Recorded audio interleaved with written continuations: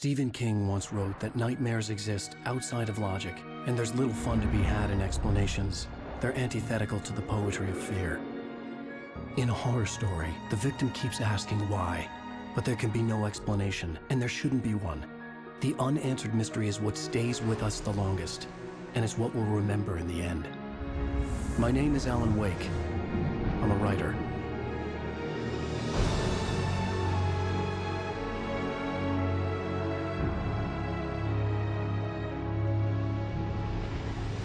I've always had a vivid imagination, but this dream unsettled me. It was wild and dark and weird, even by my standards. So yes, it began with a dream. Following a typical nightmare pattern, I was late, desperately trying to reach my destination, a lighthouse. For some urgent reason, I couldn't remember. I'd been driving too fast down a coastal road to get there.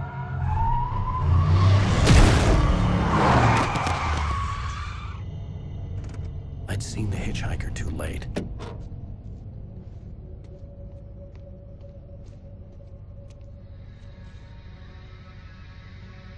He was dead.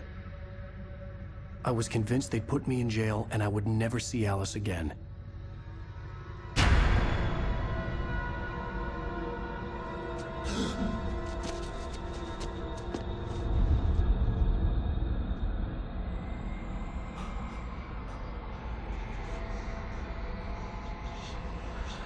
Suddenly, his body was gone.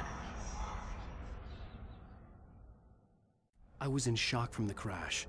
I could hardly stay on my feet.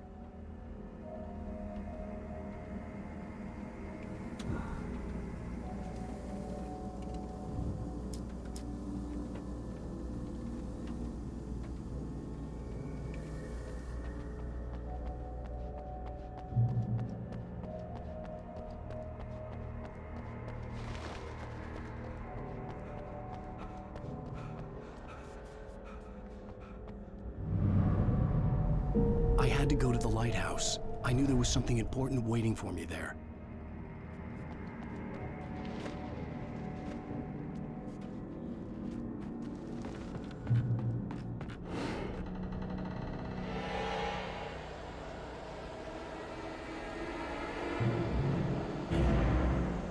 You don't even recognize me, do you, Ryder?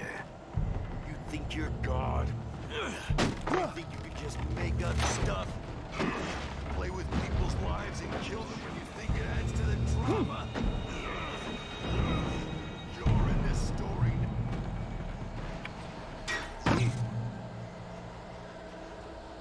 You missed your deadline! Damn. You can't stop me!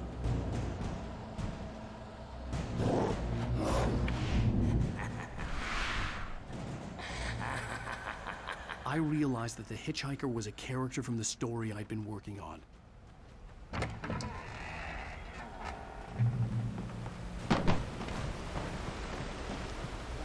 How does it feel to die by the hands of your own creation?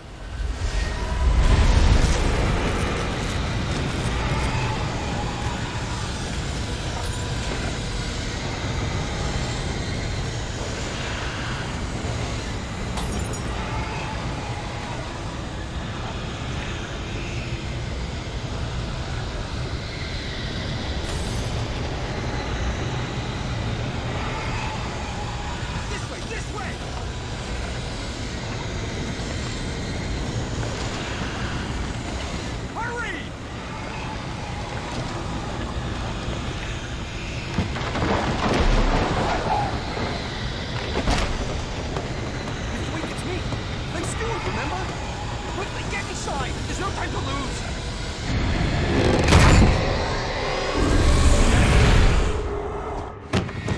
Oh no!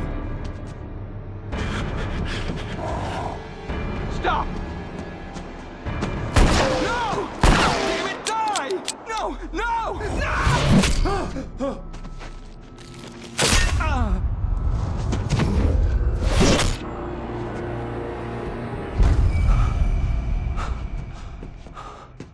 I was trapped. There was no way out.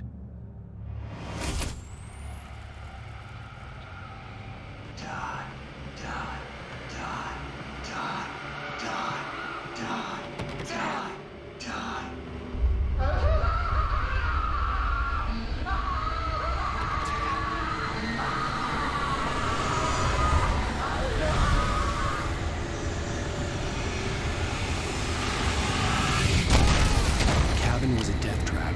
I had to get out.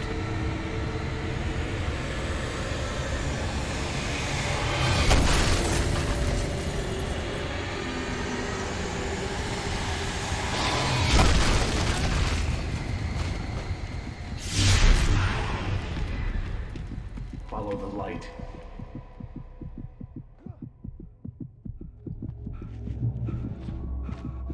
You are hurt. You should go into the light. You are only safe there.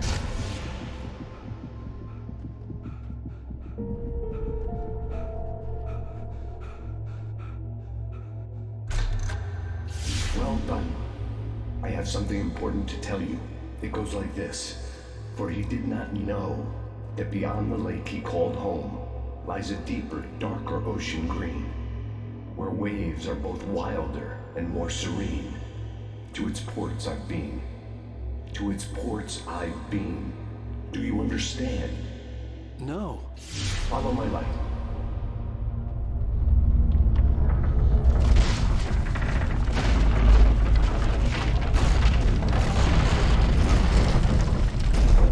I entered your dream to teach you. The darkness is dangerous. It's sleeping now. When it feels you coming, it will wake up. There's no time. I can only show you the most important thing. The hitchhiker has been taken over by the dark presence. You can't hurt him now. The darkness protects him from all harm. Only light can drive the darkness away and make him vulnerable again. Here, take the light. Turn your flashlight toward him and burn the darkness away.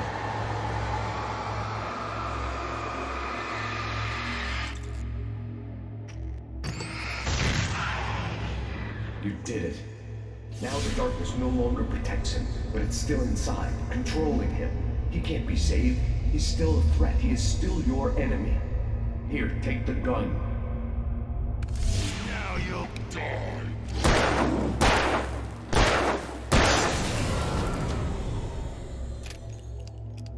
Good. You've done well. Remember what I've taught you. That is all. I will give you back your dream now. In the nightmare, a terrible darkness was taking over the world. The lighthouse was the last safe place on Earth.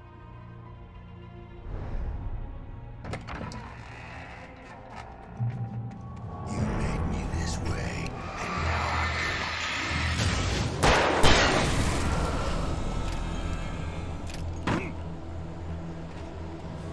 this isn't Wake.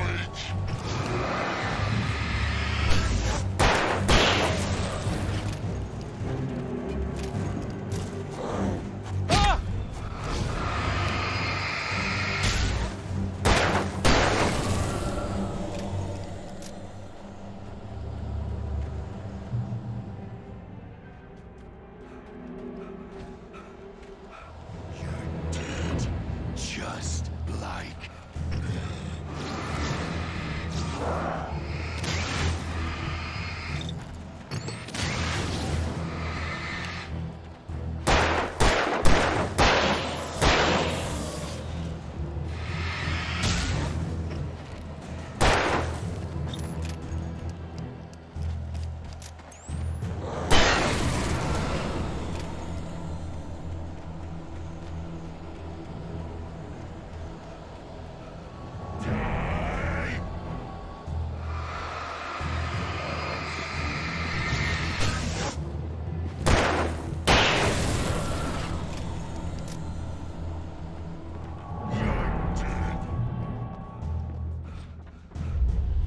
I can keep this up forever.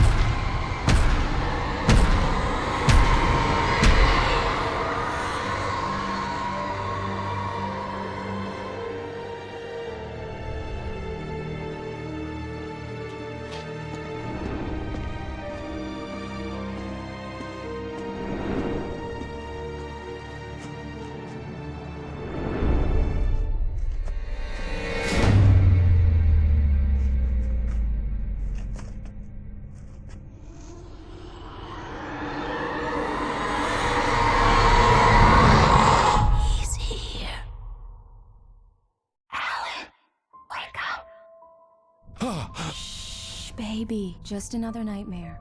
Everything's fine. You dozed off. Right. Anything more than dozed off would be news for everyone. Cheer up, handsome. We're here.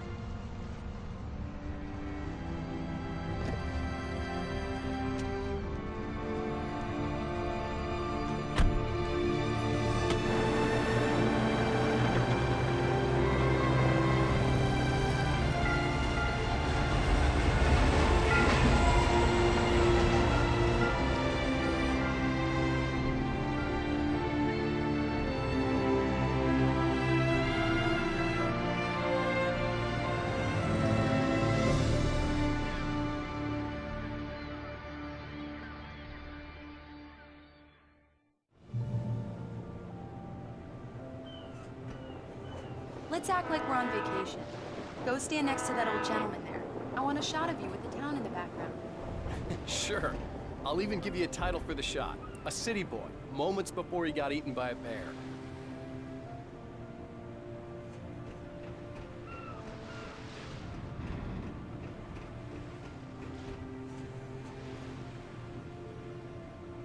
Alan, before he missed the shot.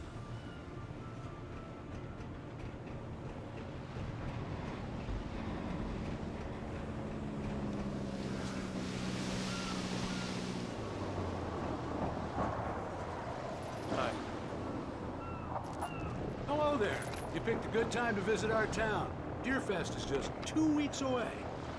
Deerfest, huh? Did you hear that, honey? You have a lovely wife. If you don't mind me saying. I'm Pat Maine, by the way. Nice to meet you. Yeah, I'm Alan Wake.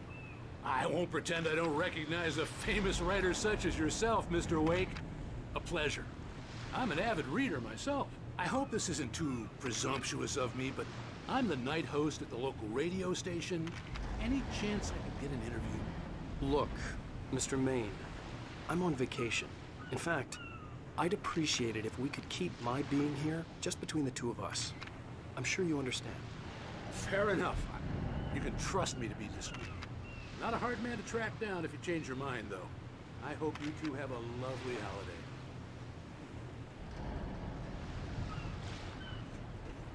Very nice. I got a couple of really good ones. And I see you made a friend. That's cute. Right. Yeah? Hey, bestseller, how's my favorite writer?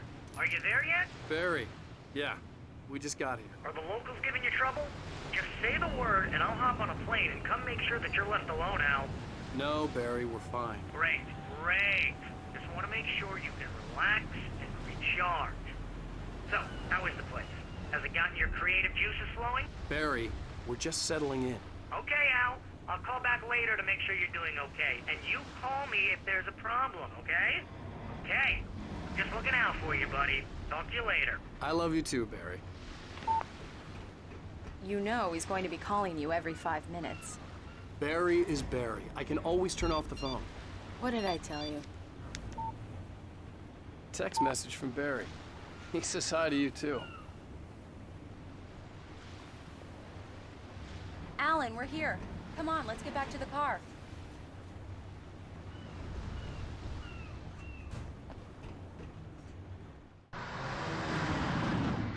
We need to stop at the local diner to get the cabin key from the landlord, a Mr. Carl Stuckey. He's waiting for us. I'll go fill her up while you get the key. I'll pick you up here in, say, 15 minutes? Sure. Alan, thank you for coming here with me. I love you too. Go on. I'll promise to behave.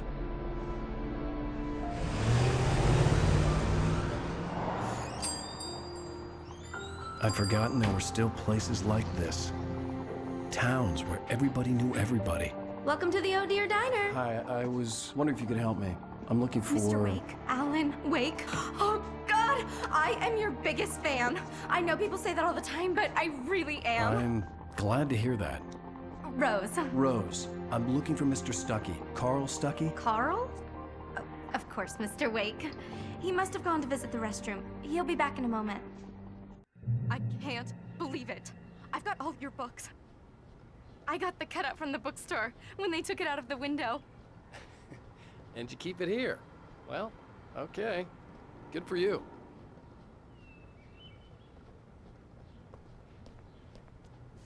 Try the coffee. Just don't blame me when you fall in love, 'cause it'll break your heart when you have to leave. Rusty here is no longer human. Nothing but black coffee under a thin layer of skin. Yeah, that makes two of us.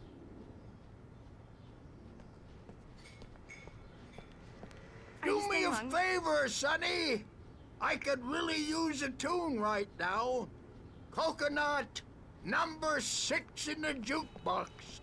I'd do it myself, but both of my legs have gone to sleep. Bad circulation. Yeah. Are you serious? Coconut again? You disgust me. Call yourself a rocker. Unbelievable. Ha! It does that. Get stuck. Yeah, you need to give it a good solid whack.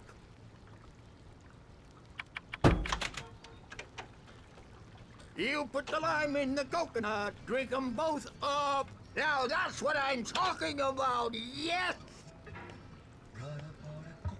This is it. I've died and gone to hell.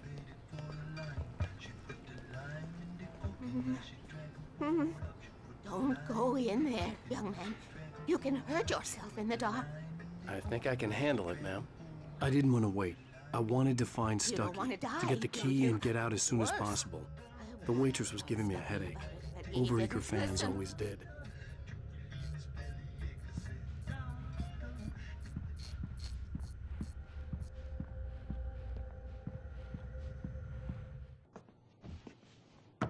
Hello? Mr. Stucky? Carl couldn't make it. Unfortunately, he was taken ill. But I have the key for you and instructions on how to get to the lake. Okay. I wish you a good stay in my cabin. I'll come by later to check how you've settled in. And to meet your wife. I insist. Thanks.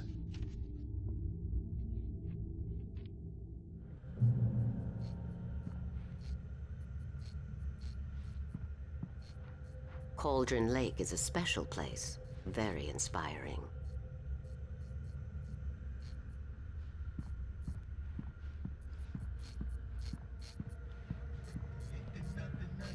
You got lucky this time, young man. You can hurt yourself in the dark. This really ought to be fixed. And then I must remind Sarah to change the lights at the station. It's been too long already.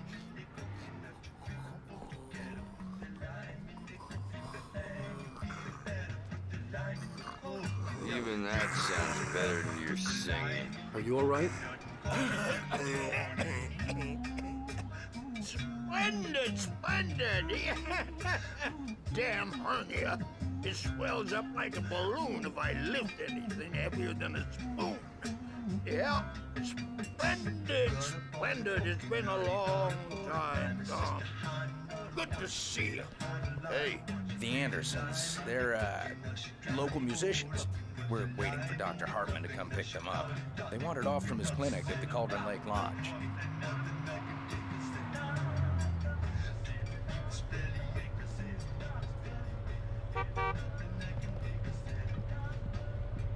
Bye, Mr. Wake.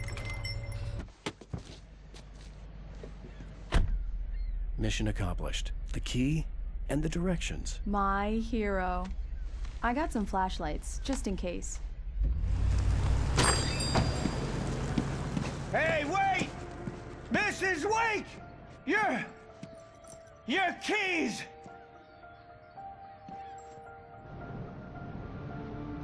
That diner was a real nut house.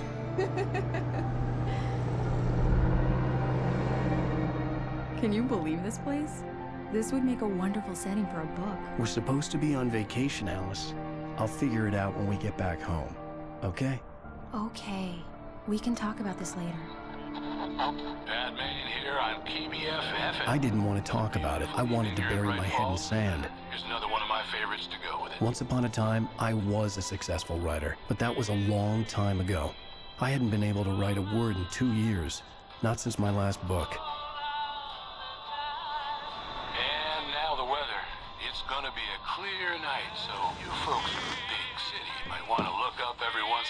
See those stars winking down at you? It gets pretty dark out here, but they'll light your way.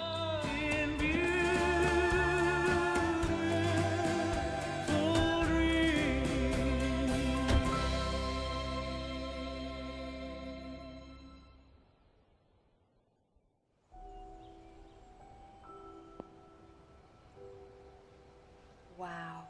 It's gorgeous, Alan. It's something, all right. Don't worry, honey. I'll get you inside safe and sound before it gets dark. And I've got the flashlight. I know. I'm okay. Alice had a phobia, the fear of darkness. I wanted to make sure we were inside with the lights on before sunset.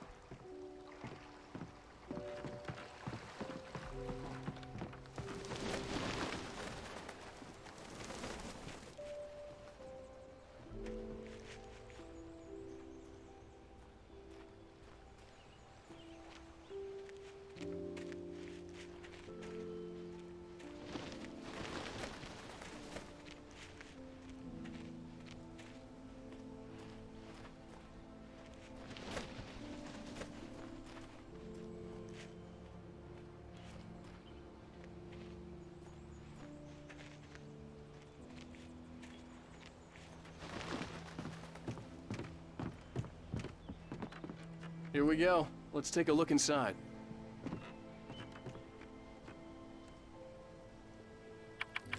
Come on. It's dark in there. We need lights. Can you figure out how to get the power on, honey? Sure thing. I'm on it.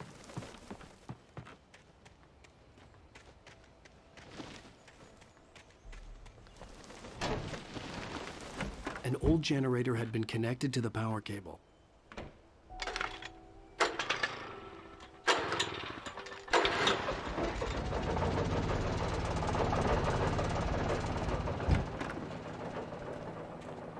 The lights are on!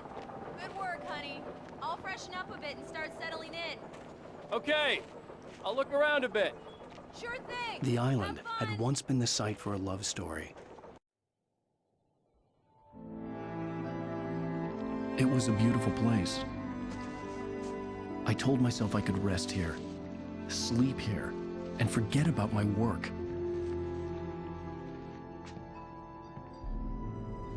I thought we could be happy here. Be that again.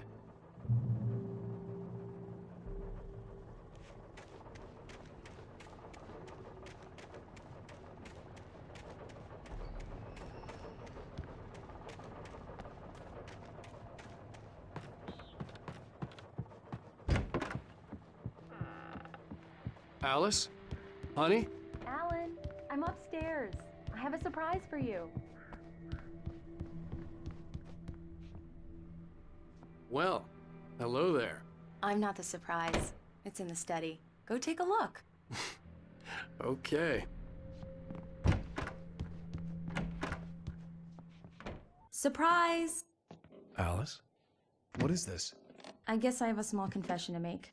I thought maybe you could write here that a change of scenery would get you past— Damn it, Alice! Everyone keeps— Hey, just hear me out! There's a local doctor, Dr. Hartman. I read a book of his. He has a private clinic here. He specializes in helping artists. So now you want to get me committed? No! It's not like that. That's not— Alan? Alan? Just don't! I don't want to hear it! God damn it, Alice! God damn it! I knew she wouldn't follow me in the dark. I needed some time alone to think things through.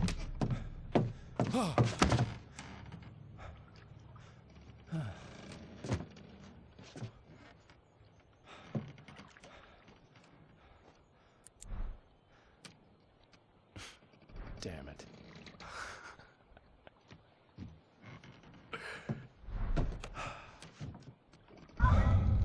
Alice?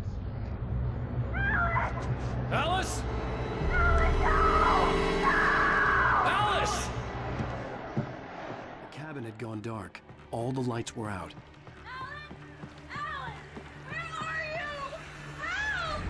Alice, I'm coming! It's all right, I'm coming! What the hell?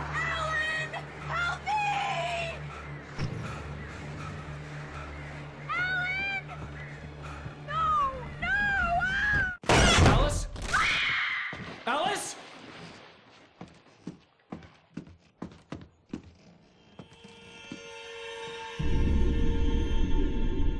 no, no!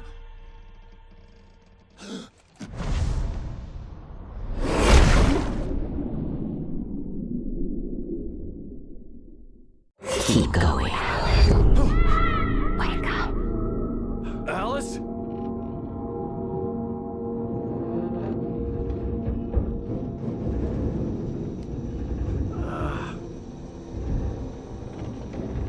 Waking up in the crashed car felt like I had woken from one nightmare and entered another.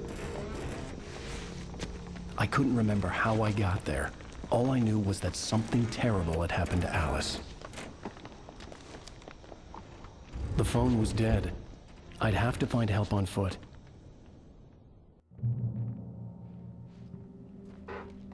Among Alice's things was a book, The Creator's Dilemma, by a Dr. Emil Hartman.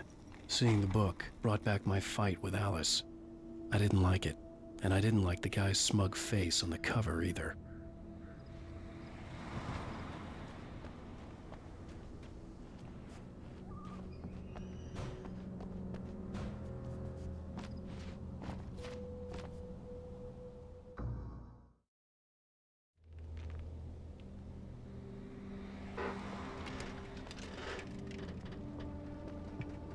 Among Alice's things was a book, The Creator's Dilemma, by a Dr. Emil Hartman. Seeing the book brought back my fight with Alice. I didn't like it, and I didn't like the guy's smug face on the cover either.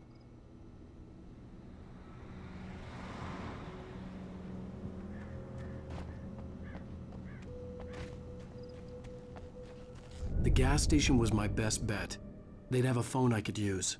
It looked like a long hike through the forest to get there.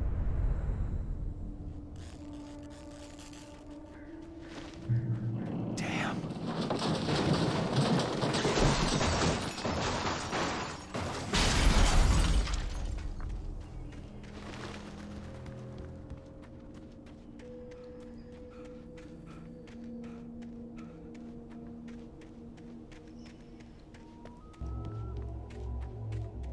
Hello?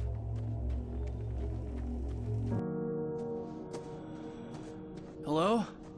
Is someone there?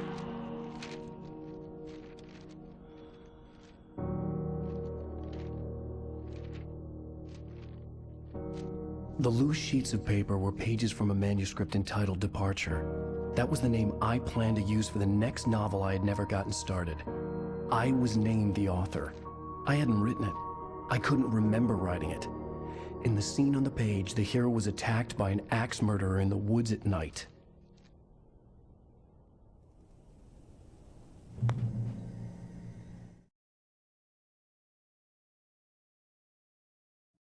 The man turned to face me.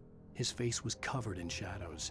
It was hard to make him out in the darkness of the forest that surrounded us, but the axe he lifted was plain to see. It glistened with the blood of his victim. He grinned madly. The shadows were alive, distorting his features. It was a scene from a nightmare, but I was awake. Departure by Alan Wake.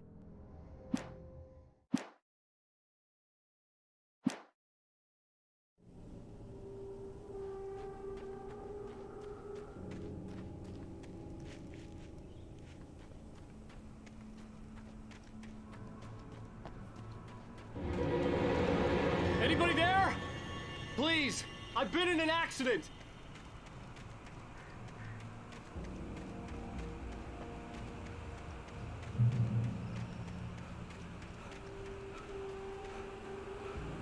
The lights up ahead were a good sign. Maybe I wouldn't have to hike all the way down to the gas station to find a phone.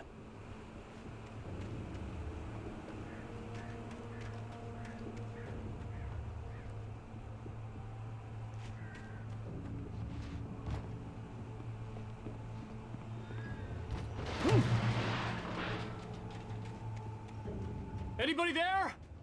Please. Hey! Hey, you! Phil! There's been an accident. I need help. Listen, I need to... Premium cabins for rent in... Nightfall! Oh, hell. Carl Stuckey. Pleased To meet you. Non-refundable reservation deposit required. Fair and square.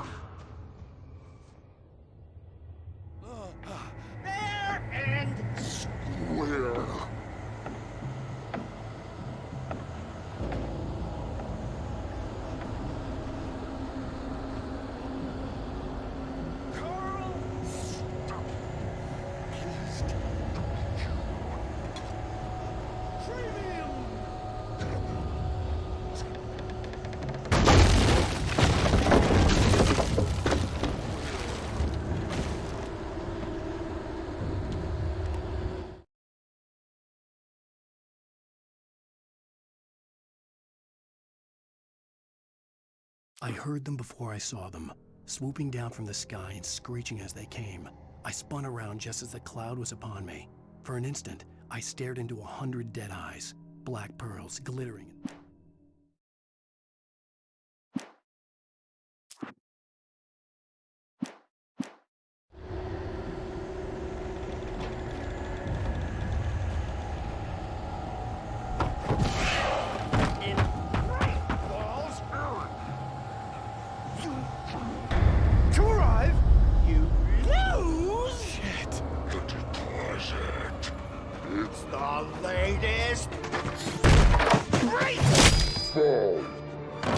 I had to figure a way out of this. Any second now, and Stucky would be knocking on the door with his axe like Nicholson in The Shining.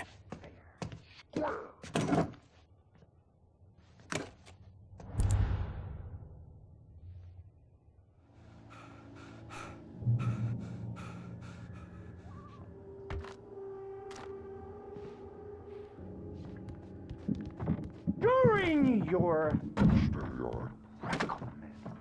trying it's the latest. Yes. In Bright Falls Sheriff Station. Hello?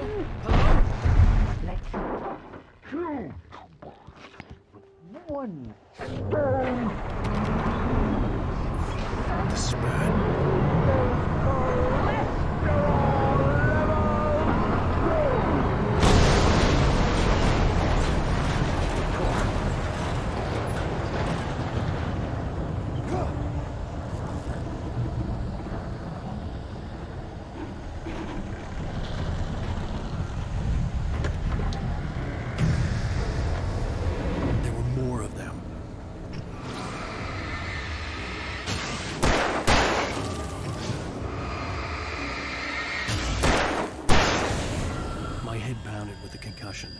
I'd never fired a gun outside a shooting range, and now I just killed someone. Or something. There were no bodies. They just disappeared. If I was dreaming, it felt real enough to make me sick.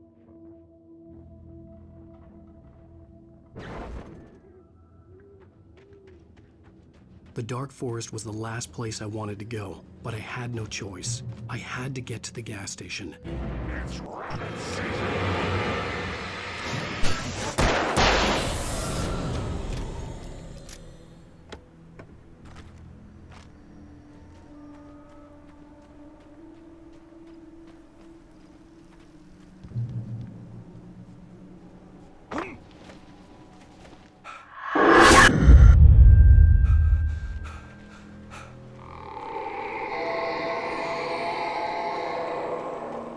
What the hell was that? When I saw the river below, something uncoiled itself inside my head. I realized that I'd have to find a way across. I didn't even want to look at the water.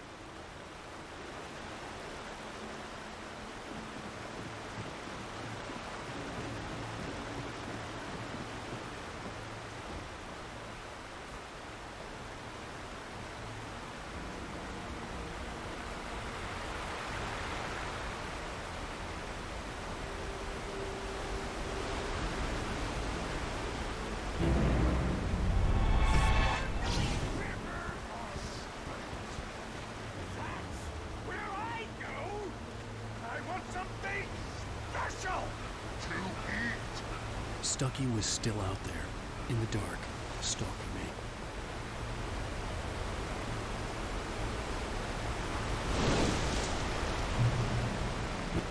Talking is a hazardous occupation.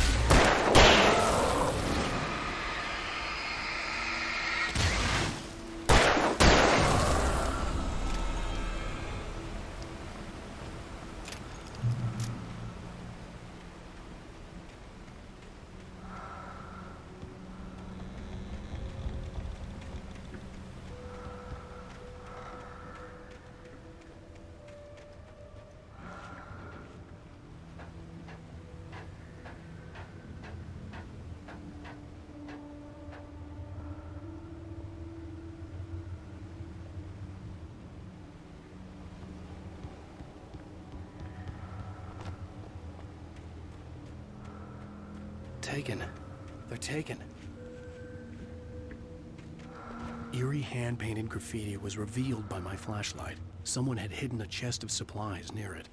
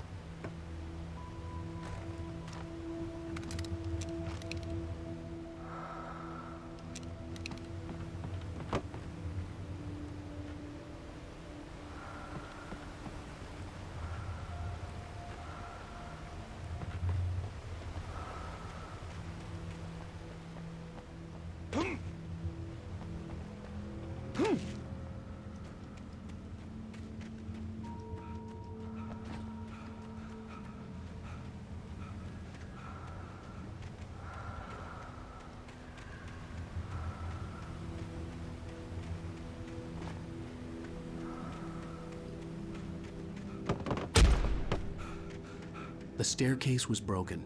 I had to make my way up some other way.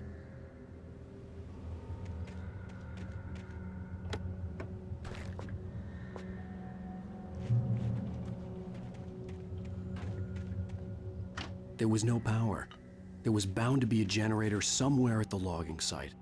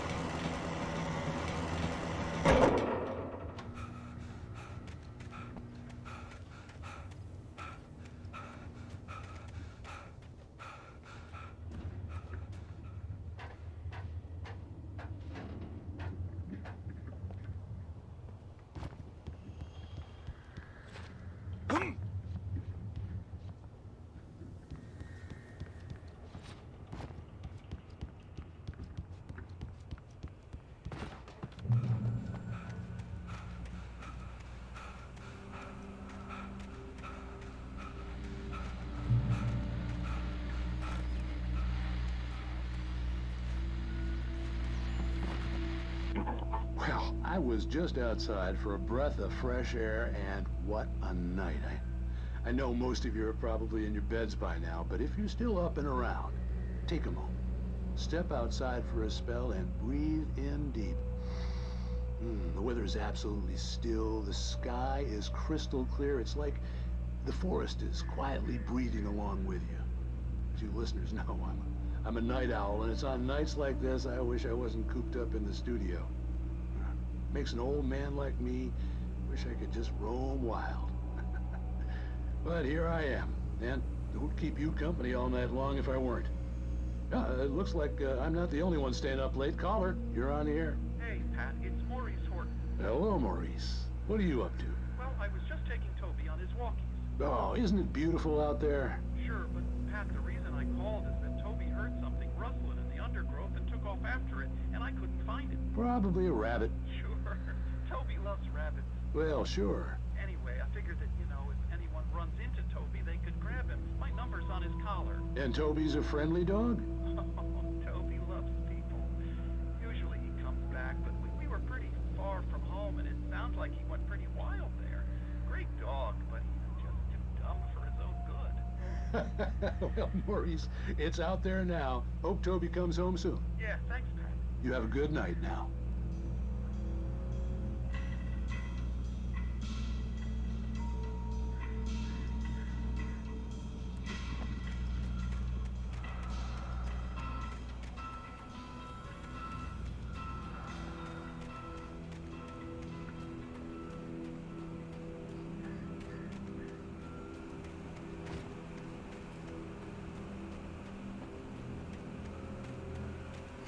The gas station was closer now, its light welcoming in the darkness. Paul makes the best dog in the state. Belly Burster is the best with no contest. Monster Dog is second best. The famous dog is...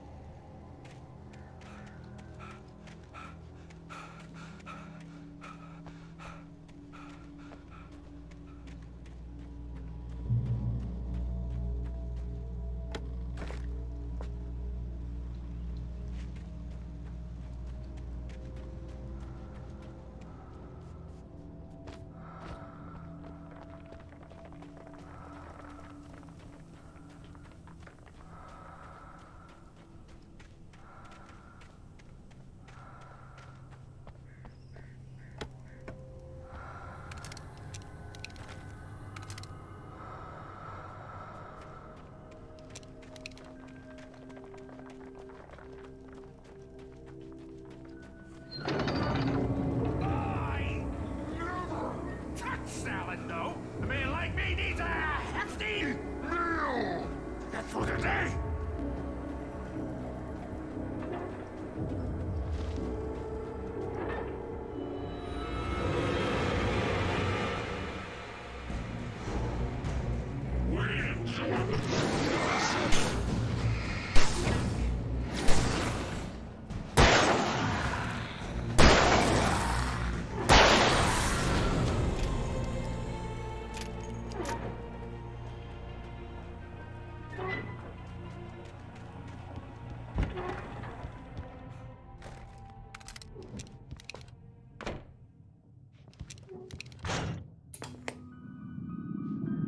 Science.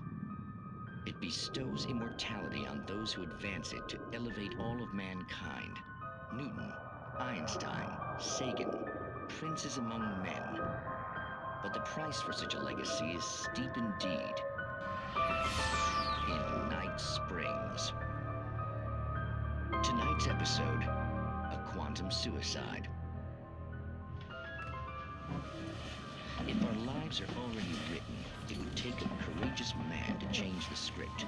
Having called a press conference, Dr. Barclay Colvin is about to demonstrate that very courage.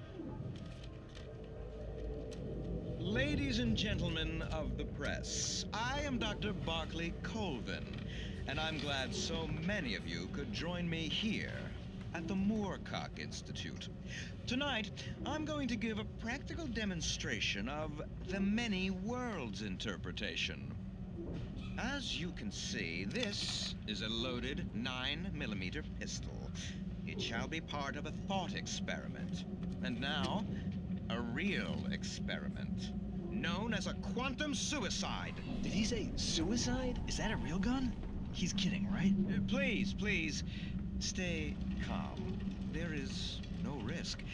Observe what occurs when I place the weapon against my own forehead. Now, you might think this round is merely a dud. Not so. Observe the flower pot. And yet, I myself cannot be harmed with this gun. With each pull of the trigger, 2 new realities branch off. One in which the weapon didn't fire, and one where it did. With my machine here, I have ensured that this reality is always the former.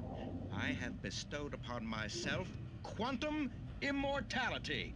Under no circumstances can this gun kill me. So wait. What you're saying is that every time you pull the trigger, in another reality, you die? Yes, of course, but that's completely trivial. There's an infinite number of things that could happen at any moment, and they always do happen somewhere. The point is, this one thing did not happen here. You're insane, Colvin. Insane? Insane? Hey, was this thing supposed to be plugged in? I stumbled on it. You fools! Gaze upon quantum immortality.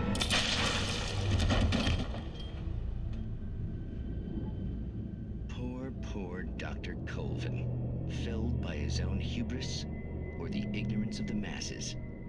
Perhaps he should have left the crate unopened, the decaying atom unobserved. Curiosity often kills the cat. Night Springs.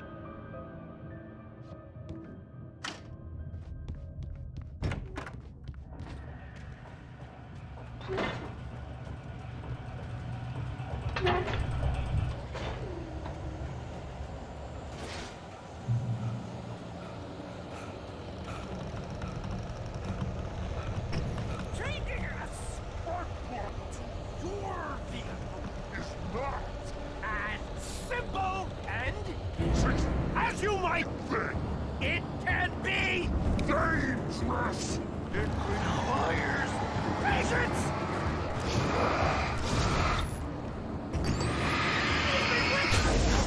The engine block takes hours to cool. Is it easy and fatal? Mistake don't make. Count the tools before. Nice tool forgotten inside the engine and destroyed. Then rent car.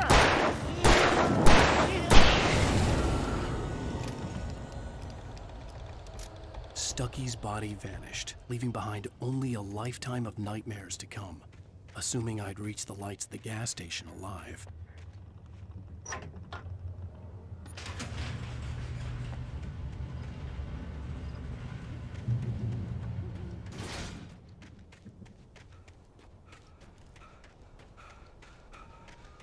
I recognized the parade float I had seen in Bright Falls when I first arrived with Alice.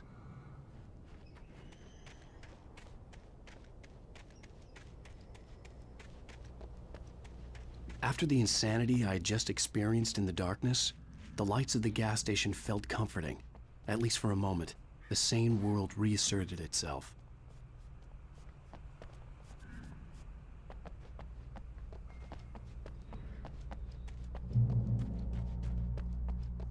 The garage was a mess. It looked like someone had trashed the place, or that there'd been some kind of fight.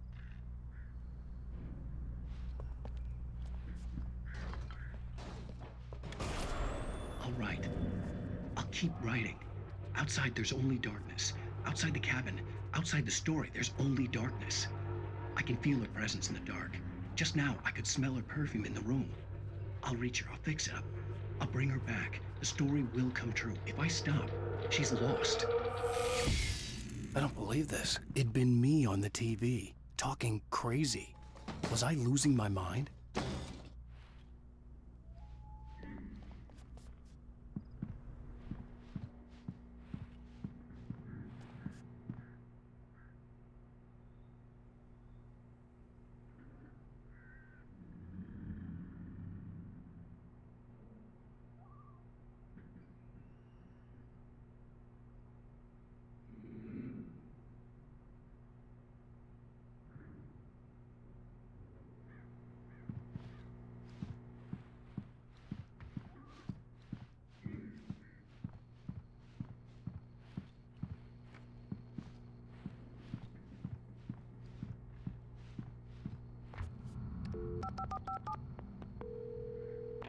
Bright Falls Sheriff Station.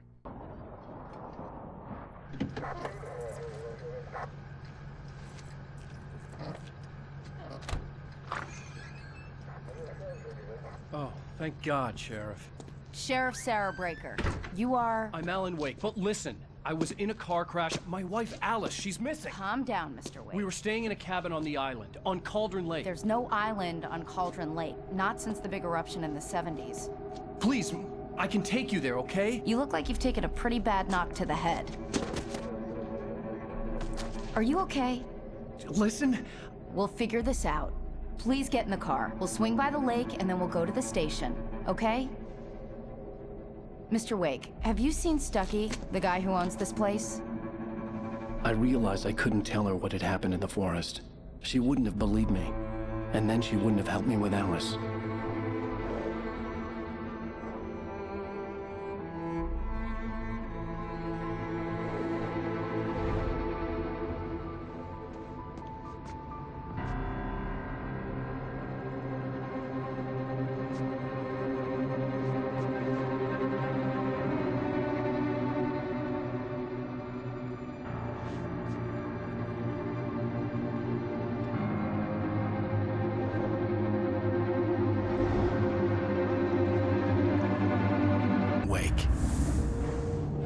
Bright Falls with my wife, Alice. Thank you for coming here with me. I thought maybe you could write here. I don't want to hear it! God damn it, Alice! Now, she's missing. Alice? Alice? I woke up behind the wheel of a crashed car. I'm missing a week. I was attacked by shadowy men straight from a nightmare. The sheriff took me to the lake Alice and I had stayed at. But the cabin had disappeared.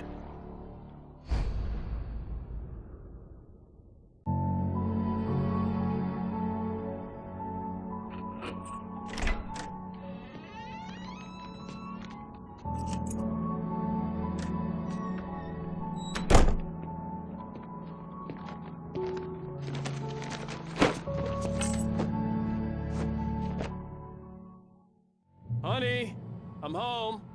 Back here, sweetie. How was it? Worst weather I've ever seen. You should put some coffee on. It'll warm you up. Hey, handsome. This is gonna be a long night, but these shots are turning out great. I guess you're gonna need that coffee then. I'll go put it on.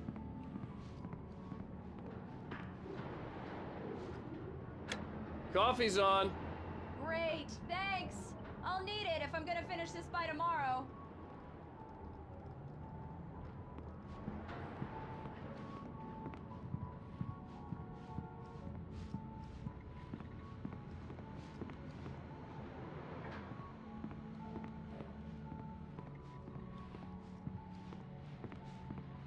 Oh, hey, I just finished those cover mock-ups. They're on your desk. Tell me what you think. No kidding. I didn't think you'd get them done this quickly. On occasion, I can perform all sorts of miracles, my dear. Oh, really? Well, you seemed to think so last night.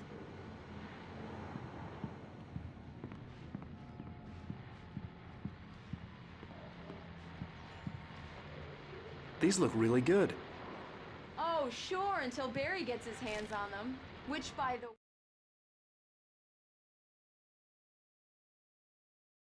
It's true what they say about the fall and the sudden stop at the end. I'd lain here in the snow while the lurid chain of scenes that had led me here kept playing in my head. A rerun of my own private snuff movie. A memory of my corpse. Alone at my own wake. Thinking in metaphors again. The femme fatale was gone. Only a sour taste remained of the kiss that killed me.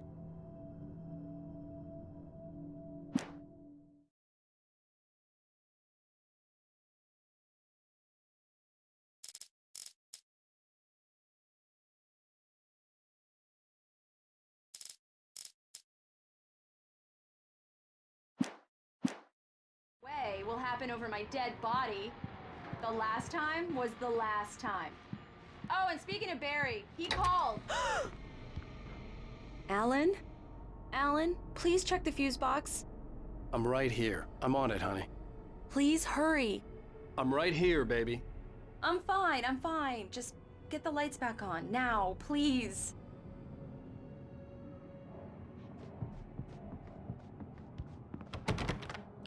Honey, it's a power outage. I've got the flashlight. Okay. Hi. You okay? I'm sorry. It just really spooked me. Don't worry. We'll just break out the candles. I know it's stupid, but it's just... especially when I'm not prepared for it, you know? It gets to me. I love you. Tell me a story, writer. Okay. I used to have these nightmares when I was a kid. The dark really spooked me, too. When it got really bad, my mom gave me this old light switch. She called it the clicker. The clicker, huh? Yeah. If I ever got scared of the dark, I could just flip the switch and a magic light would scare the monsters away. Oh, sure. Here it is. Alan. Maybe it'll help you, too. Yeah, nice story, writer boy. You made that up right now, didn't you? No. Seriously. I love you, even if you are a liar. Thanks for this.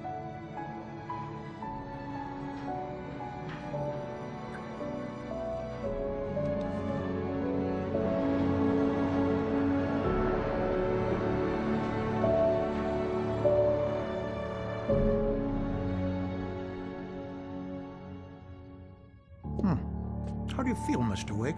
Any nausea, disorientation, anything like that? Mr. Wake, how are you feeling? I'm okay. My head's fine. I had to lie about my headache and memory loss. He'd send me to a hospital for tests. I couldn't leave without Alice. Very well. I don't think you have a concussion, but you've obviously been through quite a shock. You should take it easy for a couple of days. Thanks. Well then, Mr. Wake, we're done here. If the pain gets any worse or you experience any other symptoms, you should come see me. I'll let you get on with it then. Sarah, Sheriff Breaker, is waiting for you. She's very good at her job. I'm sure she can locate your wife in no time. Doc Nelson was the image of a small-town doctor. Sheriff Breaker had called him to the station to take a look at the cut in my head.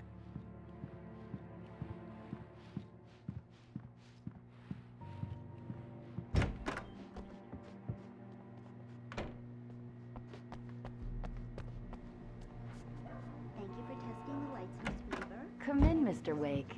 Your phone's on the desk. The battery was dead. It's charged now. Have you started looking for my wife yet? My men are already on it. Now, can you tell me what happened? I'm not sure. I can't remember. We were arguing. I walked out of the cabin. The cabin on Cauldron Lake? How did you end up at Stucky's gas station? I wanted to tell her what had happened last night, but I couldn't. She'd lock me up. Excuse me. I need to take this. Hello? Alan, please help me. Alice? Stop talking to the law. You'll do exactly what I say if you ever want to see your wife again. Who is this? Go to the back lot. There's a hole in the fence on the left. Look inside the junker. I left a little something there to convince you we're all on the same page here. After you ditch the cops, you're gonna meet me in Elderwood National Park. There's a spot called Lover's Peak. Midnight. Don't do nothing stupid, pal. We're watching you.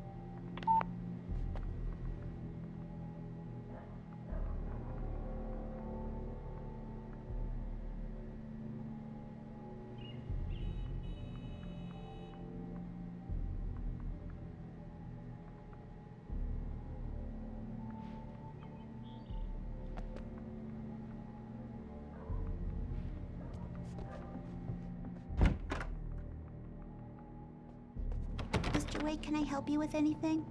I need to get some air. The sheriff said I could go out back. Of course, Mr. Wake. You can get there through the cell corridor. Just don't mind Walter in there. He's one of our regulars. I thought he quit drinking for good. Oh, no such luck. He went on a bender and beat Hey, Danny can you pretty turn the badly. light? He started The shouting light's like that on. the moment he The woke deputies, they don't understand. They won't listen to me. I need it to be bright in here.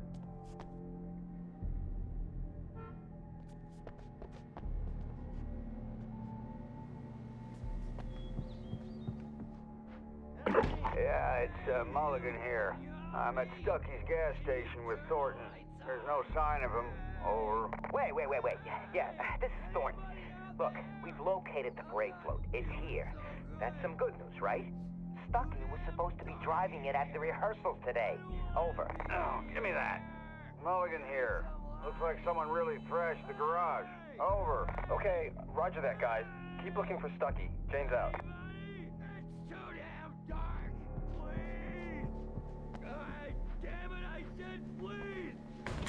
Hey, please help me, man! I hate this! I can't stand the dark anymore! The early morning light hurt my eyes and made my head ache. The man on the phone had said, go through the fence on the left. Please turn the lights on! Hey! Please turn the lights on!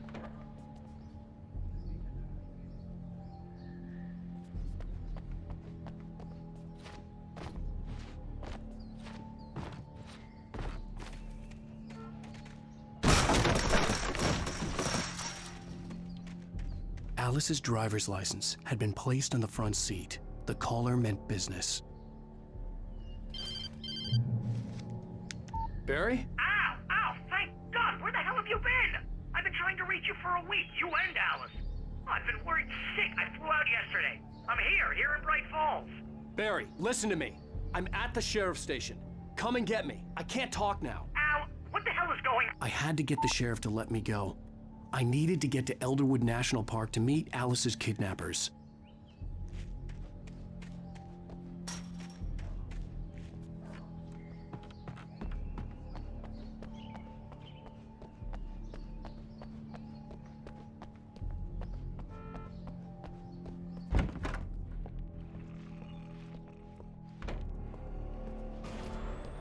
A writer is a light that reveals the world of his story from darkness, shapes it from nothingness. The way a sculptor carves a statue from a block of granite. If I stop, the world I'm making dies. Darkness will reclaim it. It's a long, hard journey into the dark. Alice's life is at stake, but I can't think about that, or I'll lose it. The dread lingers at the edge of perception. I'll push on. Anything is possible here. I'll write the story. I'll save her. Marvelous, Sarah. I just wanted to settle all the damage the Anderson brothers might have inadvertently caused. Are you feeling any better, Mr. Wake? I'd like to leave. Am I free to go? Well, we still need to talk about... Am I under arrest? No, of course not. But I need to know where you'll be staying so I can get in touch with you. I'd avoid the motel. The Majestic is known for its roaches. The cabins at Elderwood are pretty nice, though. That sounds perfect. I'm Dr. Emil Hartman. I'd like to invite you to stay at Cauldron Lake Lodge. Did you talk to my wife? I had the pleasure of discussing your situation with her on several occasions. Did you set something up with her? I invited her here. My clinic is a place where... Oh! Hey! Oh my! Take it easy. Hey, nobody move! Get your hands off of my client! Who are you? I'm Barry Wheeler, his agent. If you have business with Mr. Wake, you talk to me. You yokels won't know what hit you once I sick my lawyers on your asses. No harm done, Sarah. I'm all right. I don't want to press charges. Mr. Wake, my offer still stands. Get me out of here. What the hell was that about, Al? We don't need a replay of that thing with the paparazzi. I thought they were gonna lock you up. I had to talk to someone. I told Barry everything. He thought I was certifiable, but when he heard about the manuscript, I had him. The fact that I'd written something, even if I couldn't remember it, was enough for him. He smelled money. And he believed that Alice had been kidnapped. Anything beyond that was another story. I had a midnight appointment with the kidnapper in a place called Lover's Peak, somewhere in Elderwood National Park. The plan was to rent a cabin. I don't like it, Al. I don't like any of it. It's not good. In fact, it's the absolute opposite of good. Mr. Wake! Barry, you found him. Hi, Rose. Oh, wow. I was just thinking about you, too. Great. I was just bringing Rusty some coffee. He's on the balcony, looking after Max. Poor thing. I really need to go. Great to see you again, Mr. Wake. Later! Who's Max?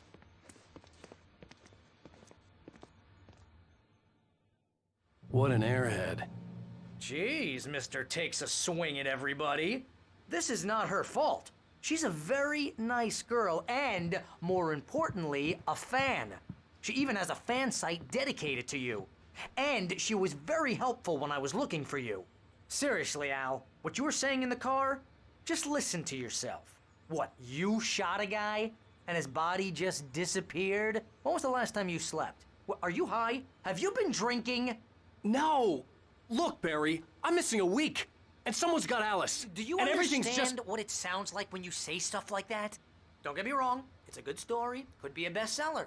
But when you start confusing fiction with reality, you're buying yourself a ticket to the funny farm. All right, wait here.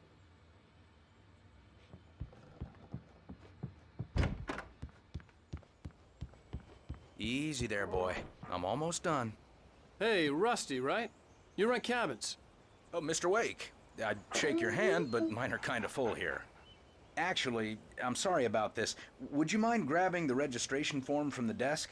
It's just across from Bucktooth Charlie. Okay, sure. What happened?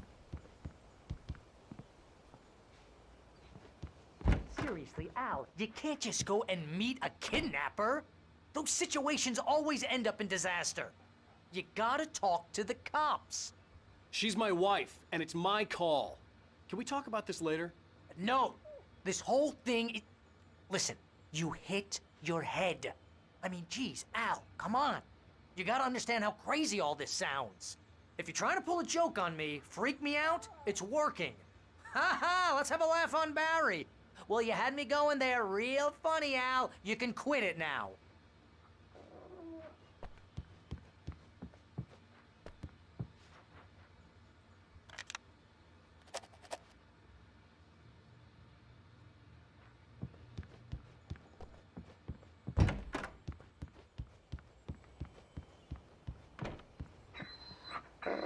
I think this is the form you wanted. And here are the keys. Okay, you're all set, Mr. Wake. Glad to have you staying here. Thanks. Can you tell me how to get to Lover's Peak? Oh, sure. It's at the end of the nature trail. Just follow the paths, you'll get to it eventually. It's an easy walk. Nice spot, too. If you have any trouble finding it, just keep your eyes on the radio mast. It's right below that.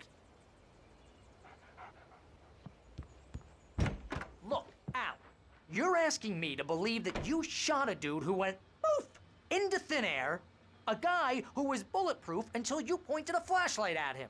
You hear that from people who end up spending time in padded rooms, strapped to their beds, wearing white shirts with too long tangled up sleeves, and eating a healthy diet of pills.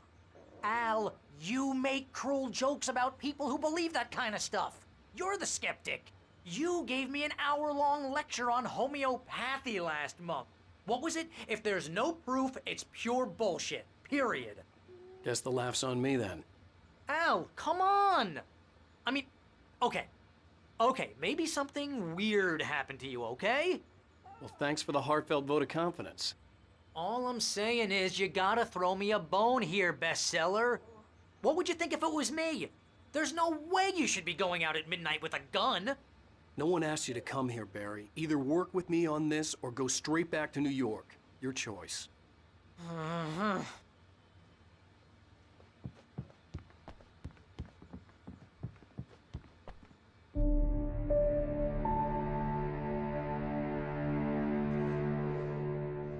That's just crazy talk, Al. Al? Al? We should go to the sheriff or call the FBI. Damn it, Barry, they'll kill her! This is not a goddamn debate, Barry. I'm going to Lover's Peak. He said to come alone. Okay then. I understand. You're my best friend, and I'm worried that you're not right in the head. Tell me what to do to help, and I'll do it. You stay here, and if I'm not back by morning, call the cavalry.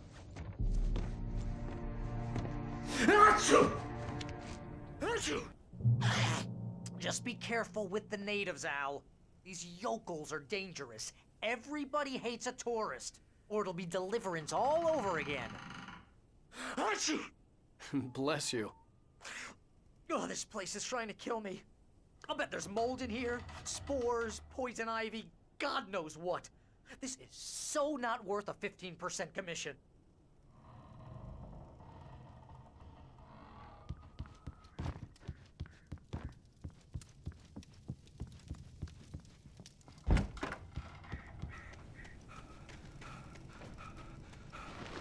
I'll wait here, Al. I'll hold down the fort. I'll be with you in spirit every step of the way, Al. Locking the door now.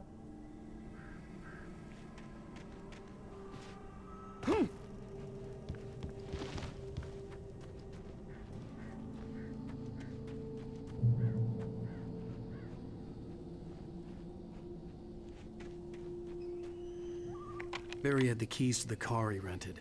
Wasn't a long walk to the visitor center, and it wouldn't be any use to me in the forest.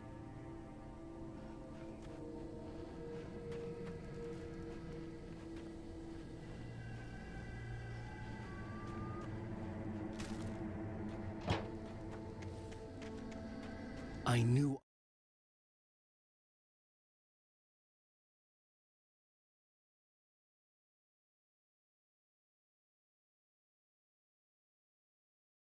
Barry had never gotten along with Alice, but he knew Alan loved her with an almost frightening intensity. And now something had happened to Alice. And here was Al armed with a gun and saying things people got put in padded cells for. It was as if his friend had experienced a massive psychotic episode and was now totally disconnected from reality. It scared the shit out of Barry. I should have gone to the cops. This wasn't the smartest thing I'd ever done, but I was still angry with Barry for trying to talk me out of it. These people had called me right in the sheriff's station. The cops wouldn't scare them, and they had Alice.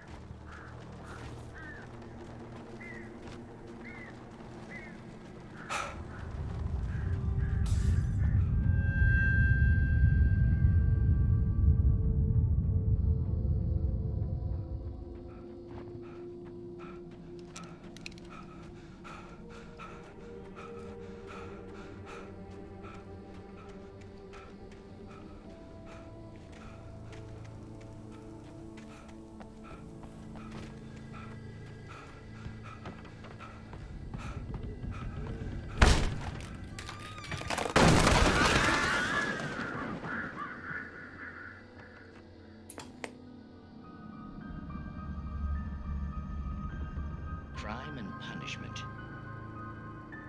The cancer and cure of civilization. But some crimes are impossible to punish, especially in Night Springs. Tonight's episode, The Man in the Mirror.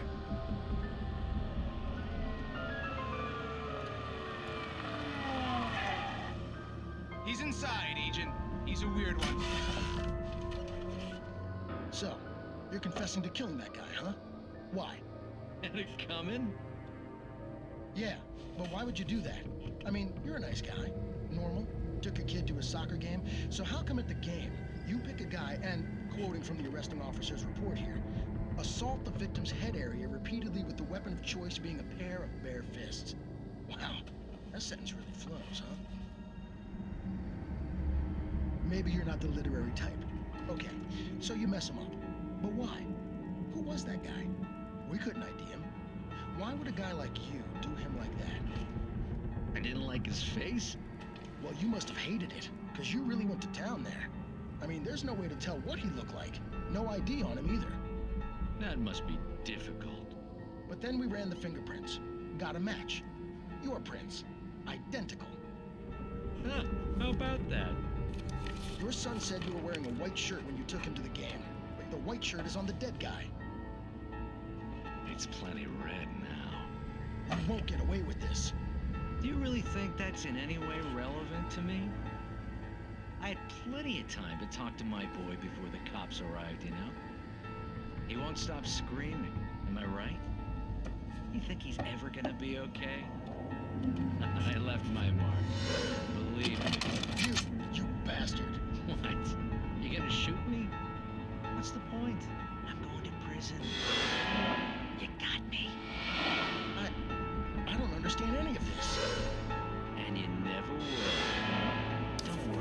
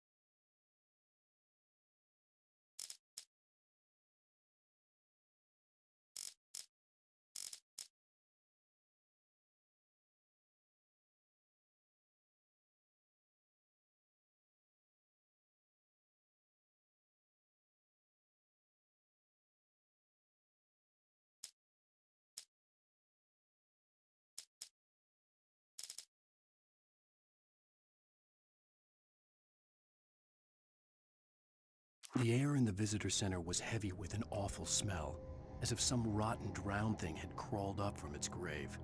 Rusty kept coughing blood.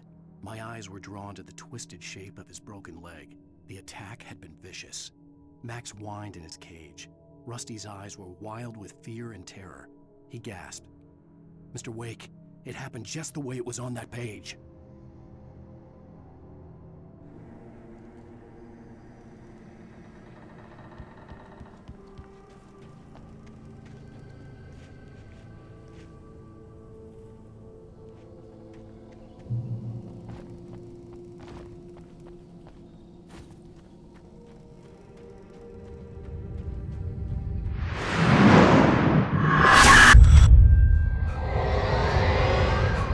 The vision left me weak. This was no head injury.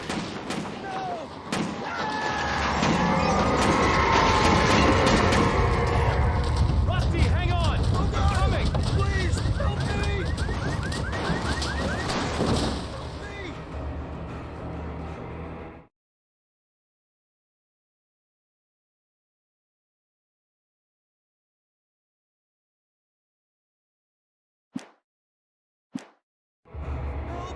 Help me!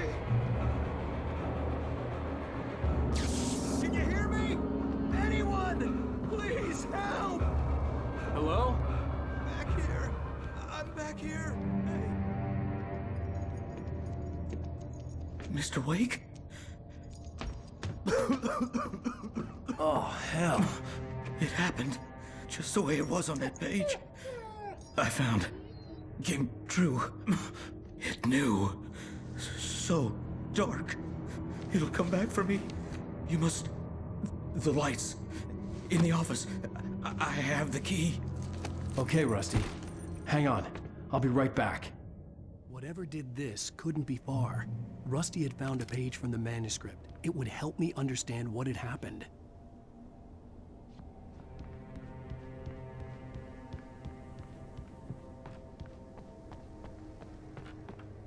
The only way to make sure that Rusty was safe was to get the power running and the lights back on.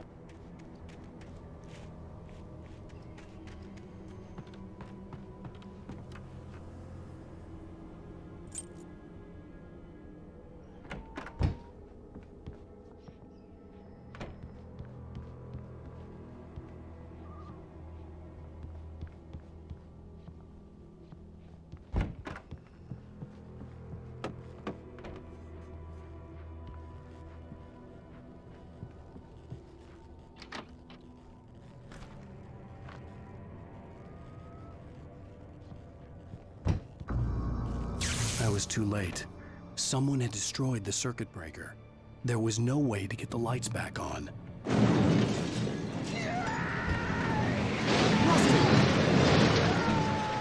Rusty! The ground was covered with oily patches that looked like liquid darkness.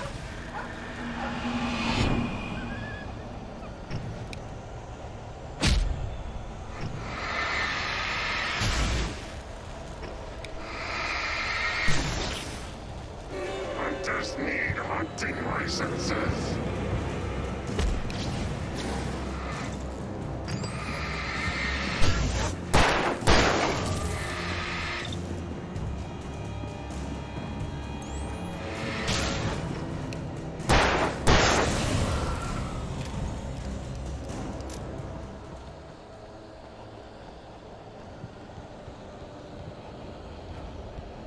Something had torn a mammoth-sized hole in the wall. Please don't feed the animals. Obey! The park ranger's instructions. At all times. Fishing! No! For those purchasers! Purchase of course. License! Never. Closer than 100 yards. To bears and wolves! Never approach any other wildlife closer than 25 yards. Pets must be leashed.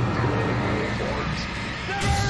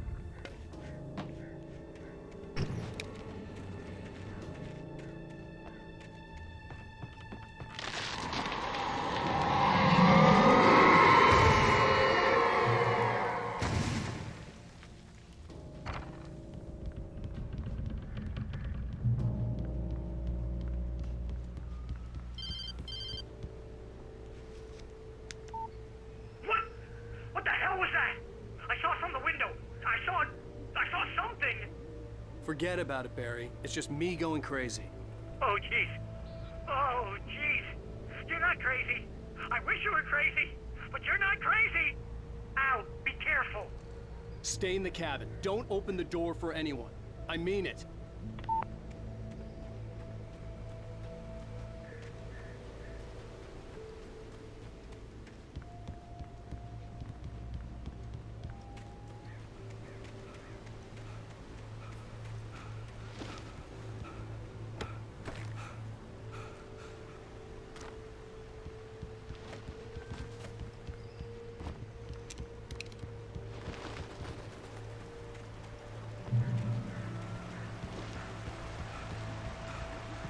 Lover's Peak was at the far end of the nature trail.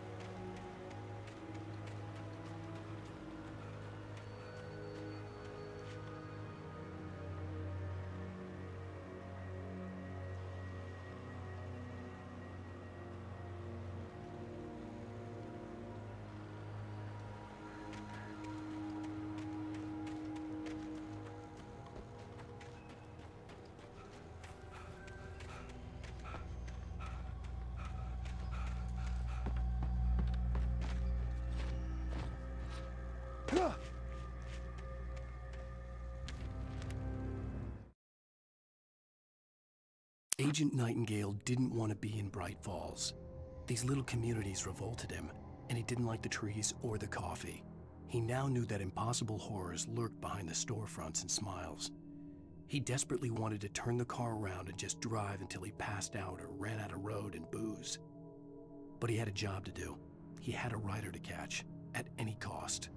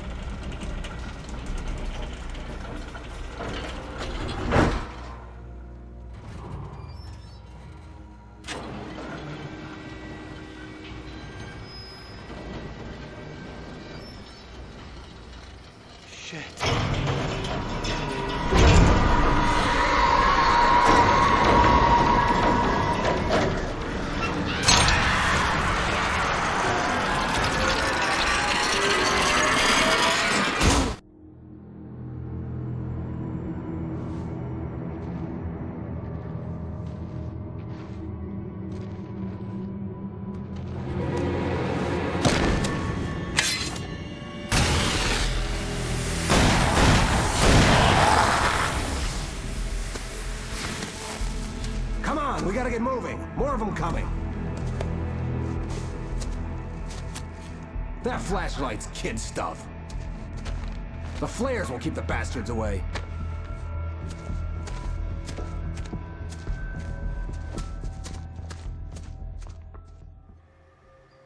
You can see them too? Hell, of course I see them. Come on, we gotta move. Why? Because that's the way the story goes. Yeah, but... Let's move! I lost my gun back there. Oh, I've got a gun. Just keep that light steady on him. It took a moment, but then I recognized him. He'd been on the ferry when I first arrived here with Alice. He knew my name. We were headed in the direction of Lover's Peak. There was no way this was a coincidence. He was the kidnapper. Come on, Wake! You better keep up! Ah! It's them!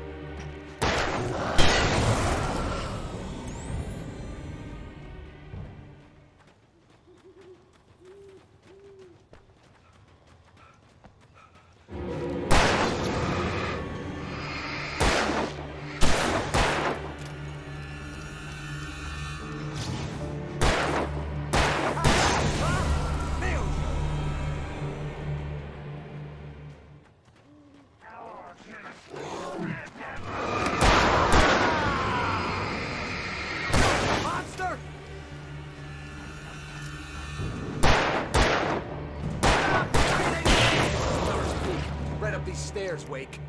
Use the flares from the emergency box to hold them off while I get these boards off. Give me the gun. Yeah, no can do, Wake. Are you kidding? Give me the gun! No time for back talk. Hold them off, damn it!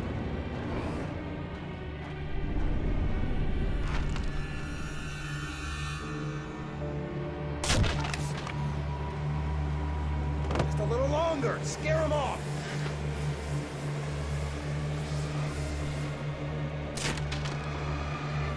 Get some light on those bastards. That'll keep them off us.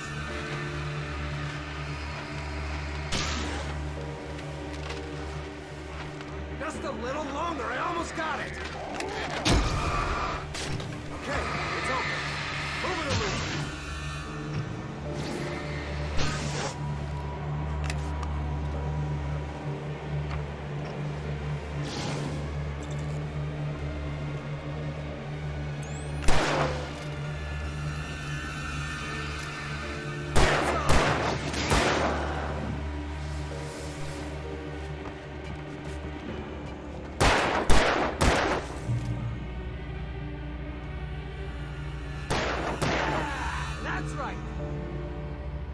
Oh, you feeling better now, Wake? All cozy and safe.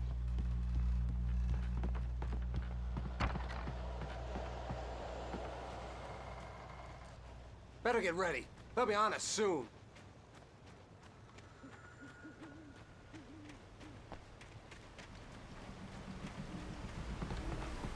This is it, Wake. The last stand. There's more flares here. Get ready. We fight them as long as they keep coming. Give me the goddamn gun! They're coming! That's not how this goes. Get with the program, Wake. Get your weakling ass ready, Wake. That's right. You just keep coming.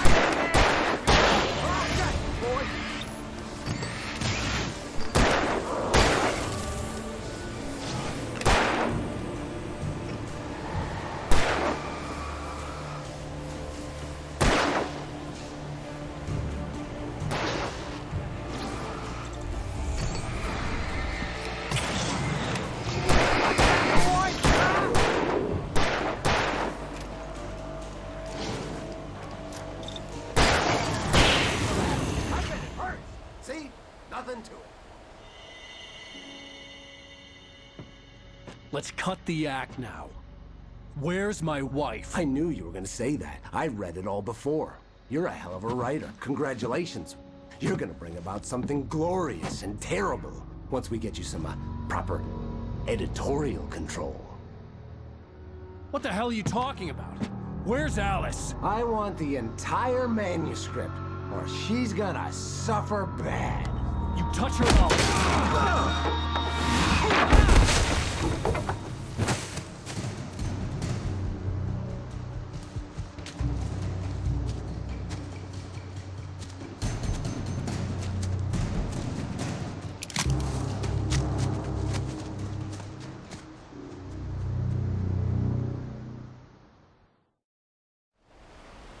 You're gonna give me the manuscript or you'll be sorry!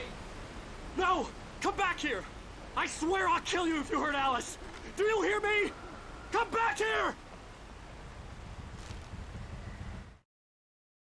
On more than one occasion, Alice had tried to explain to me how it felt to be afraid of the dark. To her, darkness wasn't simply the absence of light, but something more tangible than that. It was something you could touch and feel. Worse than that, it was something with a mind of its own, something malicious and malign. For her, things changed when they were wrapped in darkness. They turned into something else, something foreign, and nothing was safe or innocent anymore. I'd never really understood what she meant, until now.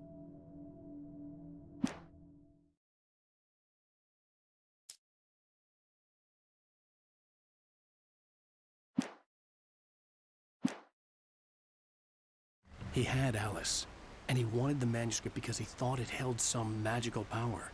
But I had no manuscript to give him. I had to get back to Barry and figure out my next move.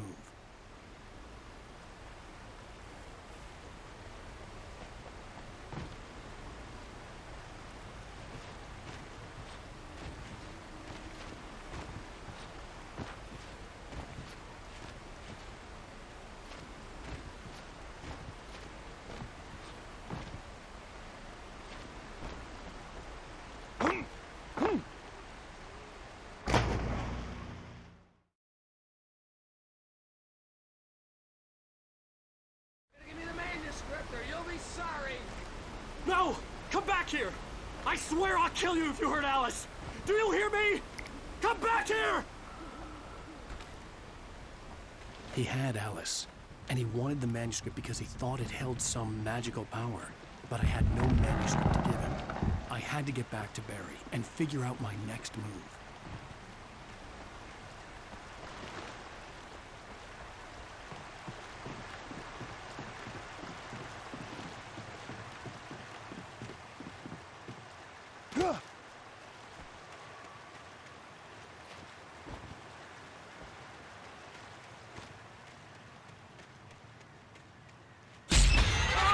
What the hell? Rusty had warned me about it. It hurt like hell. I was sick.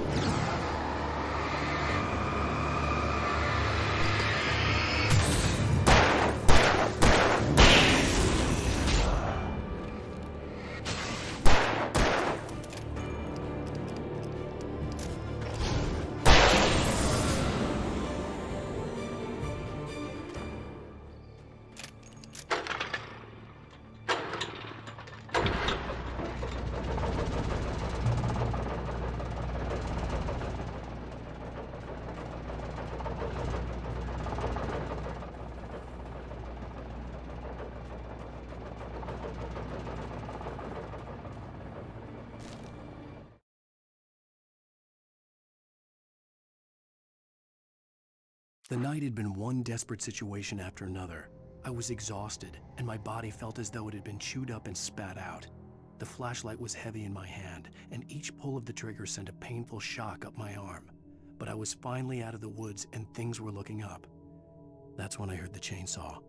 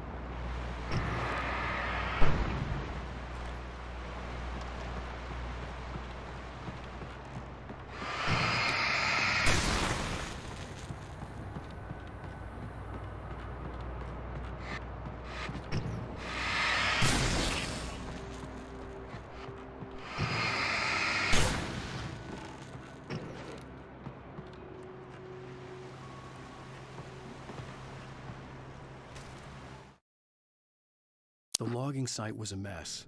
The modular office had been pushed off the cliff. Deputy Thornton climbed up from the wreckage excited, breathing hard from the exertion. Nobody there. It's weird. Don't you think that's weird? Bored, Mulligan let out a mighty snort. Hell, it's always weird, Thornton. Just a question of sorting out what kind of weird it is this time around.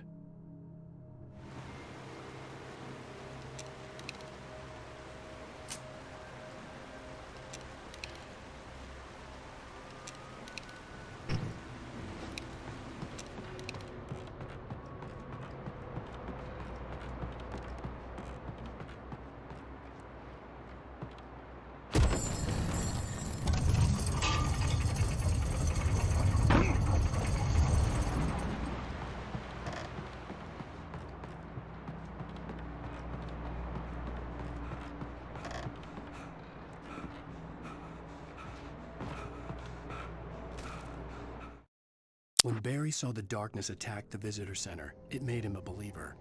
The men Al said he'd shot, they hadn't been just locals on crank.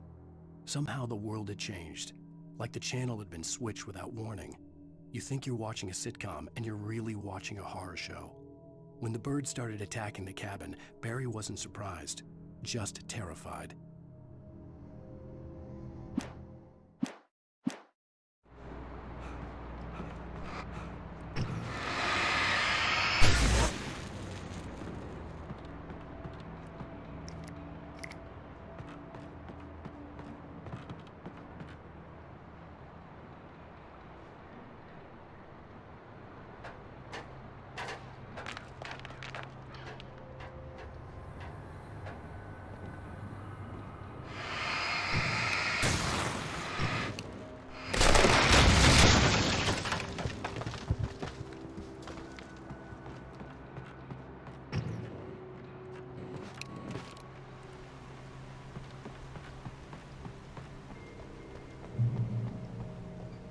Beware of Widowmakers!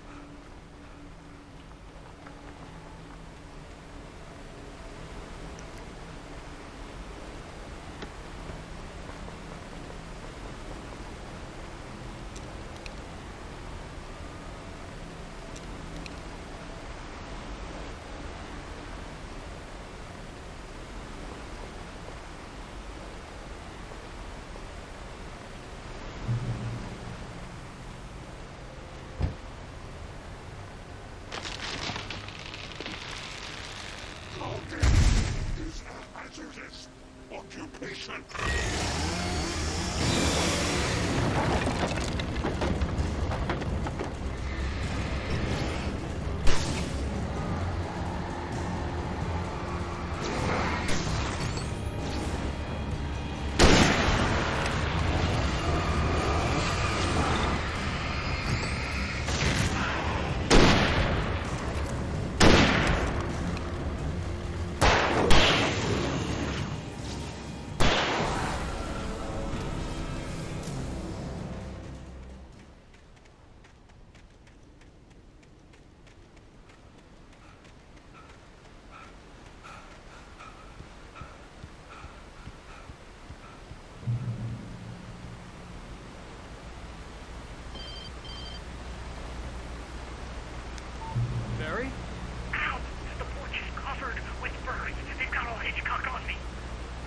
of sight. I'm on my way. Don't open the door. What, am I crazy? Stay hidden. I'll be there soon. Just make sure you keep the lights on.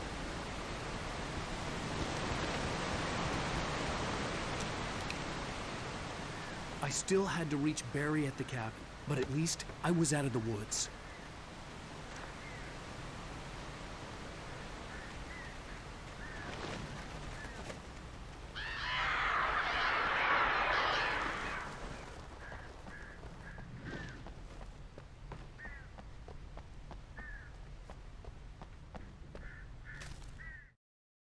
The FBI agent's command froze me in place. I considered surrender. It was all falling apart anyway. I could give in, let someone else deal with it, but it felt all wrong. Call it instinct, his posture, the way he held the gun. He was no friend. Shots ringing in my ears, I leaped for the hole in the fence and stumbled into the darkness beyond.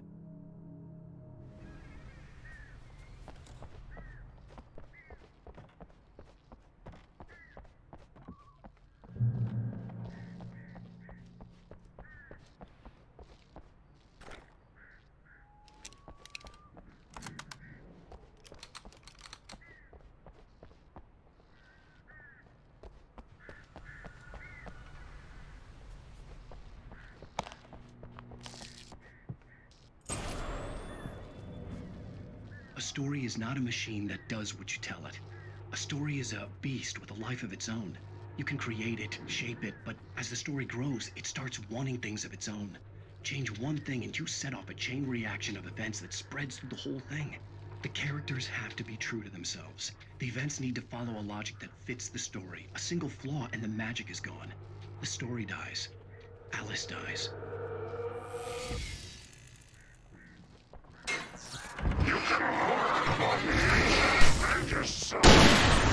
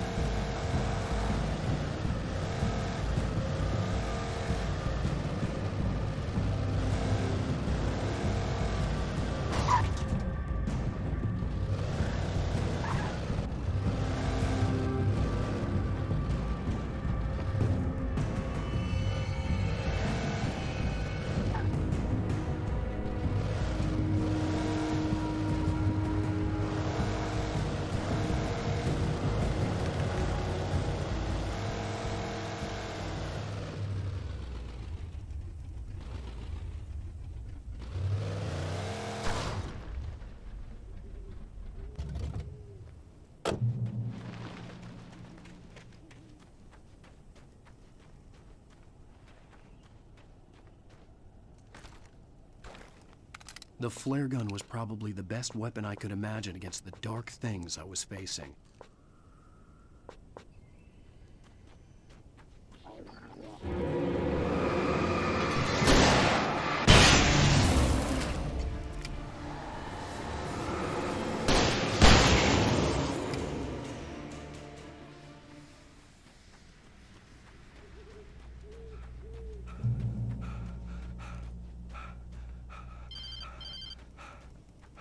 It was the kidnapper.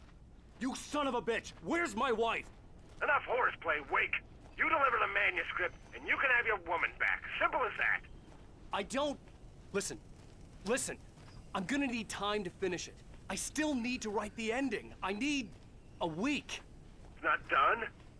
I need a week. 2 days. The old Bright Falls coal mine is nearby. You can find it easy, city boy. The main building, there at noon. You bring the manuscript, you'll get your wife.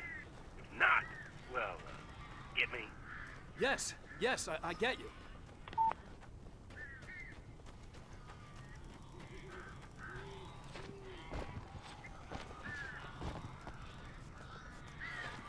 Barry had talked about birds over the phone.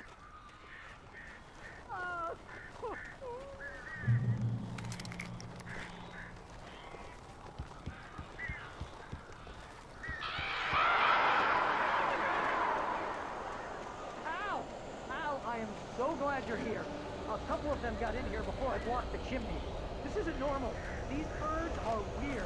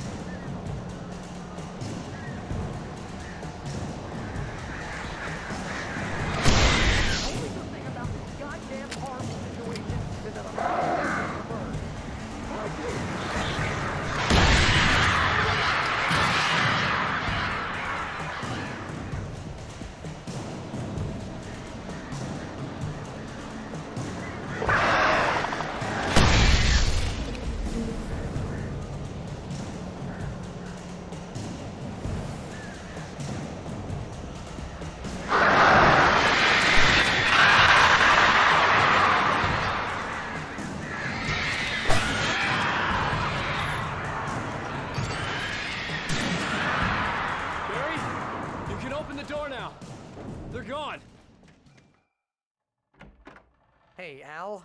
I'm sorry for thinking you were having a psychotic episode, man.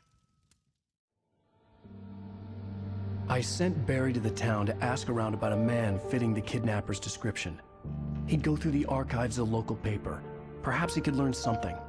Anything about the island and the cabin that had disappeared. The man wanted a manuscript. I had to try to write him one to get Alice back.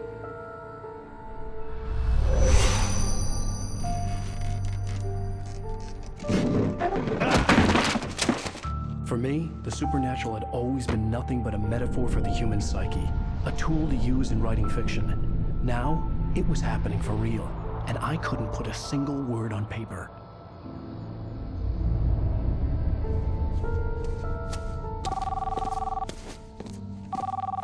Barry Wheeler speaking. This is Rose. Rose? I found Mr. Wake's pages. Oh, you sweet, brilliant girl. Could you and Mr. Wake come get them? I live in the trailer park outside the town. We'll be there in less than an hour. I know. See you soon.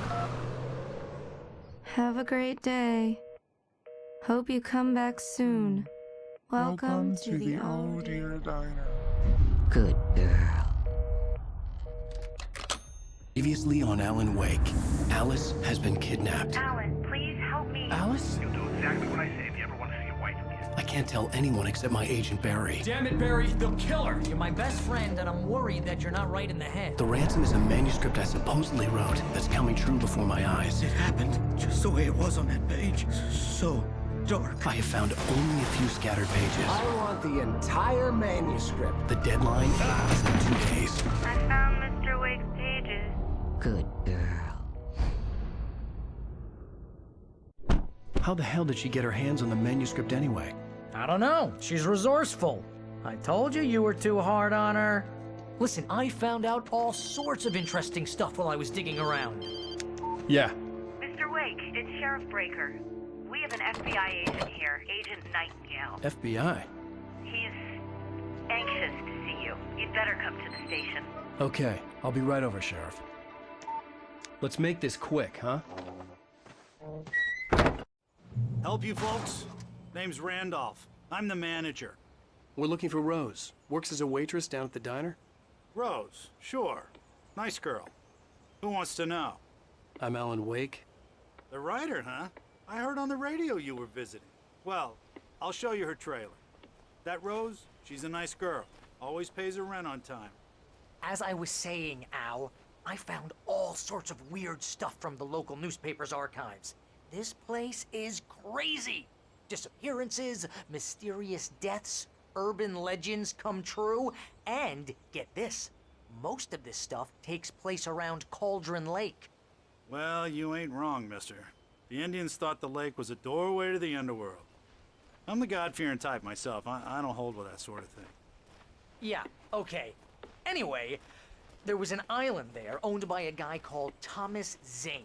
Now, some of the articles I found about him make him out to be a famous writer, but I ran a bunch of searches, couldn't find a single thing he wrote.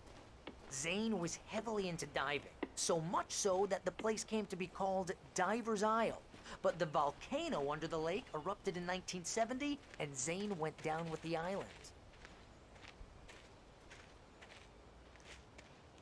Yeah, how about that? It was there in the morning, as if it had fallen from the sky. But it would take a tornado to lift something like that. We're damn lucky it didn't crush any of the trailers.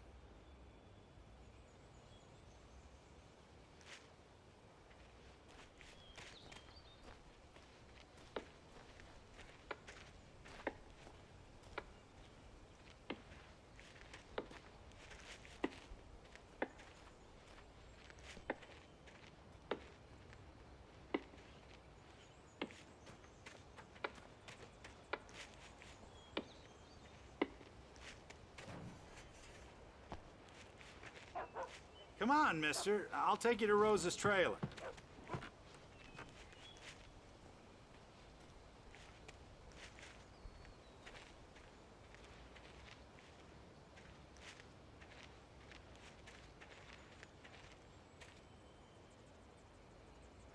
It gets better.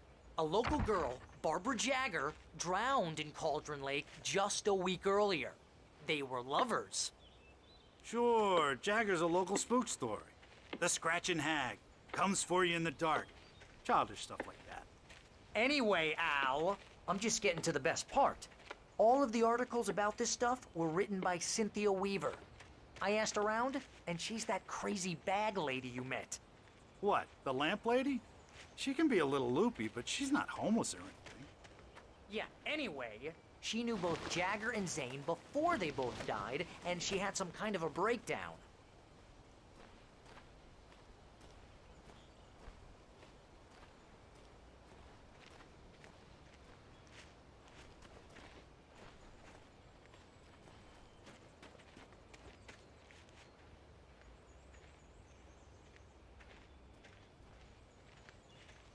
Well, mister, this here's Rose's trailer. You mind me asking what you want with her? We're just here to talk to her, pal.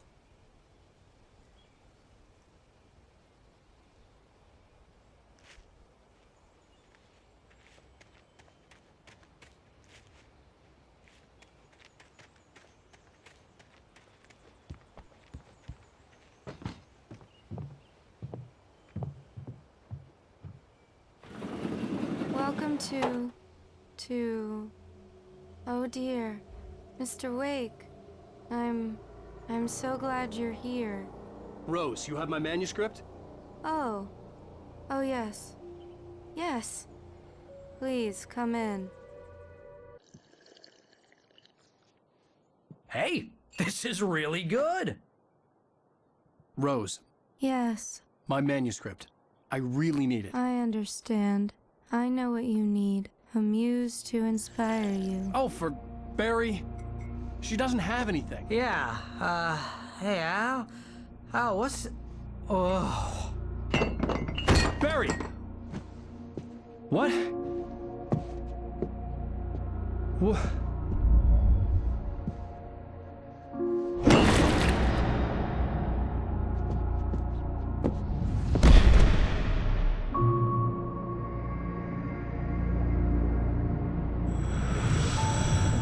It's coming for you, hiding in my barber's skin.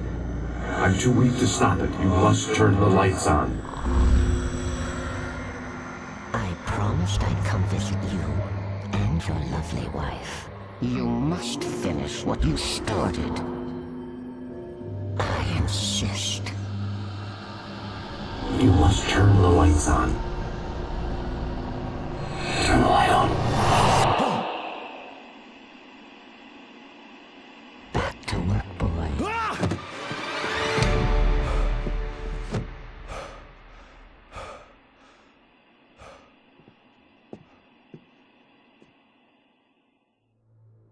I felt nauseous, hungover.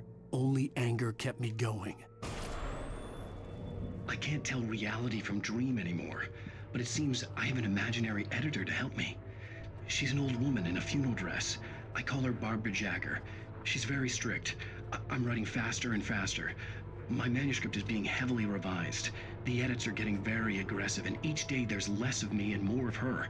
I hate it, but I know she's right.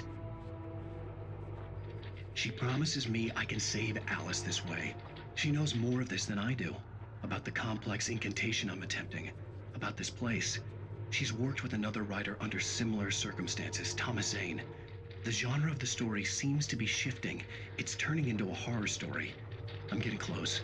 I can feel it.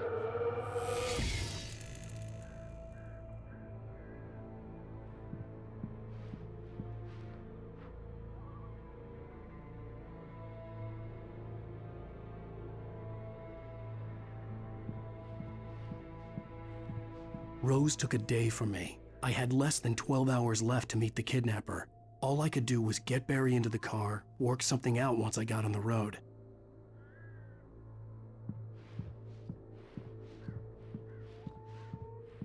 Barry was out of it. He was way too heavy to carry.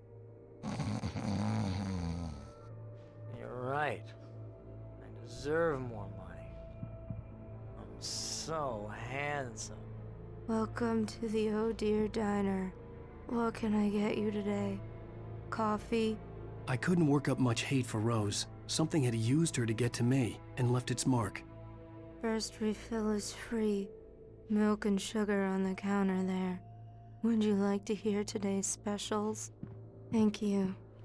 A nice day. Come back soon.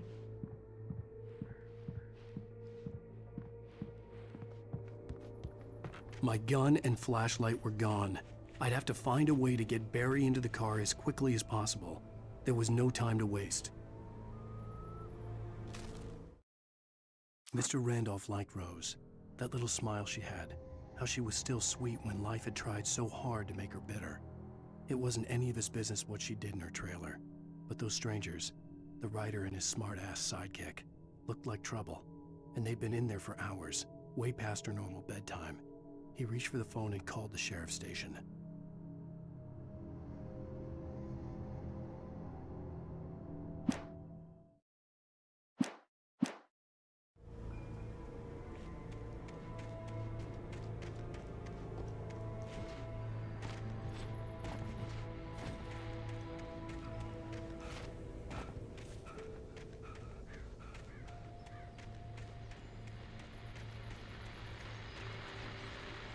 I just stepped outside to catch a breath of fresh air, and let me tell you, the weather's getting heavy. Nights like this make me especially glad I'm here talking to you and not home in bed. Once the weather takes a turn like this, I can't sleep at all. It's all tangled bed sheets and dark thoughts, punctuated by the occasional plunge into nightmare. Is it just me? Well, perhaps it is. But I hope I can make the night a little bit easier to get through. Caller, you're on KBF FM. Hey, Pat, it's Walt Snyder. What's on your mind, Walt? Well, I am the way you are, but, well, I can't sleep either, you know? I just been staring out the window here, trying to make sense of it all, but, I ain't been drinking either, you know, I just... Well, you sound like a man with a problem, Walt. I had argument with Danny, and, then I got in trouble with the law, and, I'm just... Well... I heard something like that, Walt. Yeah. Well, you know, he's, Daddy's my best friend, and, they let me out on bail today. And now I'm just alone here at the window, waiting. Man, and there's something in the air tonight, man. I was just outside looking up at the sky above our broadcast tower thinking the same thing. What are you waiting for, Walt? I don't know. Something's gonna happen. I think I better go. Well, Walt, maybe... No, thanks, Pat. Well, good luck to you, Walt. Hang in there. Let's take a little break, folks. This weather's really something else, huh? How can I be sure that you will walk away? Why'd you love this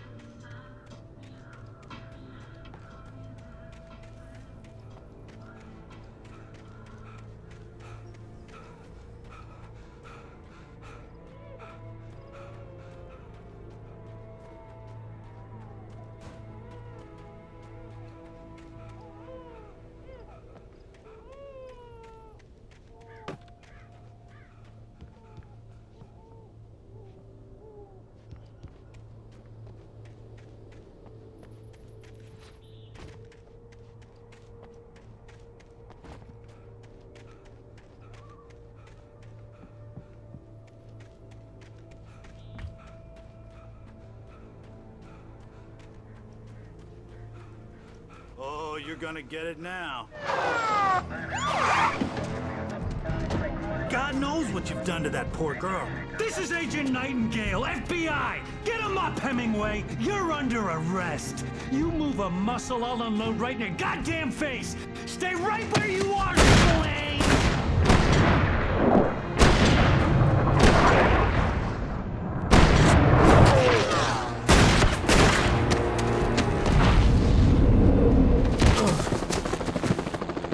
What are?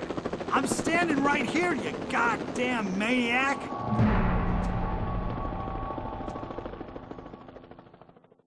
I hated to leave Barry behind, but there was no way I'd miss my appointment with the kidnapper. Give it up, Mr. Wake. Come on.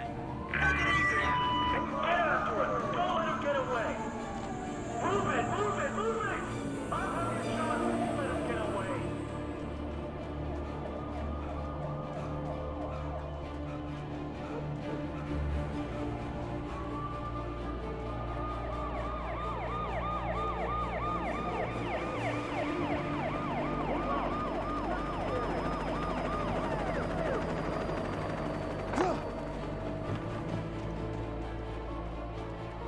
We have the suspect in sight.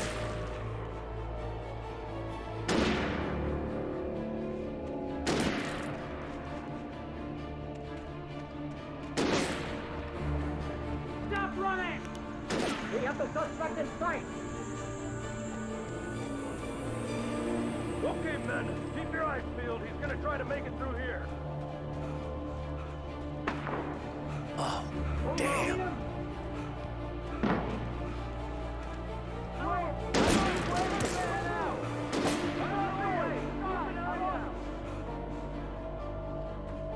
Hurry in! God damn it! Where did he go? Left away. Keep an eye out.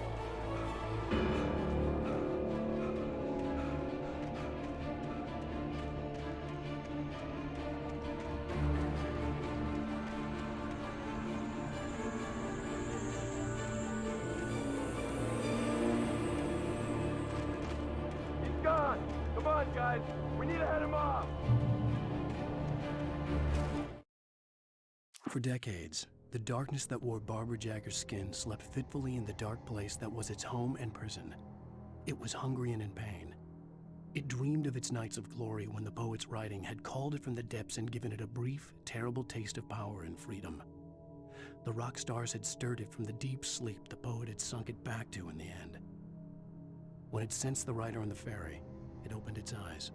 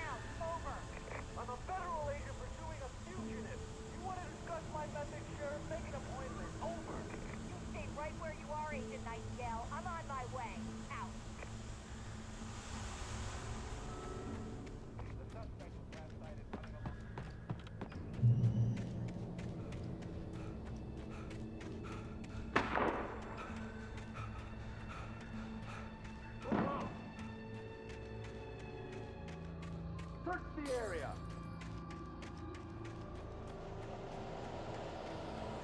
Stay sharp. This way. Over here.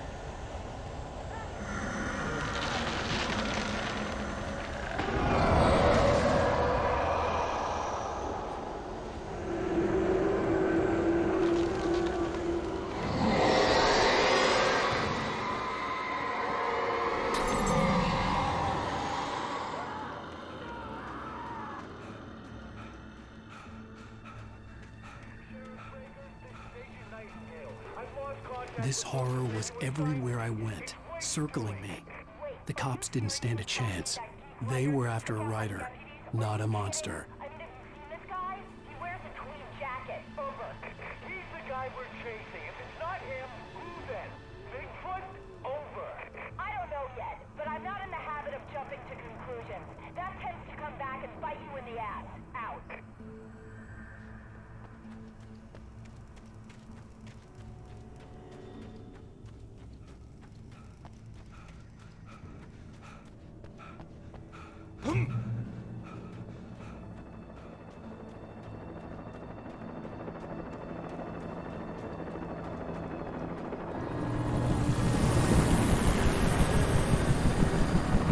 You on the ground.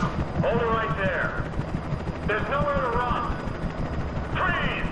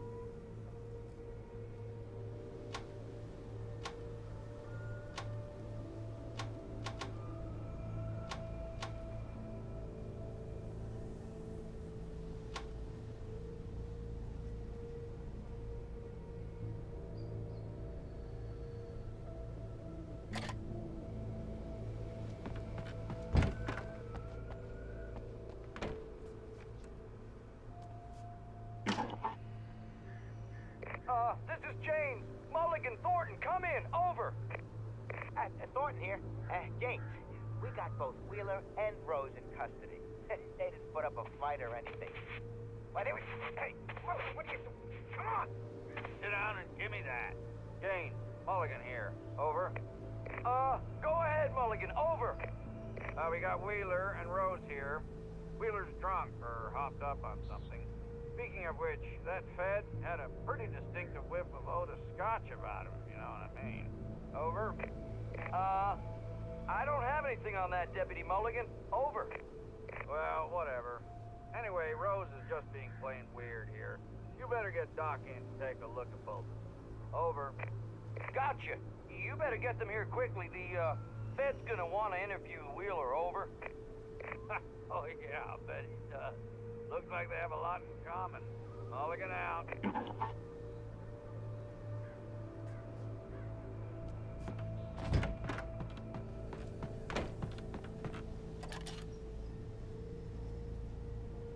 I could see the lights of the radio station in the distance.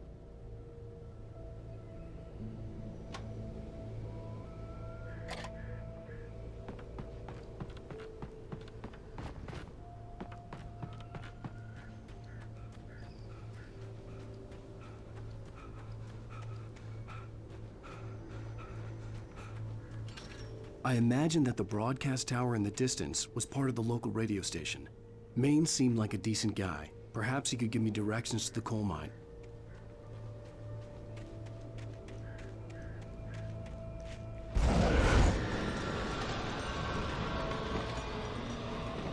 Unnatural shadows clung to the gate. The darkness that was after me was trying to stop me. I wouldn't get through without a light. There was no power to the searchlight.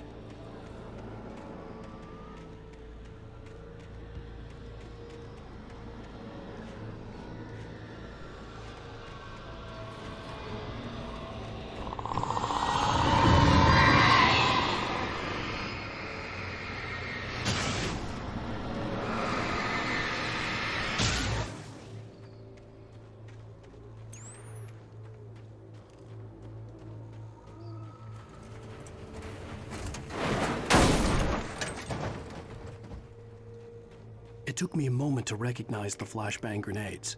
They were an ideal weapon for my situation. Team 1, come in. Over.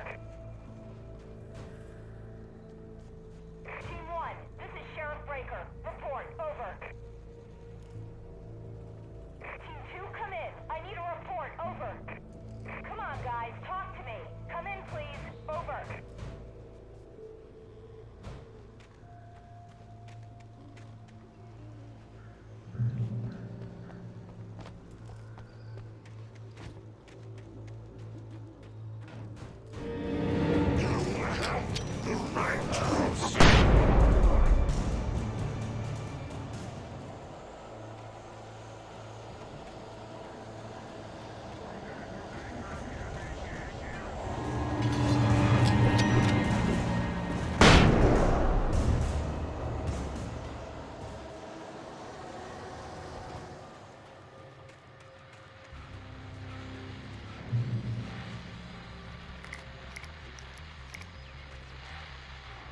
And here's another call. You're on KBF-FM with Pat Maine. It's Milt Peabody, Pat. What's on your mind, Milt?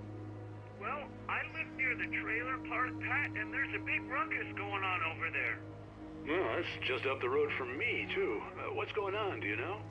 I don't know, but there's a bunch of police cars there, lots of sirens, a helicopter buzzing around, and I think I heard some gunshots. Gunshots? Yes, sir, like from a pistol. So can you find out what's going on? Because it's just next door and they're popping off guns there. They're still shooting? No, it was maybe 10, 15 minutes ago. It sounds serious, Pat. I'm telling you, it don't sound like no party. Well, I'm certainly going to give the station a call, Milt. Okay. You'll hear it here as soon as I hear from them. Okay, thanks.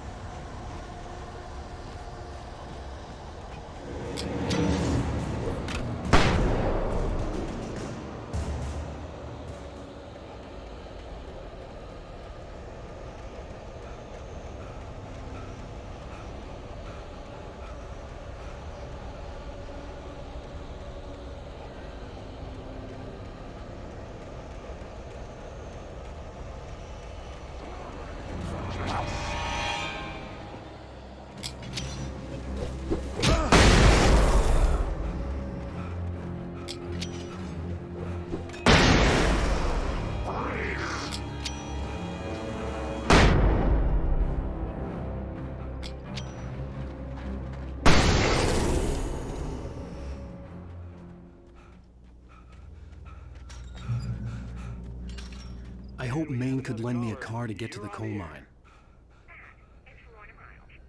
Oh, why, hello, Lorna. What do you have for us? Well, I just don't see why the cops bother with the trailer park. What do you mean? It's a trailer park. Sheriff's helping us normal citizens instead of wasting resources on those people. Well... Let the trash sort themselves out. I'm sorry, but my granddaddy settled in Bright Falls in 1911. Well, thank you very much for that compassionate viewpoint, Lorna. Oh, here's a little surprise. The famous writer Alan Wake just walked in, folks. I'm gonna see if I can talk him into an interview. Come on in, Mr. Wake. Oh, I'm so glad you could find the time to do this, Mr. Wake. Nowhere to run now, Dan Brown. You back away from me. Don't hurt. Whoa. Everyone calm down. Put the gun down. We're all friends here, right? Cool your jets, Nightingale. We got him. Judas Priest! What the hell's the matter with you? There's a civilian in there.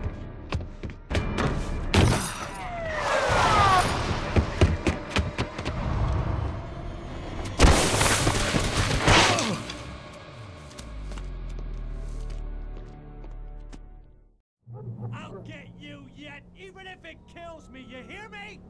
You hear me, H.P. Lovecraft? I had fallen off so many cliffs it was ridiculous. That's what you get for naming a book The Sudden Stop. It was probably good I hadn't had the chance to tell Maine where I was going. I'd have to lose the cops and find my own way to the mine.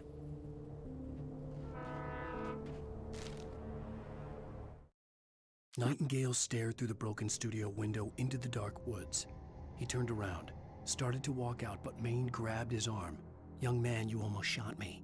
You don't shoot off rounds at people like that. What's the matter with you?" Nightingale shook his arm free, marched out. His cheeks burned with rage and humiliation.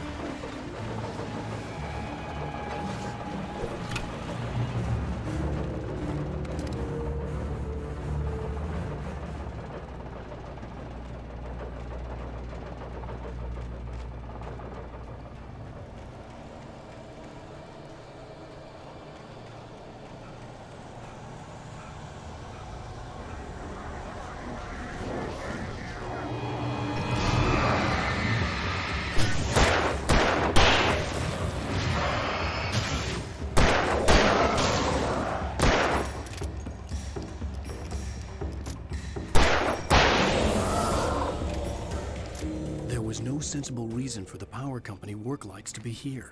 It was almost as if they'd been left for someone like me to use.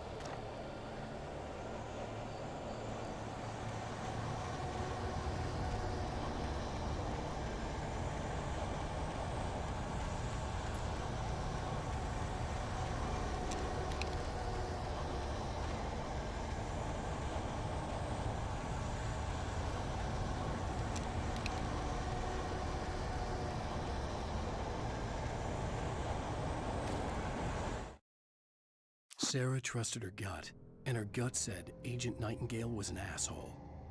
He felt wrong, and it wasn't just the smell of stale booze. It was in the way he flashed his badge, pulled rank, the look in his eyes when he wanted answers. Where was Alan Wake? What was this about an accident? Where was his wife? And most importantly, why did she let Wake go? He wouldn't answer her questions. Federal business was all he'd say.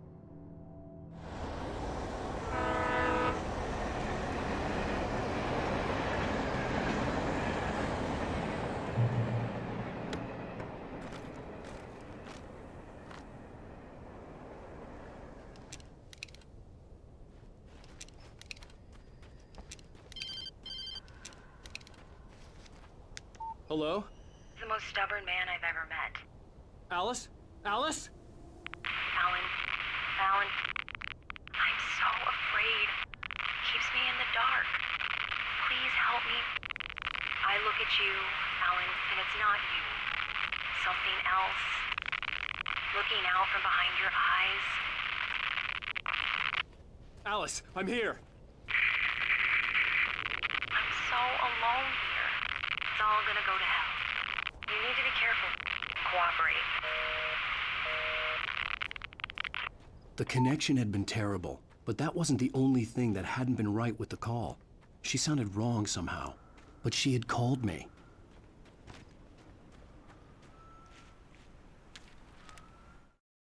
The pipe wrenched itself loose from the bridge's steel framework. Wrapped in darkness, it floated in midair, twitching. For a moment, I didn't understand what I was looking at. The heavy object lurched at me with impossible force. I threw myself out of the way, but just barely. When I turned my flashlight on it, it shook in a dark rage before it flew at me again.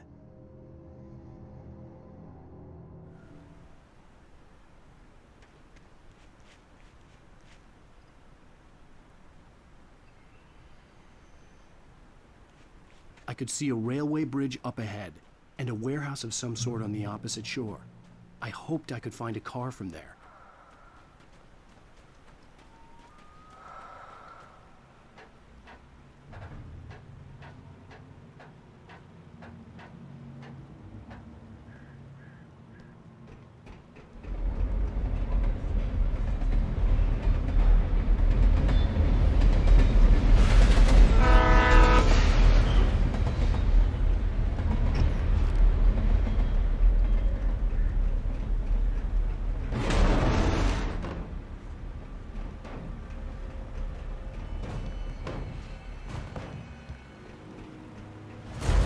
That was pursuing me was growing stronger, and it was taking over everything in its path.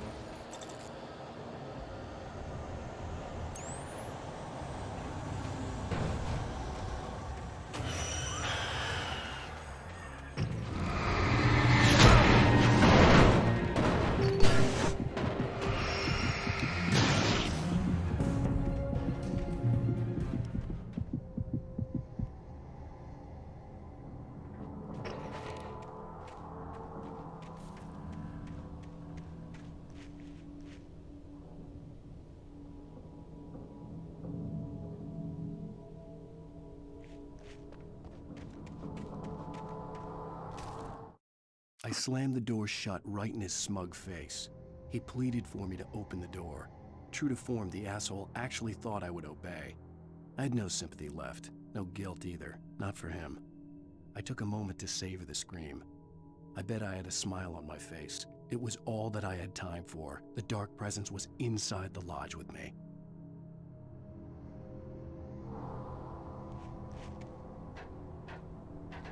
As a teenager, just starting to get interested in writing, Stephen King had been a source of inspiration to me. I thought about all the inanimate objects that had come to life in his books. No one is safe in a good horror story. Certainly not the protagonist. That's what makes them fun. This was anything but. The darkness could possess anything, and it was getting closer.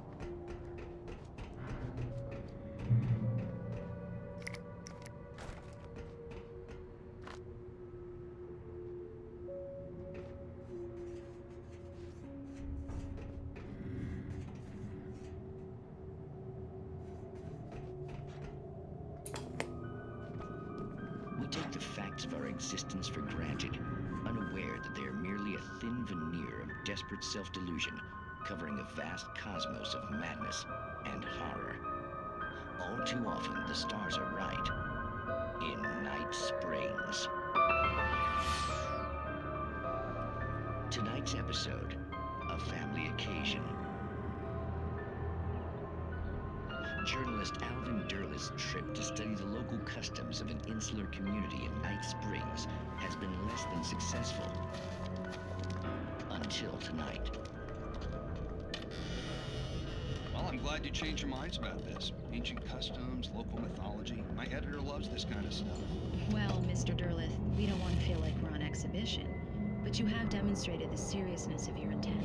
Oh, I am serious. Really, just do your thing. I'll stay out of your way and observe. Actually, I thought you could assist us. I'm afraid we are a man short. It would provide you with an intimate perspective. Could I really? Of course, Mr. Derleth. Well, I guess that's the least what would I have to do?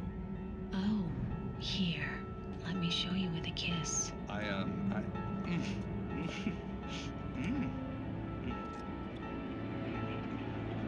What did you...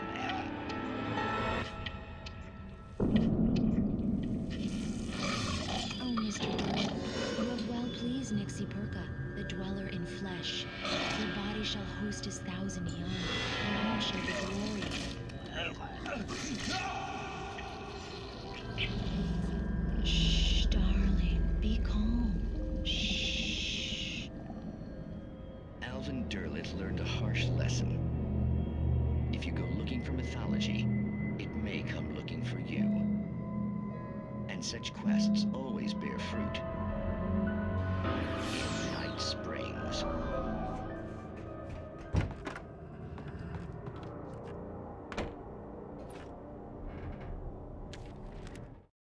The darkness surged towards me, sucking everything loose from the ground into its depths, tugging at my clothes. I saw the flare the kidnapper had dropped and threw myself towards it just as I felt my feet leave the ground. The darkness embraced me with the force of a tornado. Somehow I managed to light the flare. The darkness roared and cast me away. I fell toward the dark waters of the lake far below.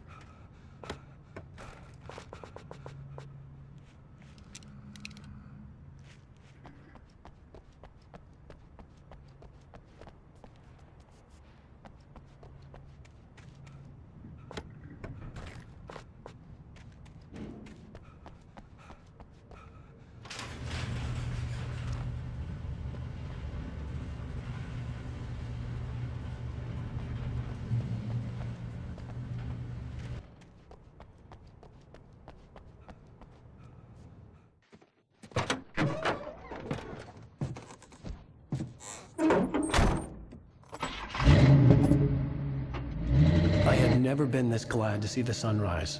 I had a couple of hours to get to the coal mine.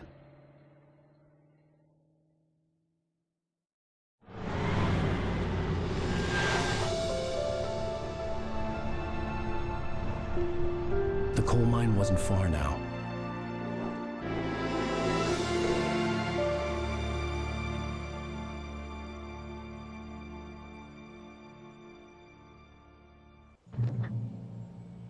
Today, I would meet the kidnapper, and he would give me Alice. I wouldn't give him any other choice. A drowning man will clutch at a straw.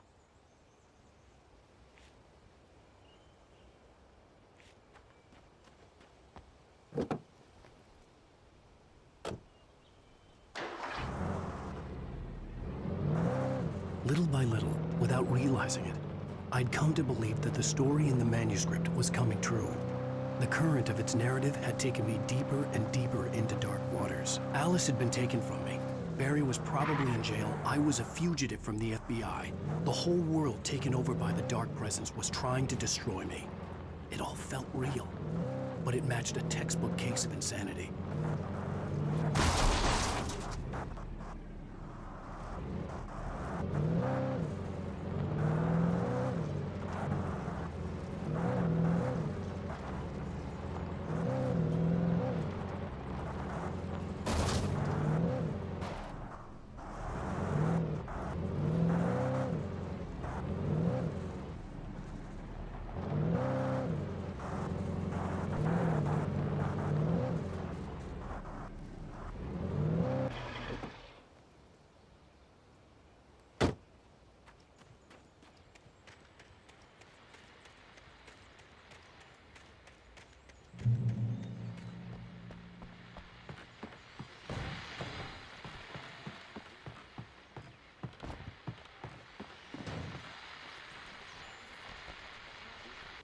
This is Pat Maine, and you're listening to KBF-FM. Folks, I want to apologize for kind of abandoning you to that looping music track last night, but I was detained.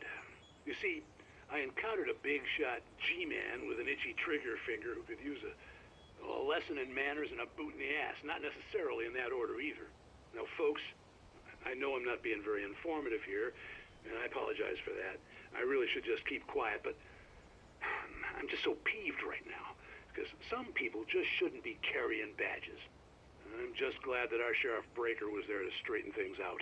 And if someone I met last night is listening, let me just say, I'm sorry if my mouth got you in trouble. I'm pretty sure you're not the bad guy here. Godspeed, son. I hope you know what you're doing.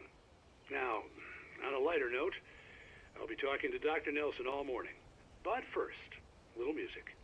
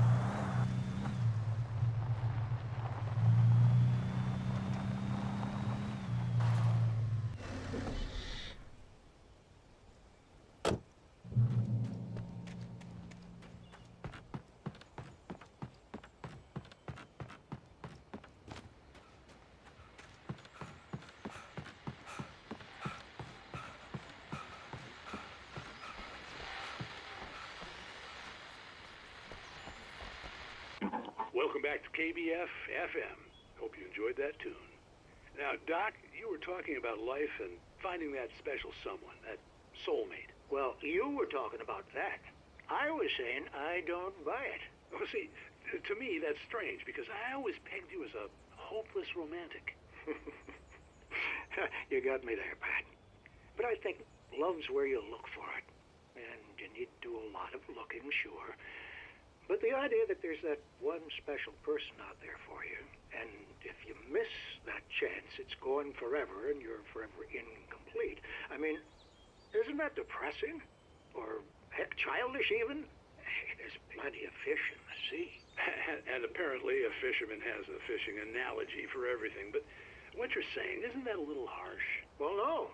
What I am saying is that your potential for finding that connection isn't limited to what's essentially a chance encounter. How is that harsh?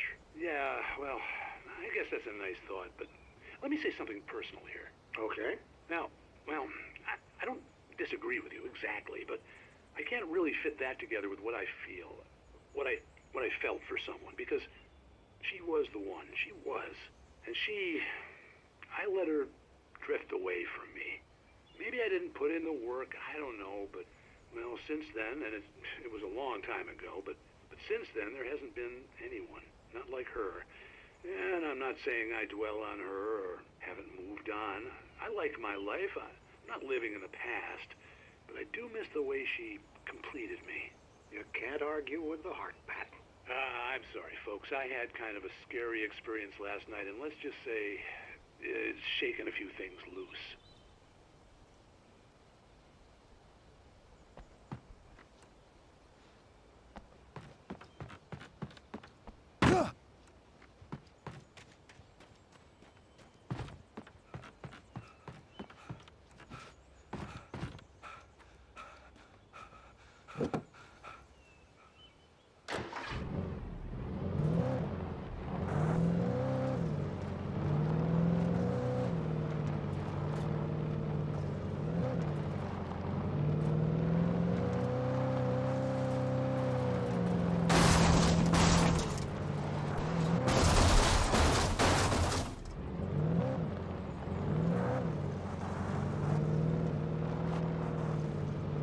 I was early. I was supposed to meet the kidnapper at noon in the main building. The coal mine was quiet. It was a museum now.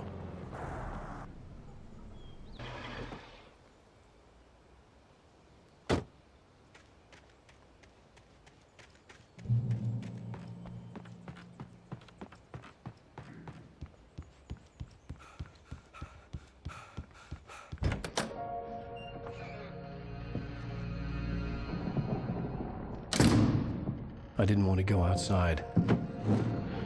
Cops had to be looking for me. The noon sun turned the place into a sauna. The day dragged on. Different scenarios ran through my mind. Ways of how I'd torture the kidnapper to get Alice back. Or the different horrible things he could have done to her. I imagined her dead. I had no way of knowing she was still alive. It was killing me. I was running on blind hope. It was all a waste of time. The bastard never showed up.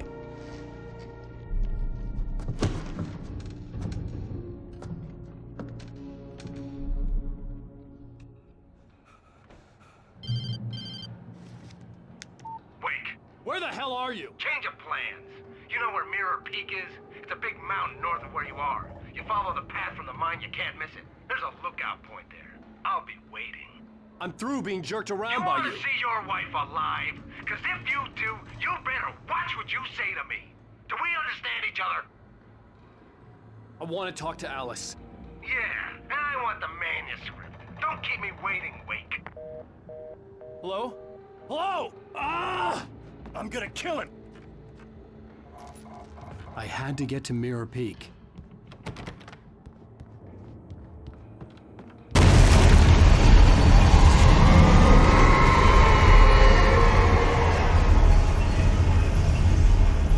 It was close. Maybe closer than ever before.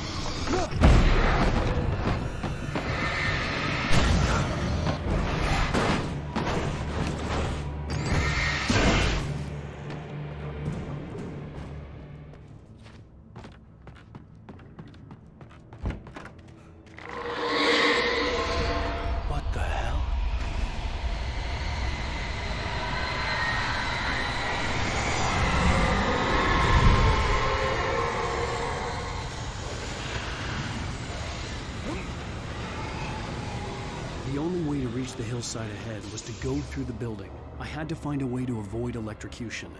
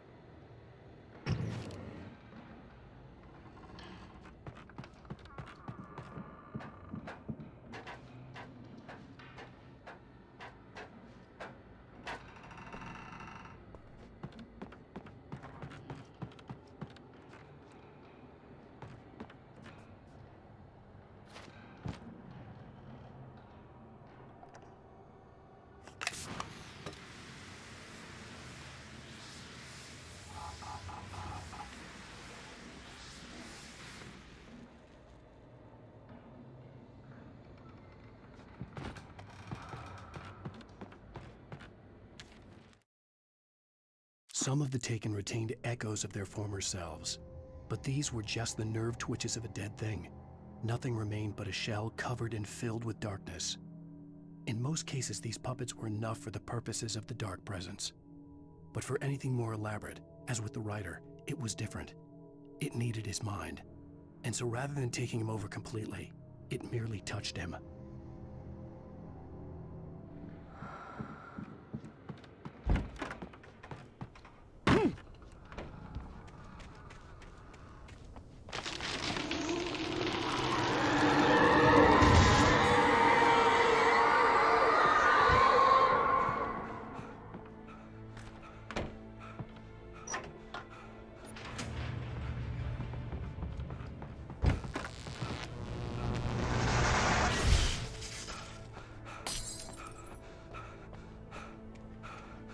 There was no way the flashbang grenades were standard power company equipment.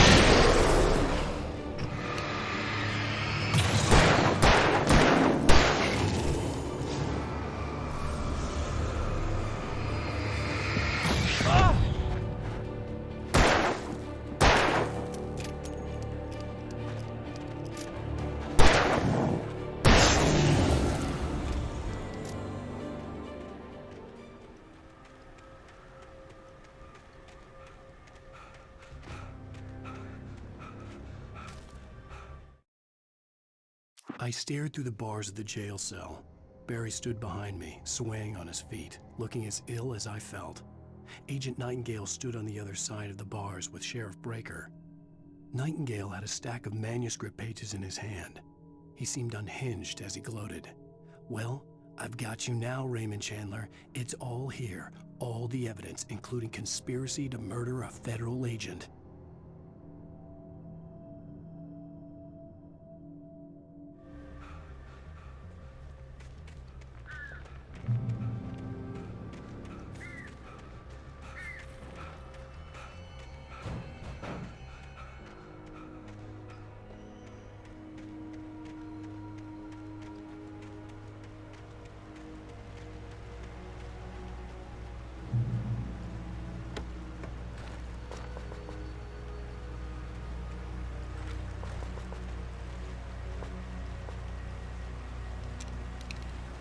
I had no real plan. I was going to give the kidnapper all the manuscript pages I had for Alice. If that wasn't enough, I'd hold him at gunpoint and make him talk.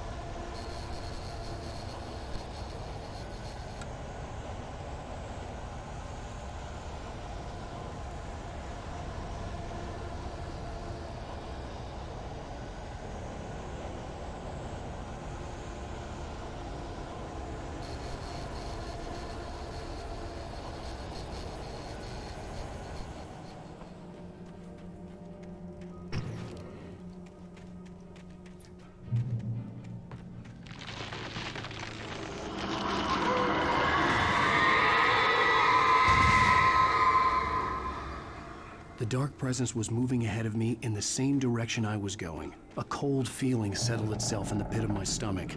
Was it going for Alice? The graveyard shift may cause cancer.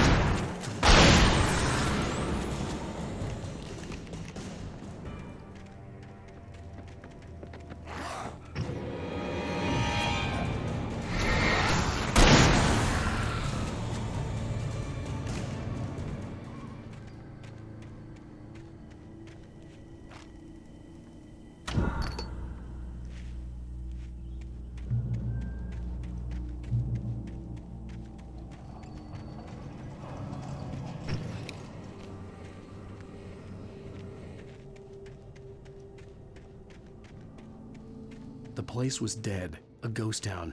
Had been for decades, maybe a century.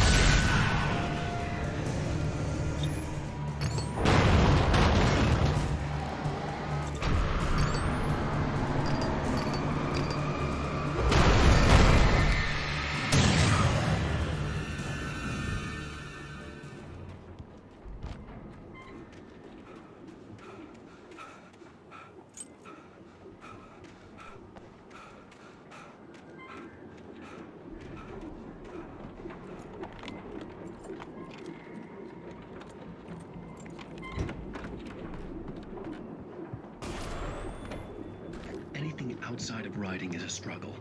I feel ill. I managed to make my way downstairs. There's a shoebox filled with books and papers by Thomas Zane. It's very hard to focus, but I managed to read some of it. He's a poet, and a good one. He writes of muses and creators summoning fabulous things from a magic lake, using his powers to shape the world of a realm of gods and dreams and demons, dark things that wait for a chance to slip through, wearing the flesh of men as disguise. Zane writes about himself. His girlfriend being taken over by a dark presence. About growing scared of the lake. Zane believes it's a mirror to the gaping void of darkness above, where some Lovecraftian presence lurks. I crawl back upstairs. I'll borrow these things for my story. They ring true. They fit.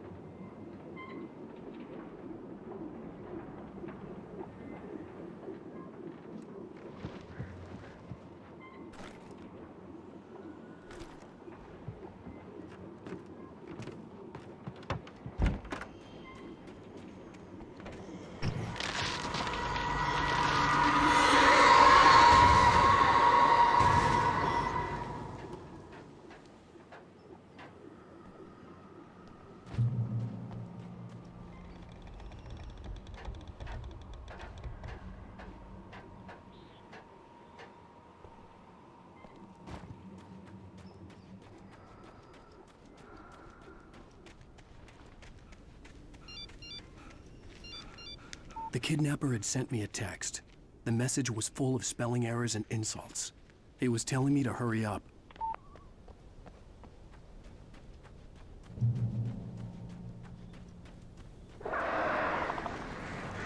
Birds.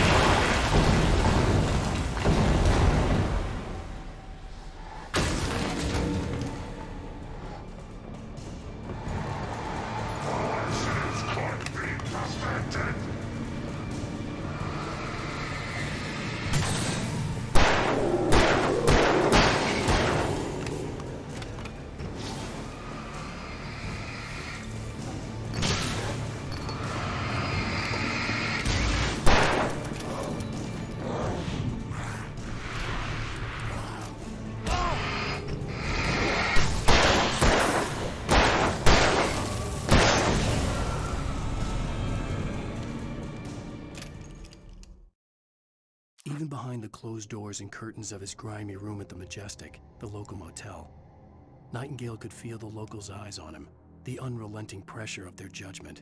He forced it out of his mind. For all he knew, they could all be under Wake's spell already. You do what you have to do to get the job done. He took comfort from the bottle in his hand. Please, he thought, just let me get through this.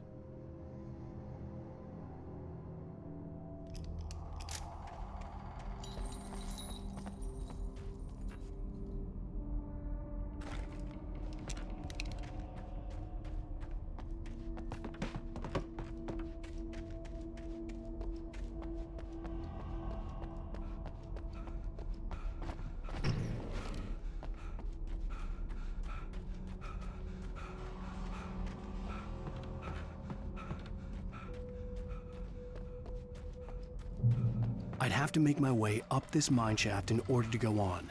Maybe the machinery could help me with that.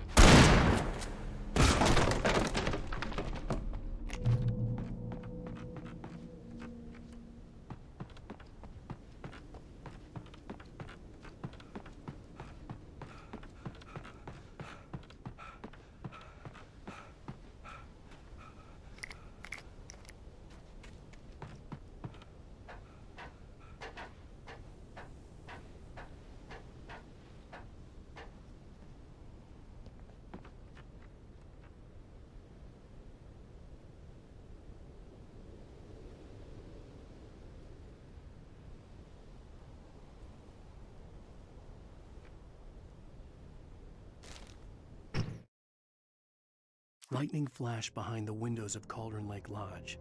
Tor Anderson laughed and held the steel hammer above his head. Nurse Sinclair was trying to calm him down without success. Tor grinned madly and shouted, "My hammer's up. Here's a friendly poke from Molnir, wench." He brought the hammer down with all his might on Sinclair's head. "We're on a comeback tour, baby."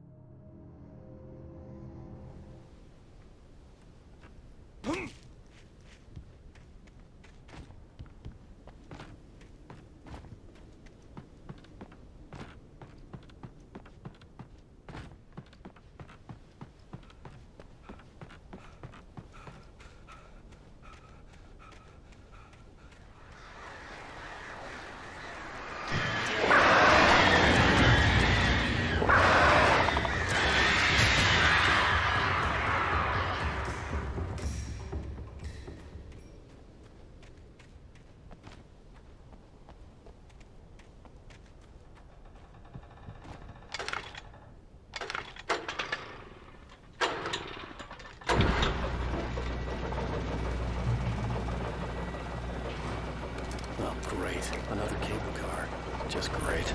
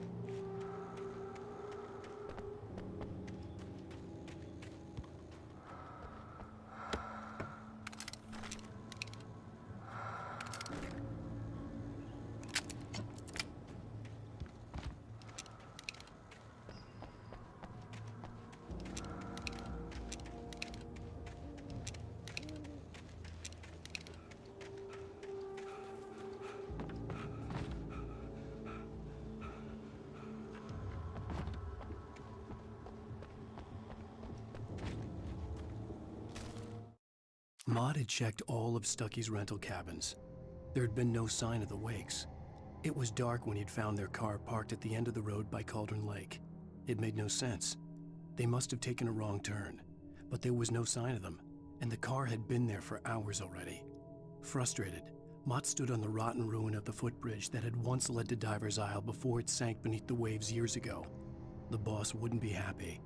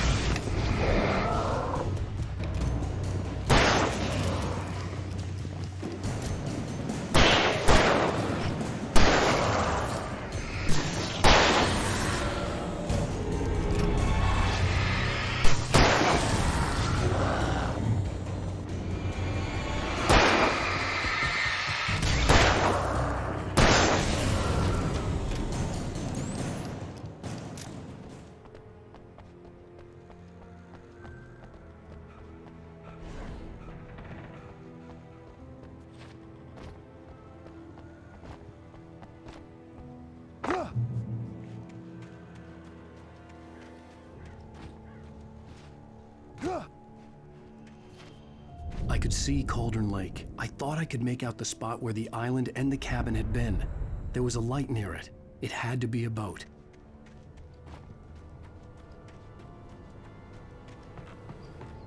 I was close now. I had to get there fast. I dreaded what I would find. I tried to hold on to Alice, but her form melted away. I was losing control. Dr. Hartman stood in her place. I wanted to hit him, but my arms were jelly. He smiled. It was a reassuring smile, and I hated him for it. I had to give you a sedative. Don't fight it. You went through another rough period. Right now, it's very important that you stay calm. We don't want you to have another episode. You're a patient at my clinic. Have been for a while now.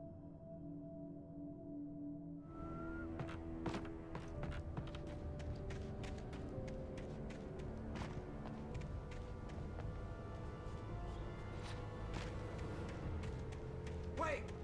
Are you? Wait! Hey, I'm here! I'm coming! No! Get away! Sorry. Please, it's late. The boss didn't know who he was messing with. I didn't know. I swear, I didn't know. We don't have his wife. We don't know where she is. She's probably drowned. We just...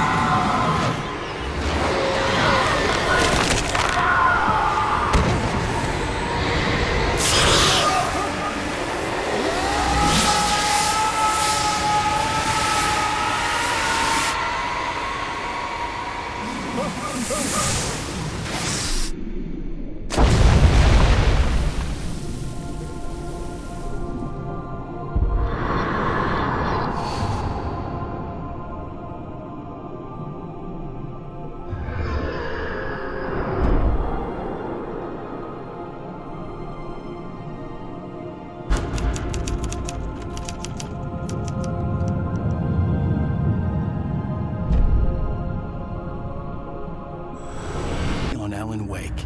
I'm hunted by the law. Sheriff, Wake's running.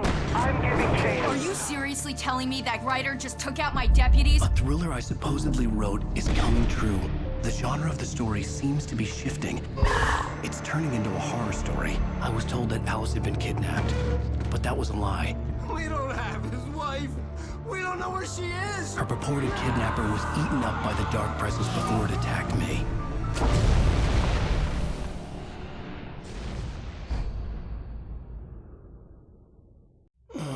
Alan, shh, baby. It was just a nightmare. Alice. There you go, Alan. Hartman. I fell. I had to give you a sedative. Don't fight it. You went through another rough period. What? Right now, it's very important that you stay calm. We don't want you to have another episode. You're a patient at my clinic. Have been for a while now. The shock of your wife's death triggered a mental illness. No, you're lying. You're suffering from various symptoms of undifferentiated schizophrenia. Bastard. It's okay, Alan. Just let go.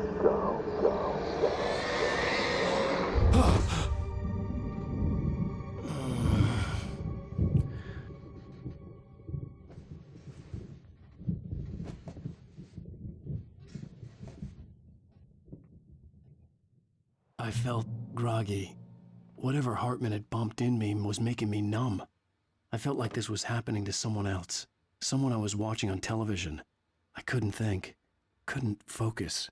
There were only empty sheets of paper here. No manuscript pages.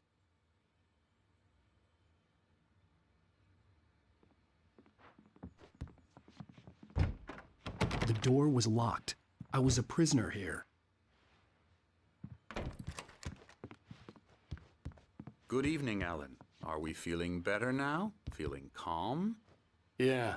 I see you brought your pet gorilla with you. So sure, I'm calm. I get the message. Loud and clear. Why, right. That's the spirit. You're being very brave, Alan. I understand you're confused. I would be more concerned if you weren't suspicious of me. I don't blame you for it. Big of you. Now, why don't you come with me? We'll reacquaint you with my clinic and go over everything you might have forgotten. Little walk and some fresh air? Yes, it will do you good. This corridor is for patients. Most of them aren't here right now. Jack took them out for a fishing trip, except for the ones who are particularly vulnerable, of course. I encourage creativity as a part of the recovery process here at Cauldron Lake Lodge. I specialize in treating artists. I bet you do. Splendid, Alan. I honestly believe we can get this thing under control if we work together. This way, Alan.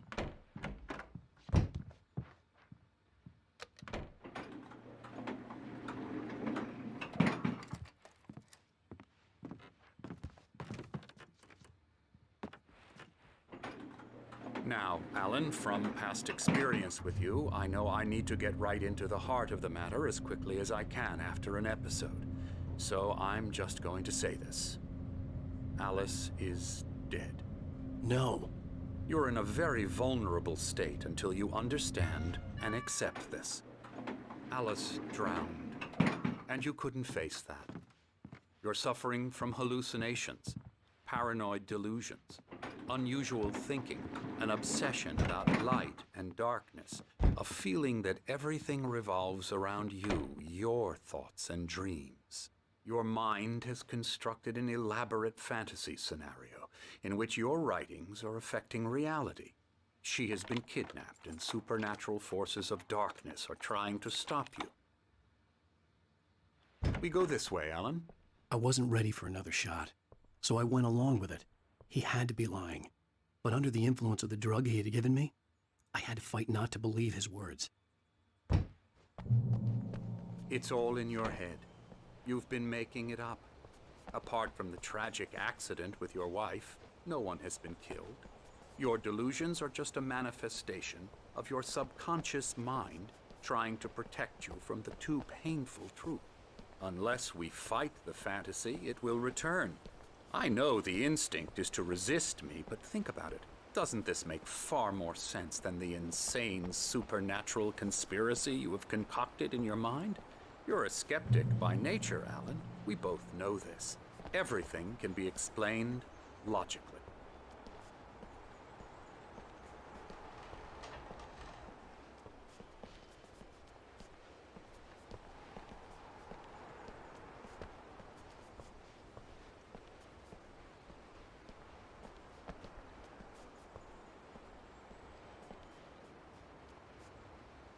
I never get tired of this view. Very inspiring, isn't it? Cauldron Lake spread below us. I could see Mirror Peak on the other side of the lake. I thought I could make out the spot where Diver's Isle had been when I arrived with Alice. Now there was nothing but waves. It seems there's a storm coming. Funny, I don't recall there being a mention of that in the weather forecast. Well, no matter. This way. Follow me. Alan, what I'm telling you is good news. Right now, we're in control. Every time you have a relapse, it gets more and more difficult to resurface from the dark depths of your imagination. Not surprising, considering your profession. Imagination is what you work with. After all your nightmares, this should come as an immense relief to you. If it doesn't, why is that? Because I'm lying? Or because you don't want to admit that you're not well? It's very natural for you to think of me as your enemy. It's part of the illness. I let him talk. After all, Hartman obviously loved his own voice. His words echoed madly inside my head. But I dug my nails into the palms of my hands to stay You need focused. to work with me. Once you accept that, we can begin the journey towards your recovery. Come along. Let's go inside. Here's the entrance to the office wing. That's for staff only.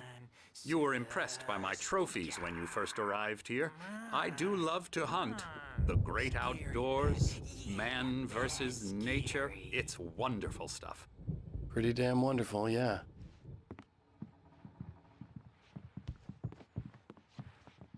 Scary, scary, scary.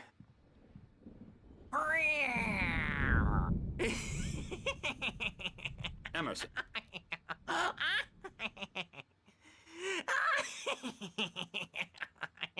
I'm a real bad dream, mister. You should be afraid of me. Don't want to run into me in the night, that's for sure. Please, Emerson. Mr. Wake is confused enough as it is. Yeah, you'd like me to go away so you won't be scared. But you can't just decide what kind of dream you have or when you have it. Emerson. Okay. Sorry. Boo. That's Emerson. We're actually making some progress with him, I'm happy to say. He works on video games. Ooh, yeah. It's trash, of course, but it does involve some small creative effort, which makes him receptive to my therapeutic methods. No kidding.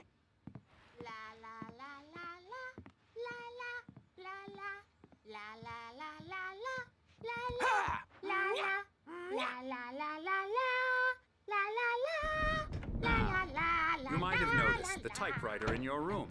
You've been writing as a part of the therapy. As soon as you feel up to it, you should continue.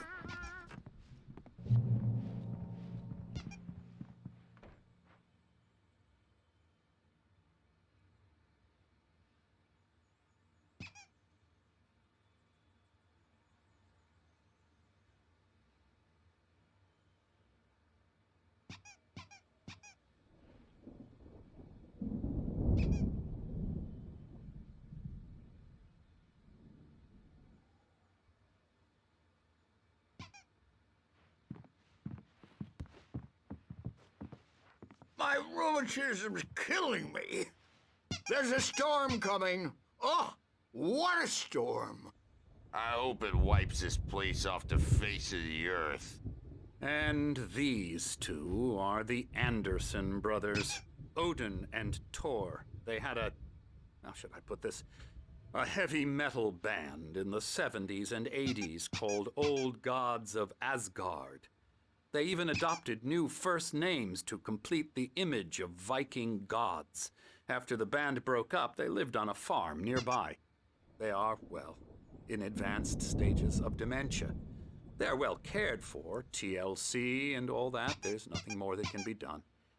I'm afraid that the rock and roll lifestyle has left its mark.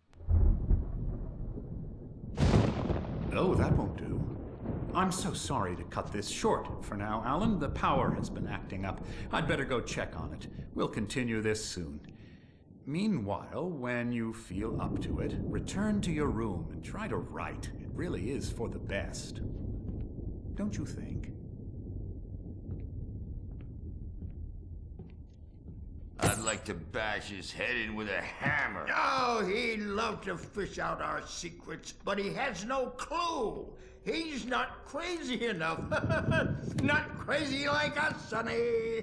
Yeah! Being crazy's a requirement, Sonny. Who else could understand the world when it's like this? It takes crazy to know crazy. That's the sanest thing I've heard in a while. Zane! You're all right, Tom. Hey, we like him, don't we, bro? He's got to go to the farm. The Anderson farm. Valhalla! We wrote it all down, lest we forget. A crash course. All you need to know to get your head right. You need to find the message. Here, Sonny, here's something for you. Gave me a rash, but I kept it safe from these bastards. My head was clearing up, or according to Hartman, I was sinking back into the fantasy. I was convinced he was lying to me about everything. Crazy or not, the Andersons made more sense. Tom, you got any booze on you? Yeah, no. We Sorry, have a guys. stash of the special stuff at the farm. Our own formula. Local ingredients. Medicine clears your head right up. Makes you remember like moonbeams on the brain. Oh, I just noticed. Leather patches on the elbows? That's not very rock and roll. Tom just lost is all. Baba Yaga got to him too, the damn witch. She used us all. Taken from all of us. Took my thunder, the witch. And my ravens, what were they? Memory and thought, the hag. She took something from you too, didn't she? That's what she does. We're better off. This place, the lake, it gives you power. If you're a creator, an artist, a god. Good thing he's not overreacting or anything. Well, he's the boss. I may need a hand here later on, Birch. The storm's bound to make you-know-who jumpy. You know how they get. Gotcha. The doc's got me looking after Wake here, but holler if they get too rowdy. I'll do that, Birch. Hey, Wake, why don't you humor Dr. Hartman and give the writing a shot, huh? The typewriter's in your room. You can get to your room by those stairs, Wake.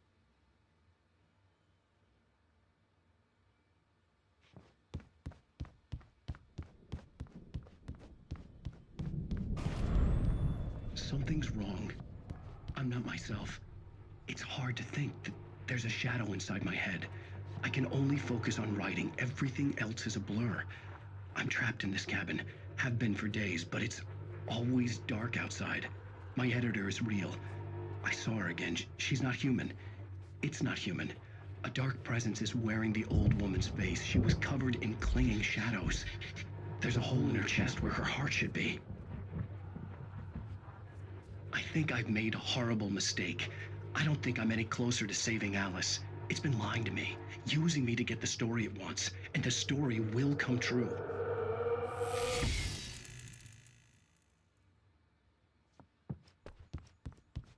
Hartman had mentioned that the power had been acting up.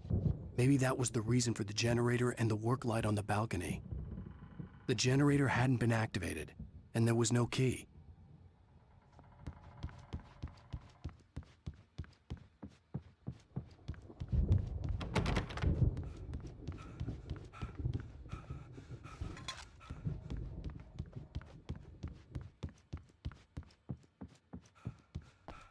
Hartman wanted me to write. I knew I couldn't, but I figured I should just play along for now. It was the only thing I could do with Nurse Birch watching me like a hawk.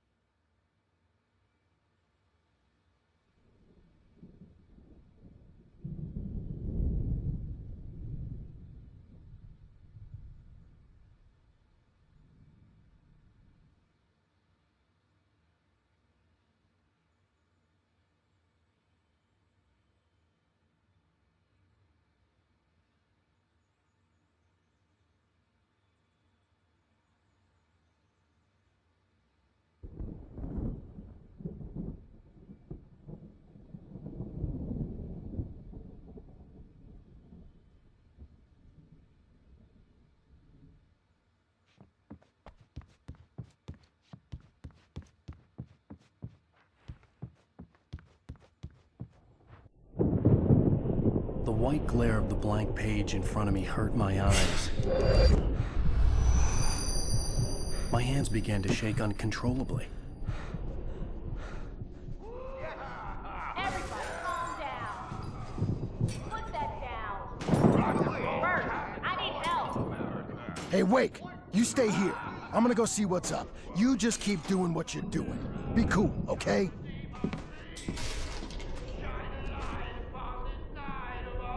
I didn't know what the chaos was all about, but it could be my only chance of getting out of here. Where the hell did he get a damn hammer? I don't know. From Mjolnir, wench! Oh, afraid of the crazy brothers, are ya? Sinclair Not looked so bad. weak now, That wasn't a love tap. are we? The crazy old fart hit her hard. And if she was one of Hartman's goons, she had it coming. I could get the key in the office room from Sinclair. I had to get to Hartman's office. He had taken all my manuscript pages. That's where he'd been keeping them. Come out and face the music, Birch! It's time to pay the piper!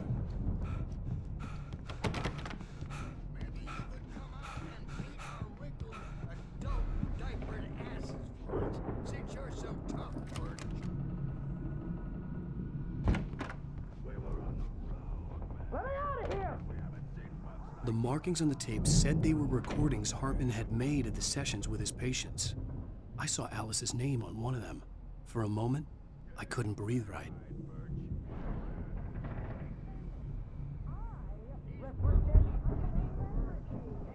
They'll be looking for me.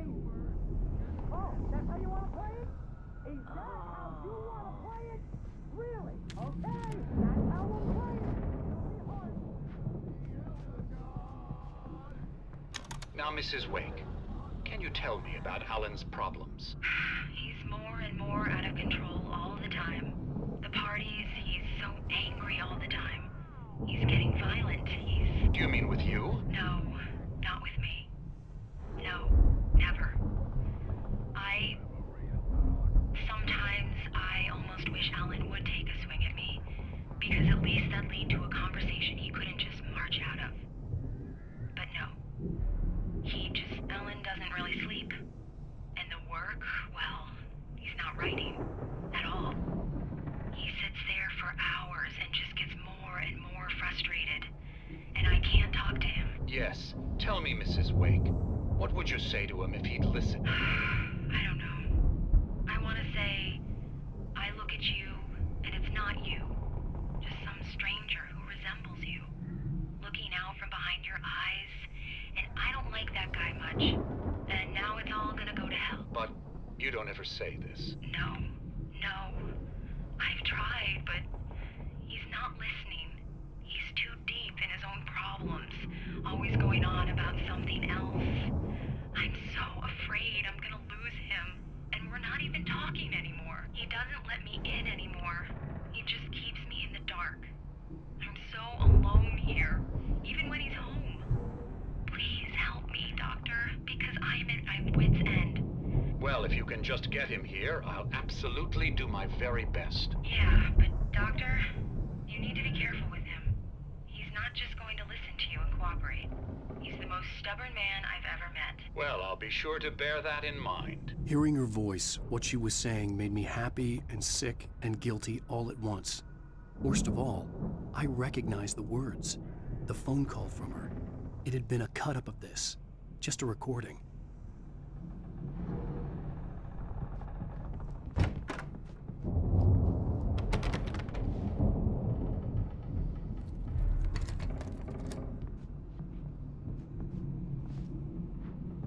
Barry? Ow! About time!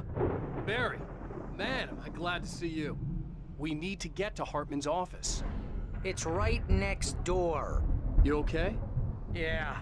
I mean, no! The cops found me at Rose's trailer, but they didn't hassle me too much. I'm obviously a victim in this, and I demanded to be treated as such. Or else I'd sue their asses. Speaking of asses, that Fed gave me a real hard time, but I had no clue where you were. That guy's crazy, Al. But he let me go, and then I get a call from Hartman, that son of a bitch, who tells me you're here, and I should come pick you up, but when I got here, 2 goons clobbered me and stuck me in there. What's with the cutout? I stole it from the diner to piss off Rose after what she did to us. That'll teach her. Yeah, that's a harsh punishment. Come on, pal, we gotta get going.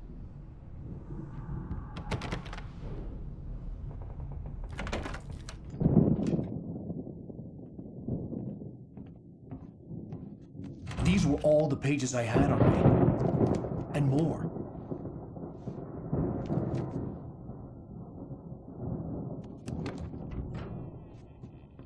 Alan, please. You're sliding back into the... Tell me one more lie and I'll shoot you in the face. Ah, well, it was worth a shot. Really, Wake, come on. Let's work together on this. You have no idea... Hartman, shut up! Barry, get out of here. I'll catch up with you. Get a car. Oh, Al, let's just... Go! Wake, listen to me. This is a mistake. Don't you see? Together we can create something absolutely wonderful. With your ability and mine.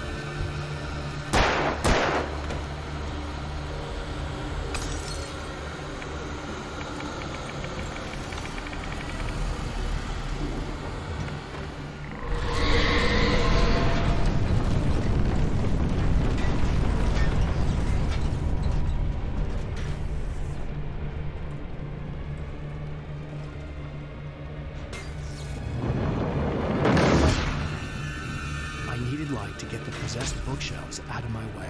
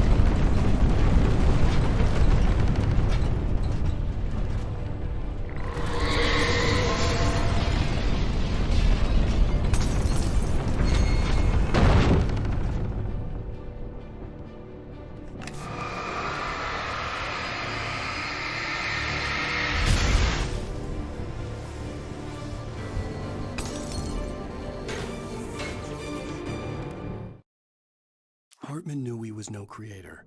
He had no ambitions on that front. And he certainly didn't want to end up like every artist he had worked with here, damaged in ways that were hard to describe, or worse. It was enough for Hartman to maintain creative control and provide direction, to be a producer. That was what most of these people were in need of anyway. Of course, suitable subjects were few and far in between.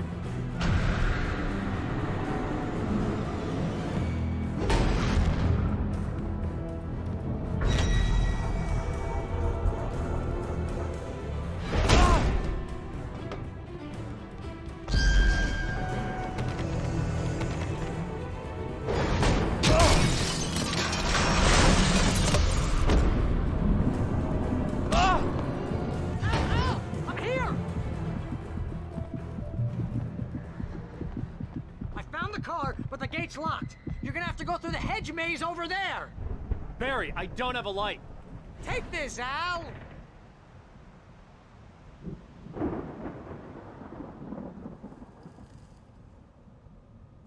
Oh, God! Look at the house, Al! Look out!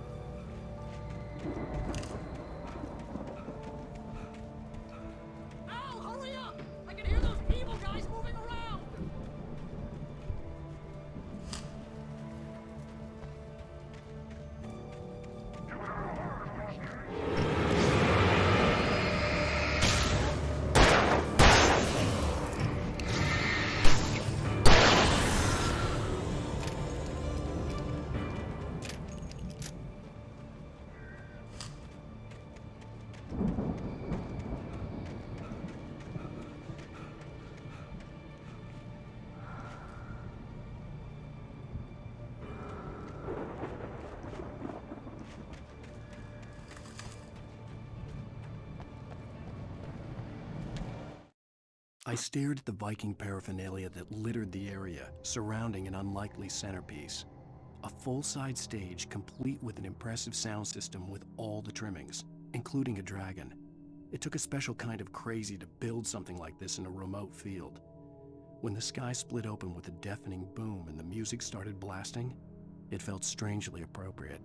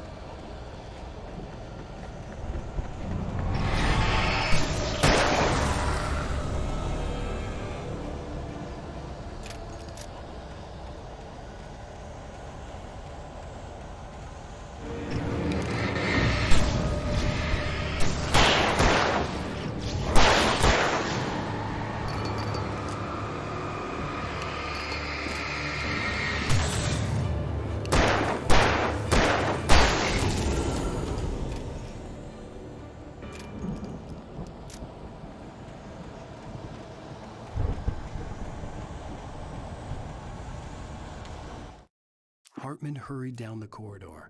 He had disliked leaving Wake when he was surely at his most susceptible to therapy.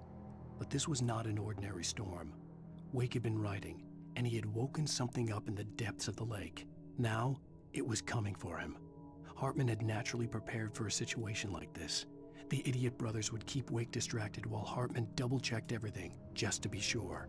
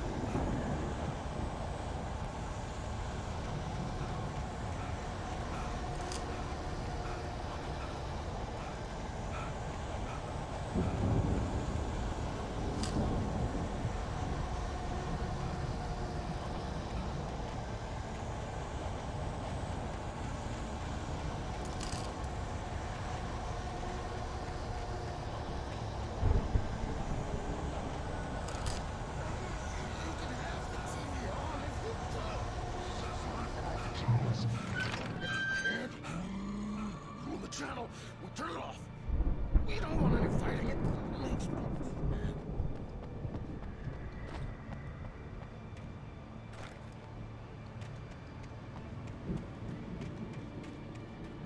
You get 2 pills in the morning, and then you'll be nice and calm all day long. You get 3 pills in the evening.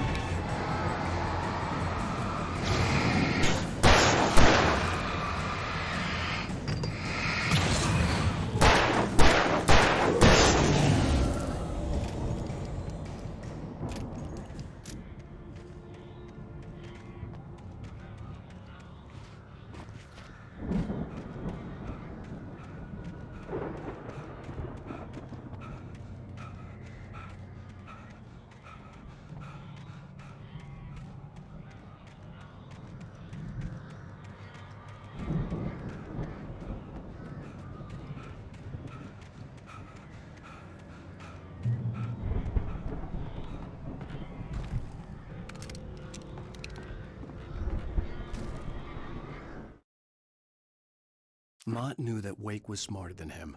Wake had more money, a beautiful wife, everything. And Hartman said Wake was important. That made him better than Mott. But Mott was calling the shots now. He'd expected Wake to whimper and grovel, but instead, he seemed willing to fight. Mott knew he'd gotten under Wake's skin. If only Mott actually had his wife. The thought made him shiver.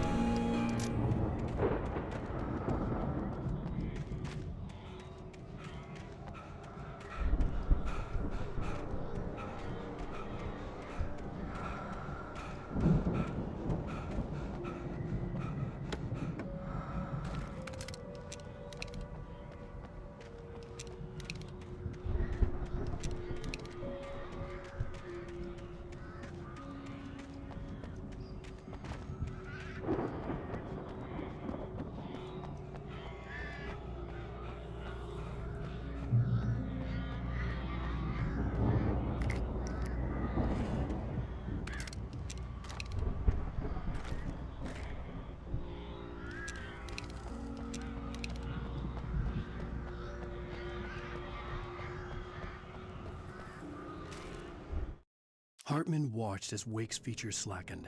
The man was bullheaded, no doubt. Even lying on the bed, he'd almost broken Hartman's nose the second time. But with a little time, he could break Wake down, give him proper direction. Wake was easily the most promising subject he had had. Well, since Tom, really. "Sleep well, Alan," Hartman whispered with a smile. "Let me take care of you." He sniffed hard to clear his throbbing nose, swallowed blood, and barely tasted it.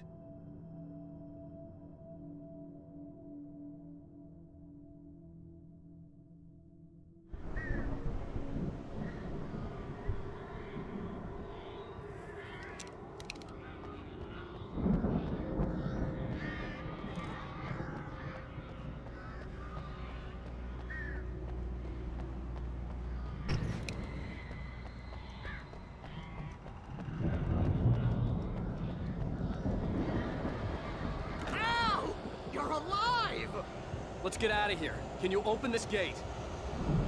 Maybe. Barry. Well, I slammed it shut when the nasty showed up, and the key fits kind of loose in the lock, so, Barry!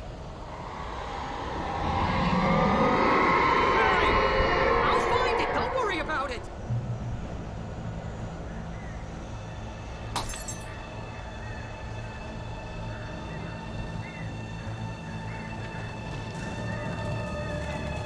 Hurry up, Barry! I'm on it! I'm on it!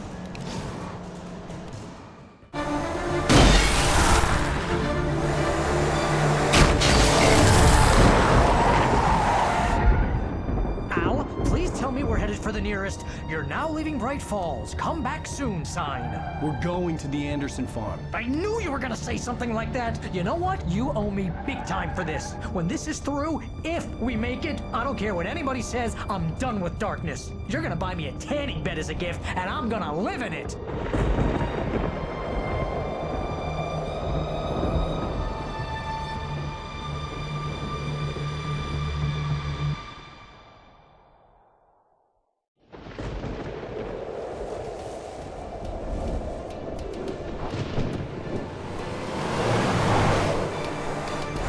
Crazy, but that's fine, Barry. Oh, you got that right, Al. You're barking mad. You are by far the craziest... But maybe that's inevitable when you deal with crazy stuff like this. It helps. This is happening, Barry. Alice, they never had Alice. She's trapped in the darkness at the bottom of the lake, but she's not dead. Al, How can you know that? I know, Barry. I can... Al, No, listen. I can bring her back. I can find her. There's something special about this place. The lake, it does something to the works of art created here. It makes them come true. But there's a catch. The dark presence, whatever that thing is, twists it to its own ends. That's why all of this is happening. It's using my manuscript to take over everything. Al, I believe you. It happened to Thomas Zane before it happened to the Andersons. I believe you. Crazy or not, you're not delusional. Weird shit's going down. That's a fact. I'm on board, man. I'm with you. The Andersons knew about it, but they were too far gone to tell me with all the drugs they were on. But they wrote it down. There's a message somewhere at their farm, Barry. We just need to find it. Look out!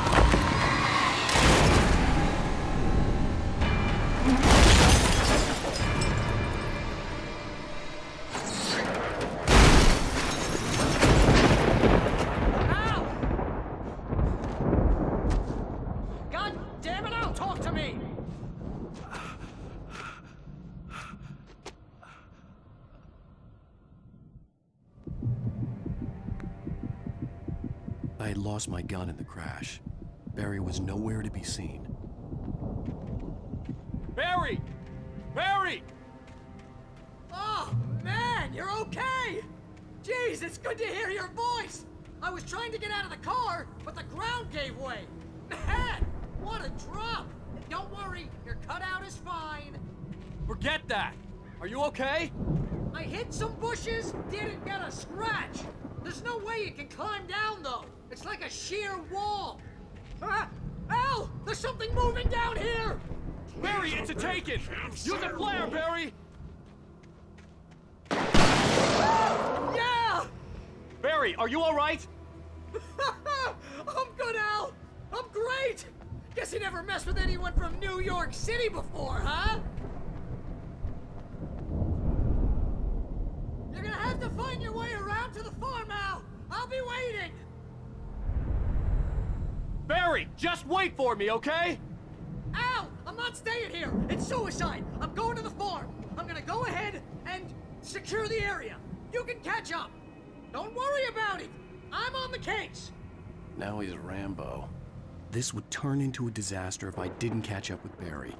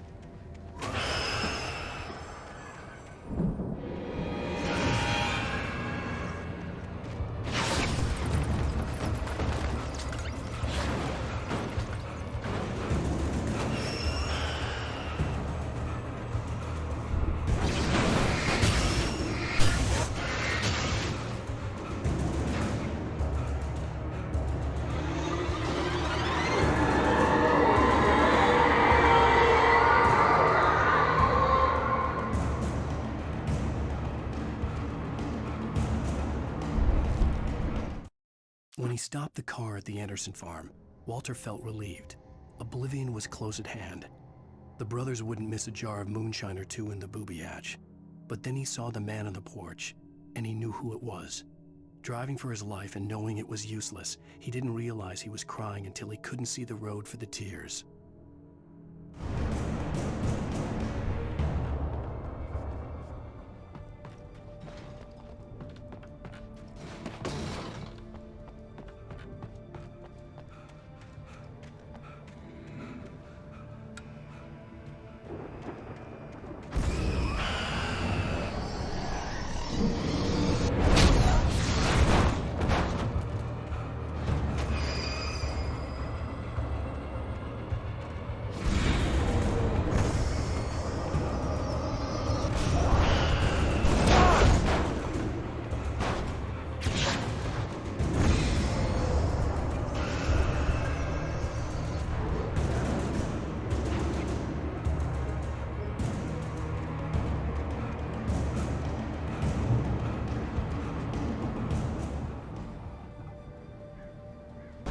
Shadows crawled over the gate.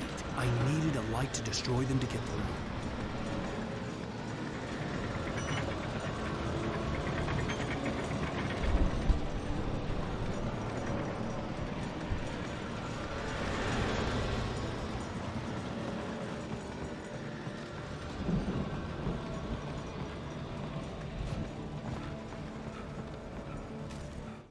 Agent Nightingale stared at the passed-out rider.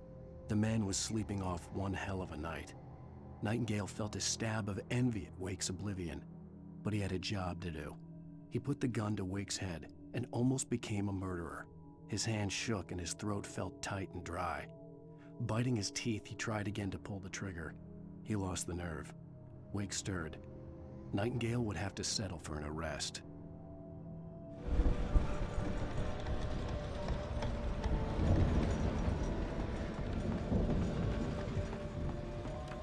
I hoped there'd still be a working generator somewhere around here to power up the old lights by the gate.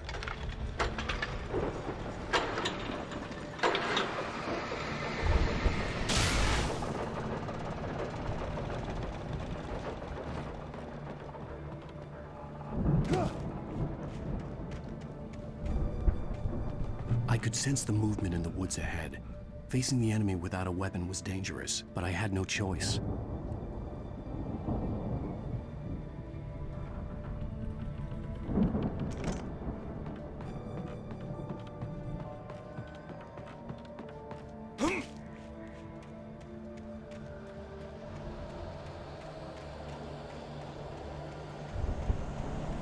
Omega-3 fatty acids are good for your heart.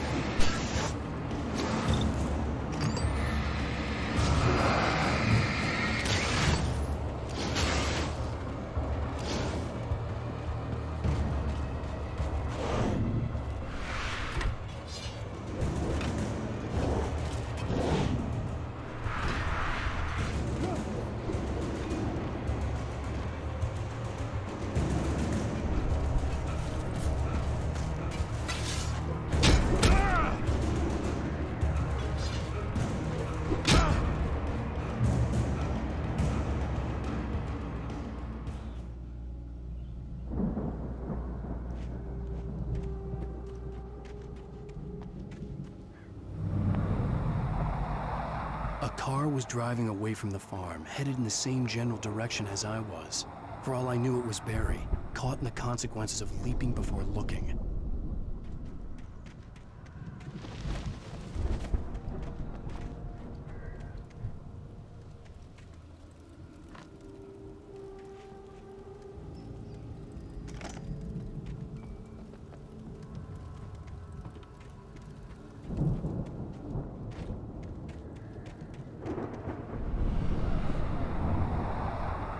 The car was heading for the cabin up ahead. It wasn't far. If it was Barry, I would see the damage soon.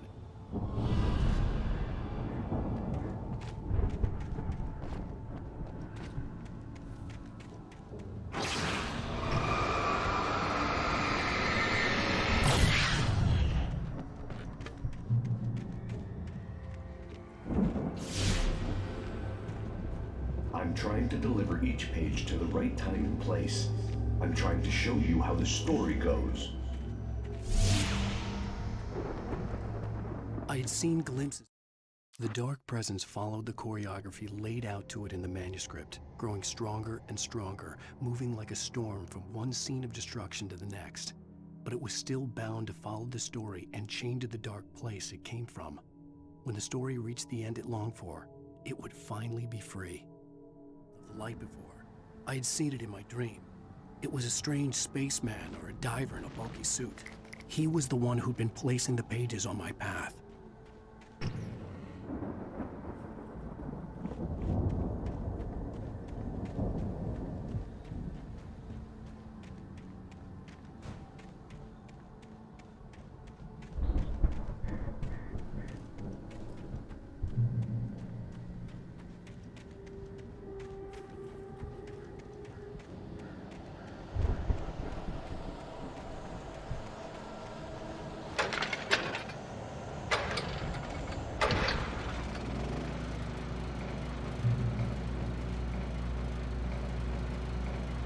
Someone had left a gun behind. Now I had a fighting chance of reaching the farm.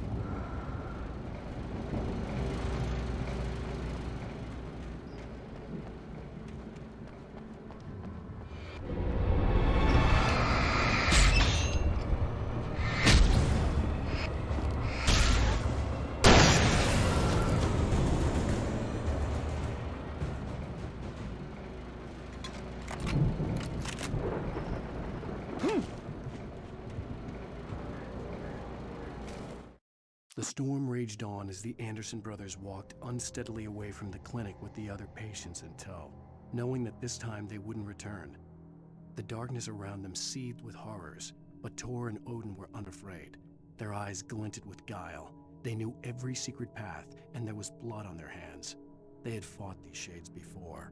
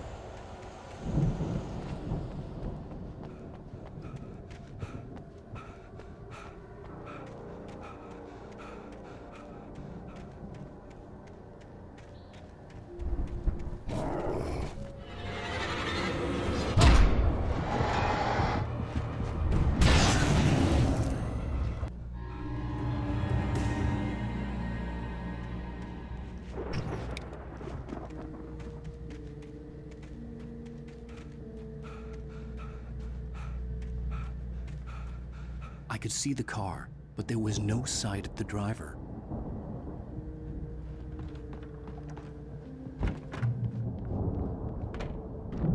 Hello?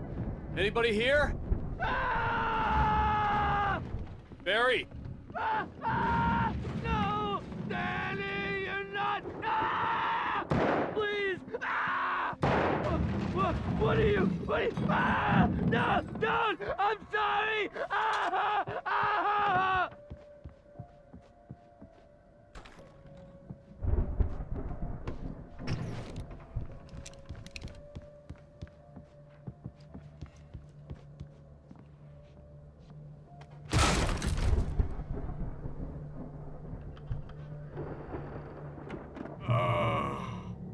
I know you. You were in jail the other day. I went to the farm again for the moonshine, you know? It makes you see. They're not gonna miss it. They're in the loony bin. But my buddy, Danny, I lost him. Something's gone wrong with him. It's not him. Like a real bad follow-up to a real good movie. The best friend's suddenly the bad guy who wrote this crap anyway.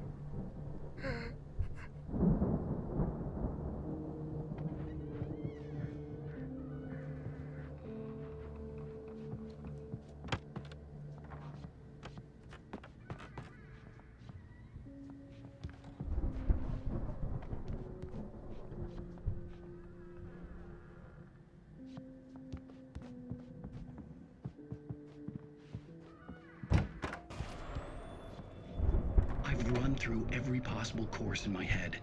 If I continue like the Dark Presence wants me to, the story I'm writing won't save Alice. It's a horror story, and it's going to kill her, and me, and everybody in this town. No one will survive. Darkness will consume everything. This is what it's wanted all along. It will be free, unstoppable. It used Alice to get to me, dangled her in front of me to keep me going. It was never going to release her. I'm going to change this. I'll escape. I've written myself into the story. I'm now the protagonist. This feels like a terrible risk, but it's the only way to save Alice. I'll be bound by the events of the story just as much as anyone else who's been woven into it. The story must stay true for this to work. There have to be victims along the way, near escapes, cliffhangers. In a horror story, it can't be certain that the hero will succeed or even survive. He almost has to die. I'll write my own escape into the story next. I need help. Zane's going to be the one who'll help me. I'll make it happen.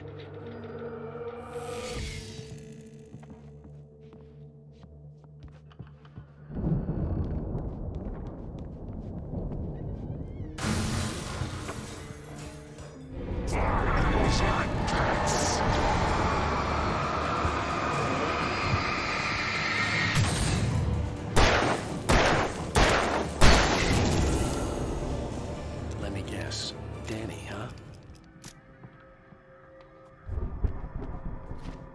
The farm was still a good distance away. I'd need a car to get there fast. If Barry wasn't up here, he was probably in trouble down at the farm. For a moment, I felt bad for doubting him. After all, I made it this far myself. But Barry was Barry.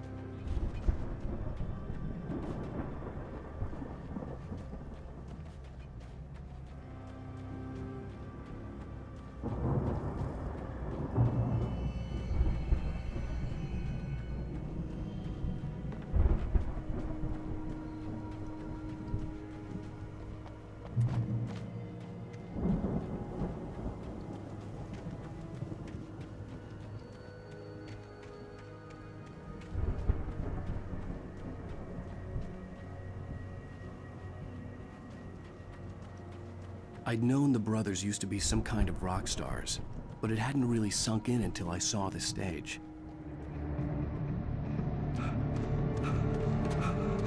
Al! Run! Incoming! There's too many of them!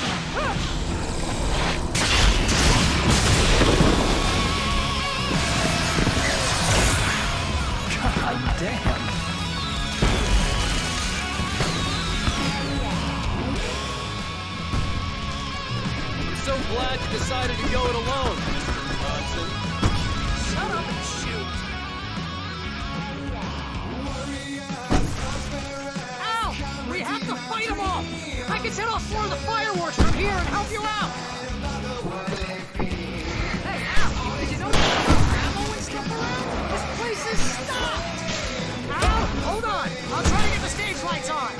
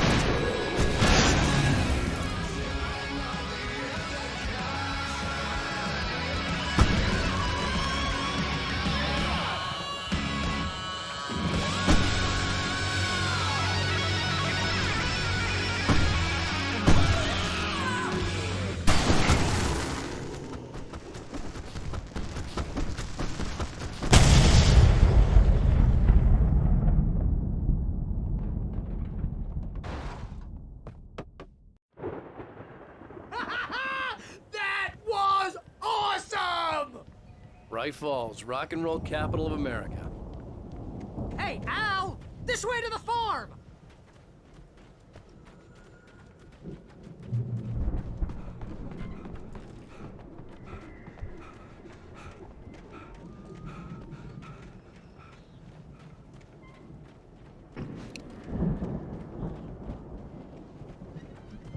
See, bestseller? No reason to worry. Your cutout's good as new, right where I left it. I'll come back for it once we have the place secure. Yeah, that's been my biggest worry all this time.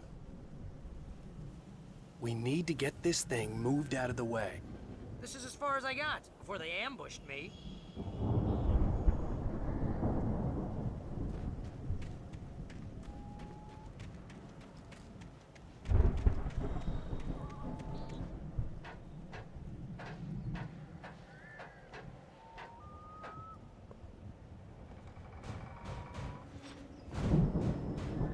Hey, I think Alan Wake here has something to say.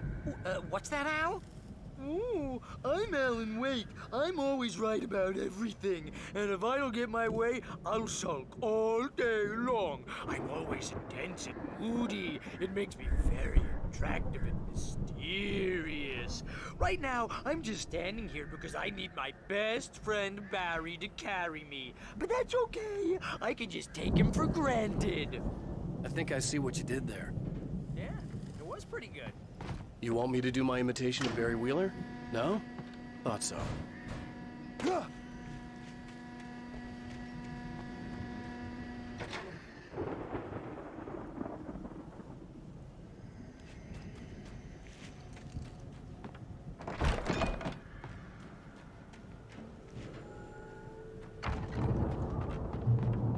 Wow! You look at that thing, Al? They really went all out with this Viking crap, didn't they? Look at all this stuff. They must have done okay for themselves, so how come I never heard of these guys before? And this from the guy who learned about Ozzy Osbourne through reality TV? Sleep. We all spend a third of our Night dreams in Spring. a soft Man, embrace, somewhere brings back between memories. fantasy Hey, and remember when I got you that gig? Your Dreams first have a real way of writing forcing job. What got you themselves into started? waking life, Was this one of your or episodes? vice versa. In Night Springs.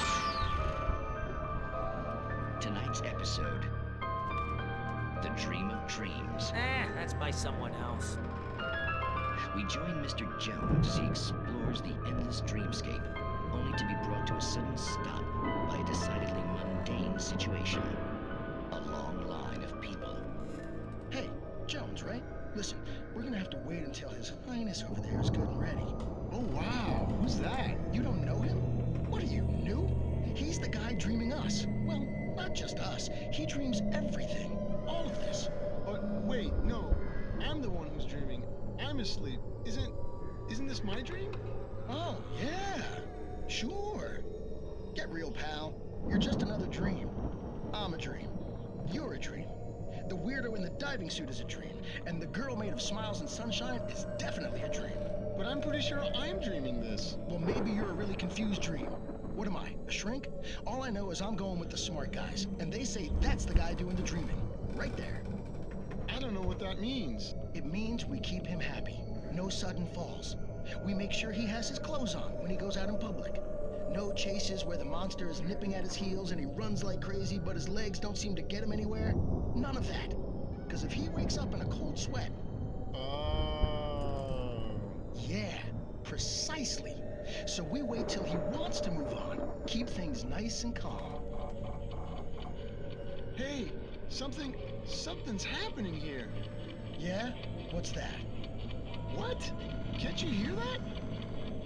Oh, God help us, it's an alarm clock. Oh, it's you, isn't it? Please, man, I got a wife and kids. Please don't wait.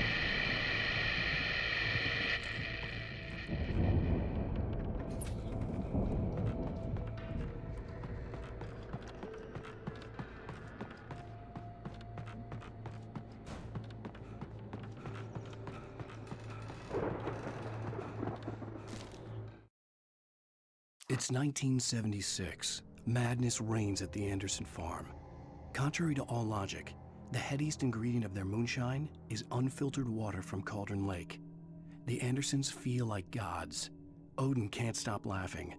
He contemplates cutting his eye out. Tor runs across the field, naked, shrieking, hammer in his hand, trying to catch lightning. Their songs have power.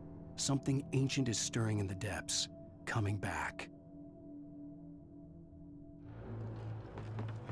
The Viking boat looked imposing, almost like a battering ram.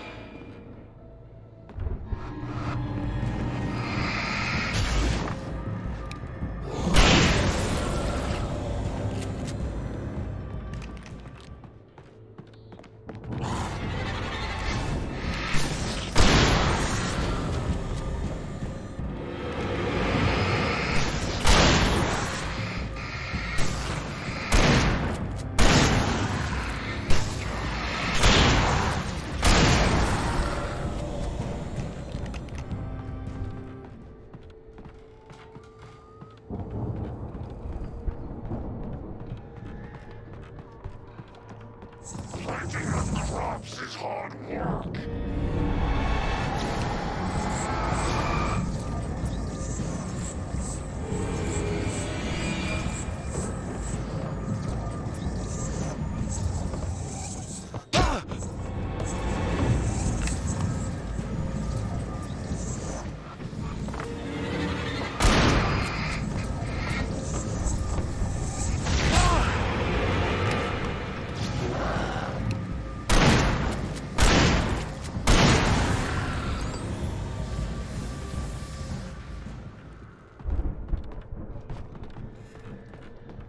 I think we can make it through here, Al!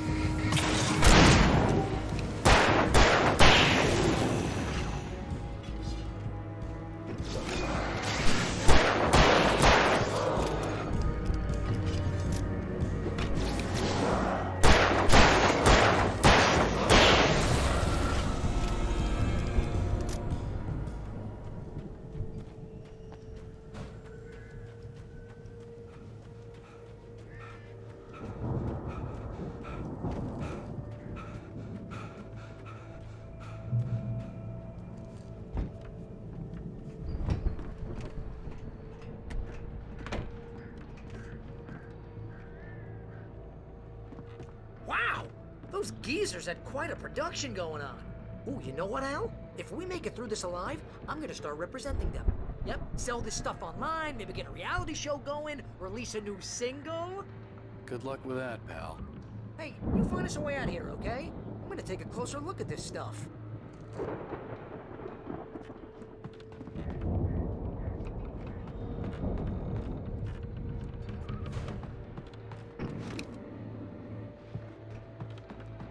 The door was barred from the other side. I'd have to find another way.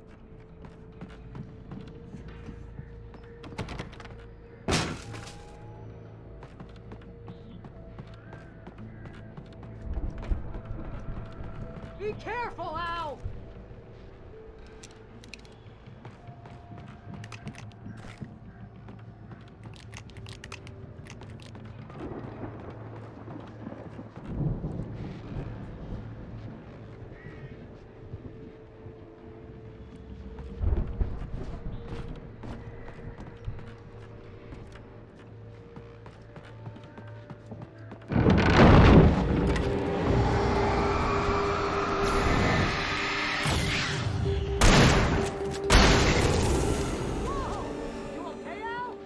I'm good. Keep your eyes open, okay?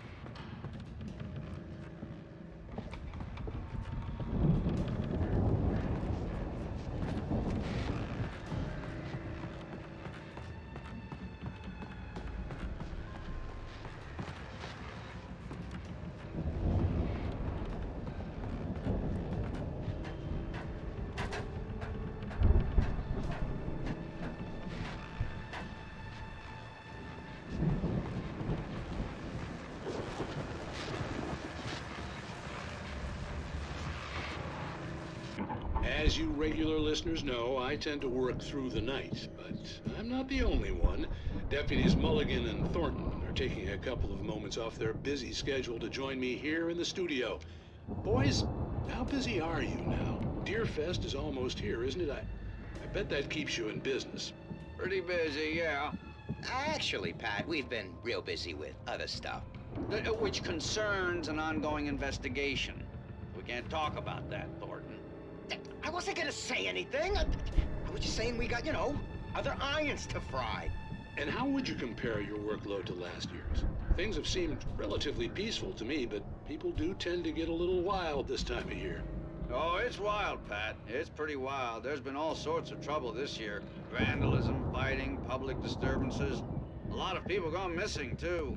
Yeah, it's pretty much the usual stuff, Pat. Just, you know, a lot more of it.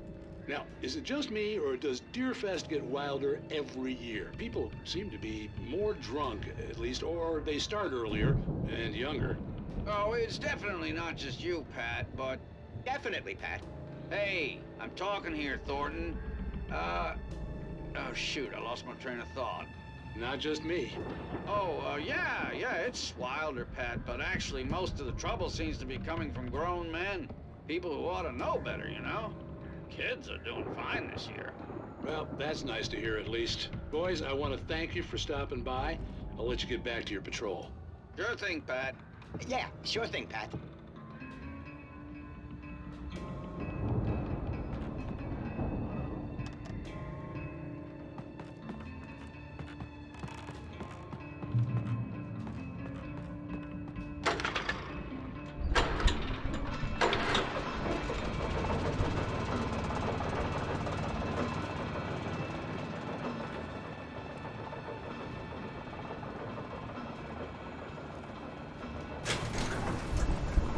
I could see the building that had to be the Andersons' home on the other side of the field.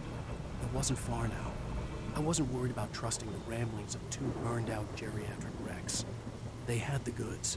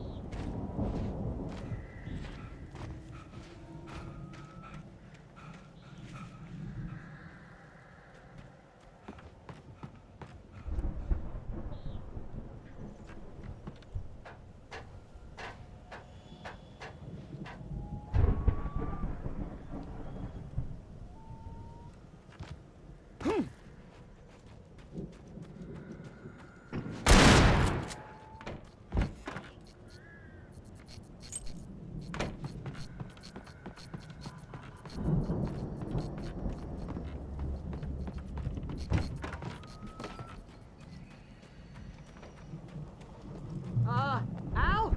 Is that you out there, buddy? Yeah, it's me. Hey, let's go, man.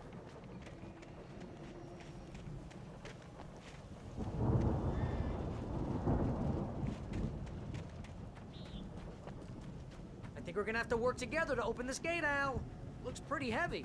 Ah! Hey, I think that's the farm on the other side of the field. We're almost there. This farm is a crazy place for crazy people.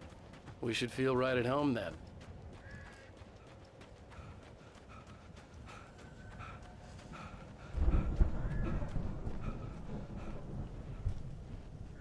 Come on, one more gate. Let's do this thing.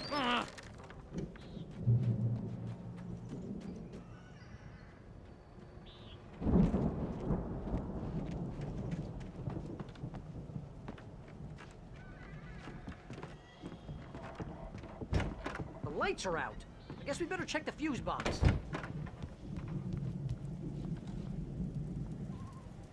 The power downstairs was out, but I was sure I could fix that at the fuse box. The power downstairs was out, but I was sure I could fix that at the fuse box. You know, this place looks kind of lived in. I thought the Andersons were in the booby hatch.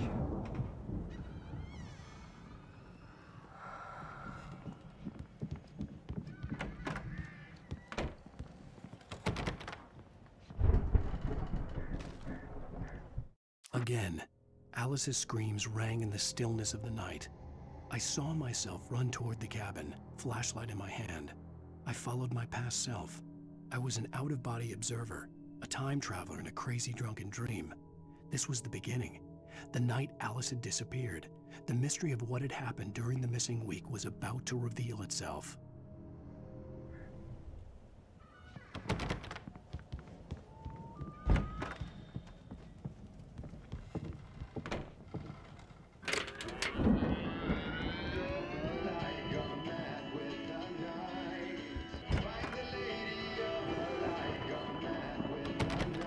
Can you hear that, Al? Music? Of course. We need to find where it's coming from. That's the message the Andersons talked about. That's the whole reason we're here. Lady of the Light? Oh, that's gotta be... What's-her-face? The crazy lamp lady from the town. Cynthia Weaver. Right. Must be.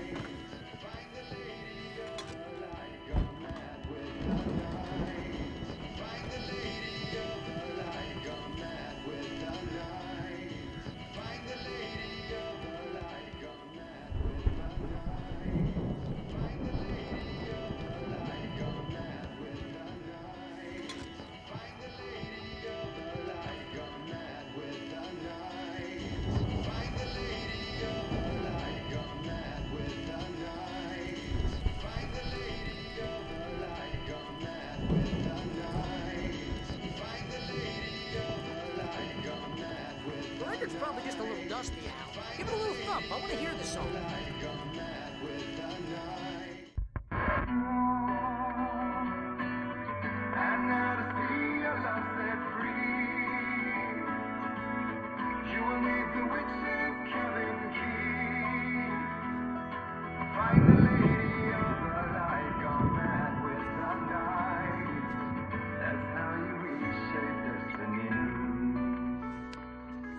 Okay. We need to find Cynthia Weaver. We'll stay here for the night and head back to town as soon as it gets light. Hey, Al. Lots of hours before dawn. Might as well get some rest. And by rest, I mean drunk. Come on, Barry, this is... Yeah, what the hell?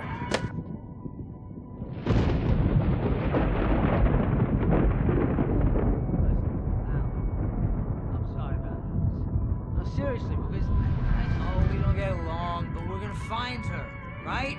And even though you're a crazy bastard, I'm gonna stick by you, no matter what, ever, Al. Sure, like a brother. I'm a writer, goddammit. Correct. If I just wanted to, I could write 10 books a year. And they'd be the best books that year. No, you couldn't. That's right, I couldn't. But I could, because I'm a writer. What? What do they put in this stuff? I feel like my brain is coming out of my nose. I'm gonna get the recipe off those coots and be a booze millionaire. I just miss her, Barry. I just want her here with me. I know, Al. I know. It's gonna be okay. We're gonna make it okay.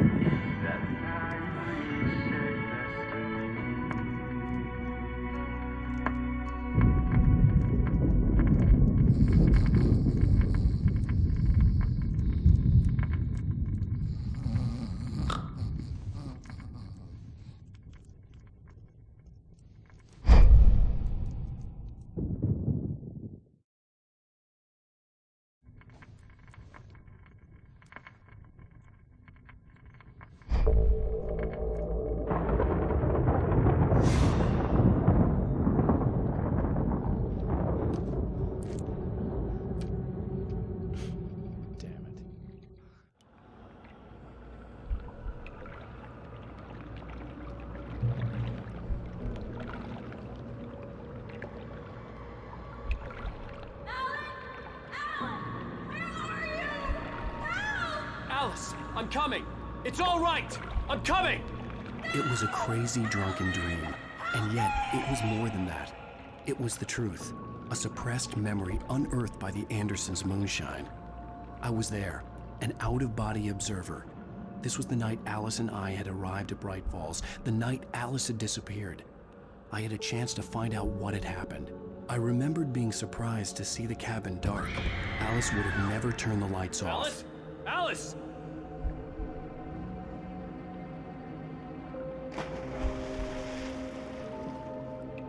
I remembered thinking I caught a glimpse of her form underwater, sinking into the darkness. Diving after her was the last vague memory I had of that night. After that, the next thing I could remember was waking up behind the wheel of the crashed car and finding the first pages of the manuscript.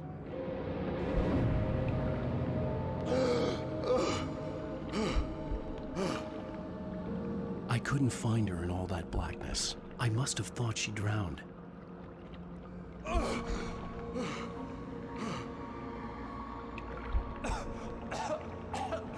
Alice! Jagger had Alice, and so she had me. Alice!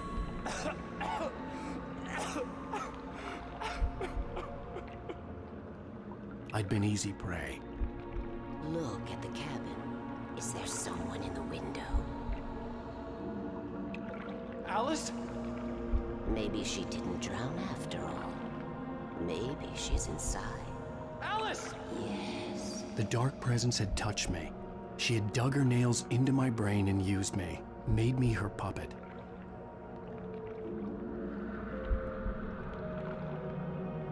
She must be here somewhere.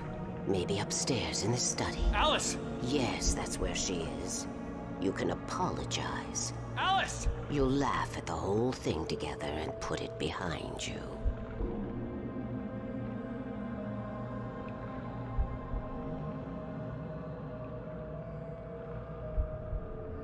Alice? She's not here. You were foolish to think so. No, she's dead. She drowned. No, no, no! It's your fault your wife is dead. You are guilty. All she wanted was to help you right. You killed her. Oh, hush. There's still hope. Cauldron Lake is a special place. Here, you have the power to change things. She wanted you to write. I will tell you what to do.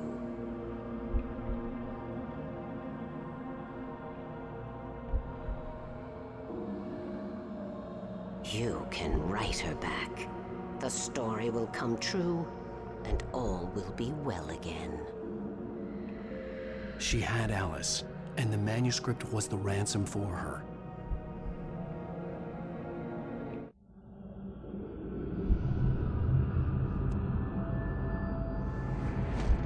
Yes. All right. I'll fix it. I'll bring her back.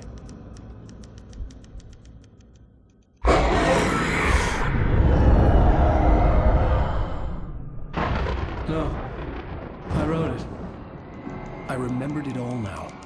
In the dark, I'd written for days, a week, almost a complete manuscript of a novel entitled Departure. Jagger had been my editor, whispering in my ear, making sure that the unfolding story would make her more and more powerful. I thought I was saving Alice. Even with the cobweb she put in my head, some part of me had been aware enough to write my escape into the story, to bring a light into the cabin to release me before I could finish, to interrupt the horror story before the ending, where darkness consumed everything and everyone. Zane was weak and far away, but I had written him into the story, and his light had been enough to set me free. It isn't here now. I'm here because it was written. I brought the light to set you free. You must hurry. It will know I'm here. It will be back soon.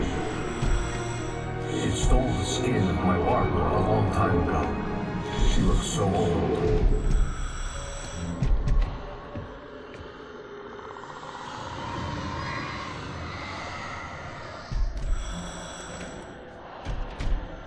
I'd woken up, confused and groggy, my mind consumed by darkness and fear. All I could do was to escape.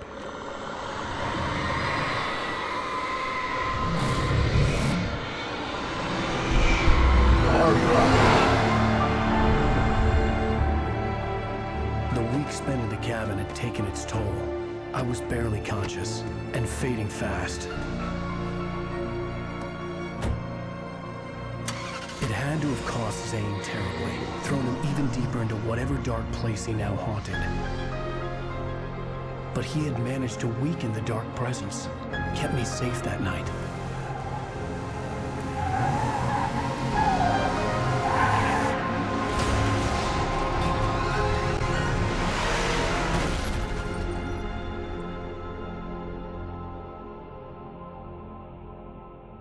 I wrote it. It's my fault. That's right, James Joyce. It's your fault, and you're gonna pay for it.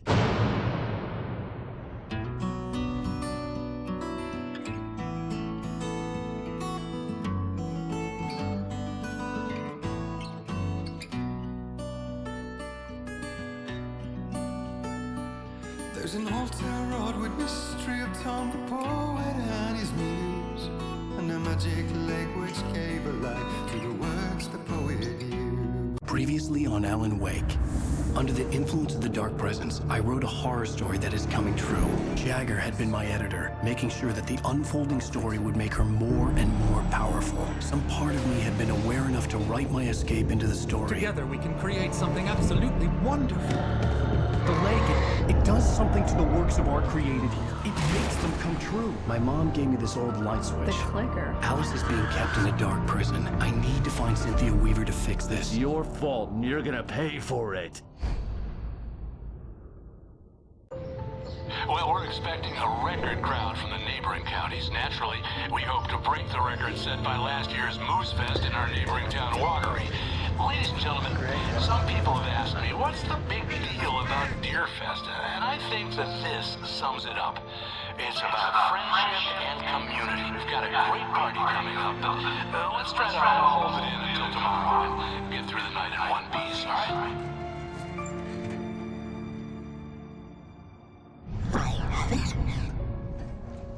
Someone will come for it when the time is right. Thomas said so. He wrote it.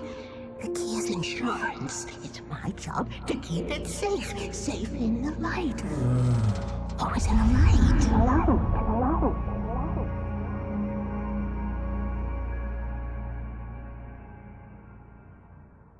All the manuscript pages were gone. The FBI agent had taken them. I think my tongue just took a crap in my mouth. Ugh. Oh, wait, we're in jail now? Al. Al, this is not good. That about sums it up.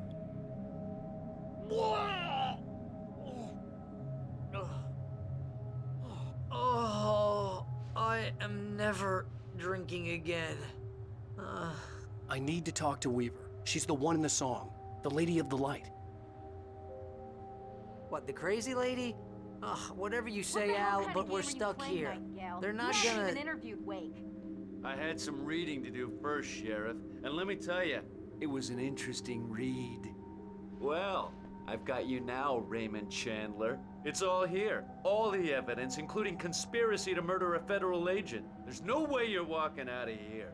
You hear me in there, Bret Easton Ellis? Huh? Agent Nightingale, I want to talk to your superior. Well, we all want things, Sheriff. I wanted my... Look, that's not possible right now. Agent Nightingale, I insist.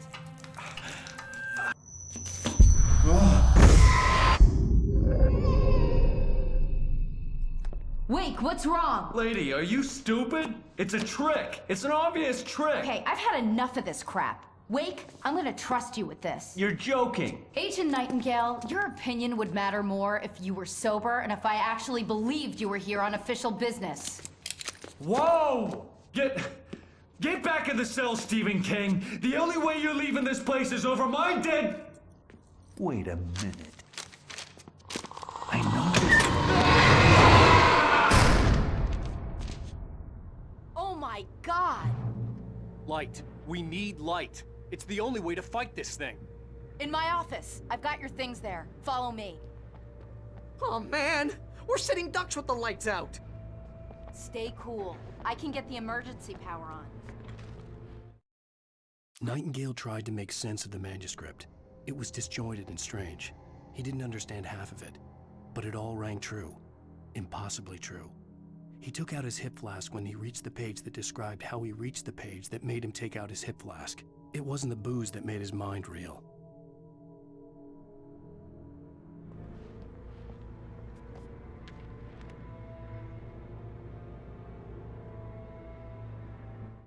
Nightingale felt the situation veering out of his control, but the gun at least felt steady in his hands.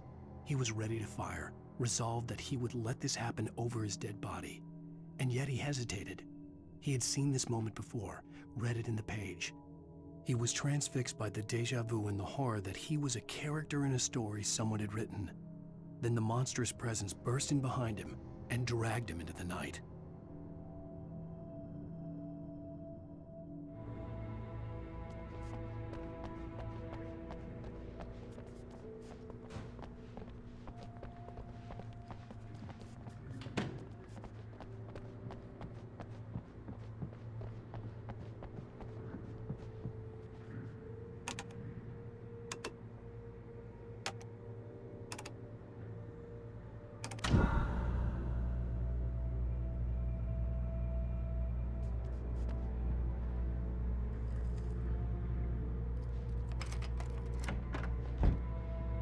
Here are your things. Wake, what do I need to know? What do you need from me? They can be hurt in the light, only in the light. And I need to find Cynthia Weaver. She can help me stop this. Light. Check. Cynthia. She lives in the old decommissioned power plant. I can get you there pretty quickly in the rescue chopper. Come on, let's get back to your friend. Wheeler, I need you to stay here. What? No! We're going to fetch our ride, but I have friends who need to be warned about this, and I can't be in two places at once. I need your help. Well, okay. Here's a list of people and phone numbers. I need you to call them and tell them you have a message from me. Night Springs, okay? They'll know what to do. Night Springs? Like the TV show? Gotcha. Oh, hey, that radio guy is on the list, Maine. Who's Frank Breaker? He related to you? My dad. Hey, is this like a secret society? Can you do this? You'll be safe here. The backup power's on. These guys need to be alerted, just in case we don't come back. You'll come back for me though, right? As soon as we get the chopper ready. Thanks, Wheeler. I owe you one. Okay, let's go, Wake. Through the back. My hangover wants a pizza. You think there's any way I could order one, Al? My hangover wants you to shut up and get to work. Hello, Mr. Breaker? This is Barry Wheeler. Yeah, I know it's late, but listen, the sheriff, Sarah, asked me to tell you something. She says Night Springs, okay? So I guess she... Yes, sir. Okay, No, she's okay. She's just busy, so she asked me to... Oh, no. Actually, I'm a literary agent, sir. I'm just helping her out because she's busy right now.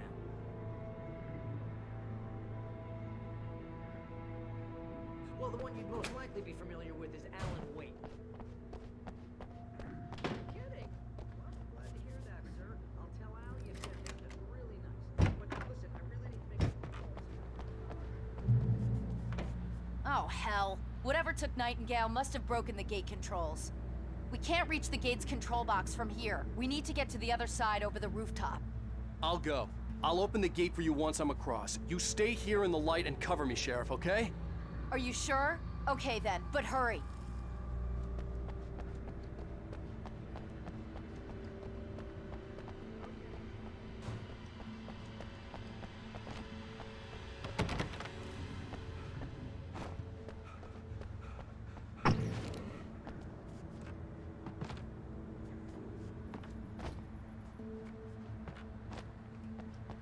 I needed to reach the rooftop to get to the other side of the broken gate.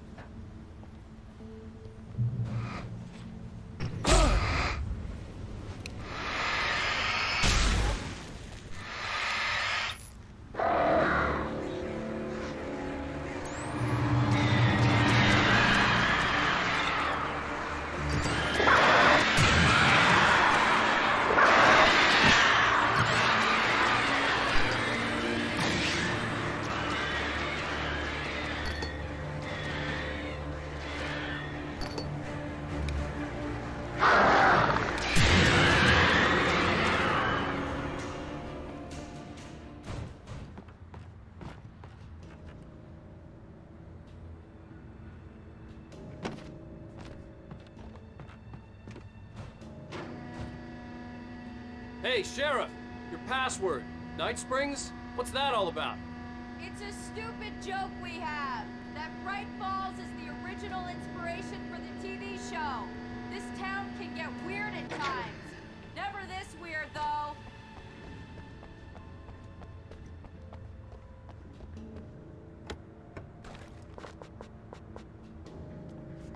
You need to bypass the damaged control box. What am I, an electrician? Hold on!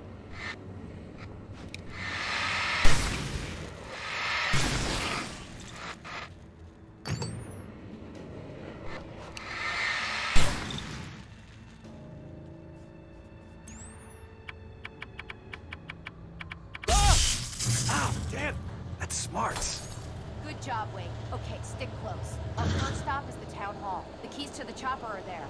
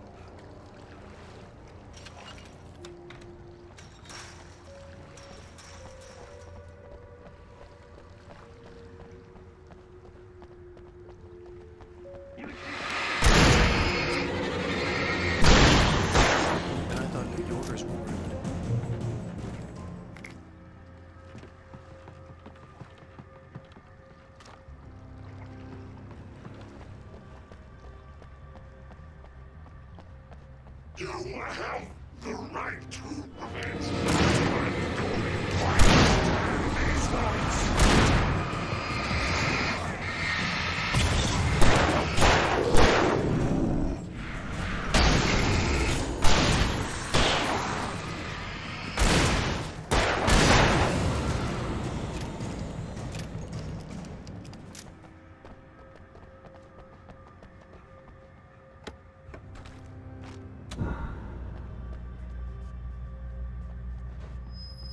I'm right behind you, Wake.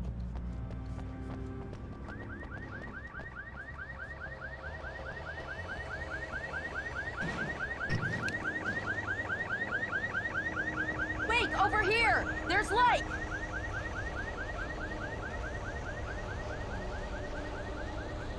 I have a key. Watch my back, Wake.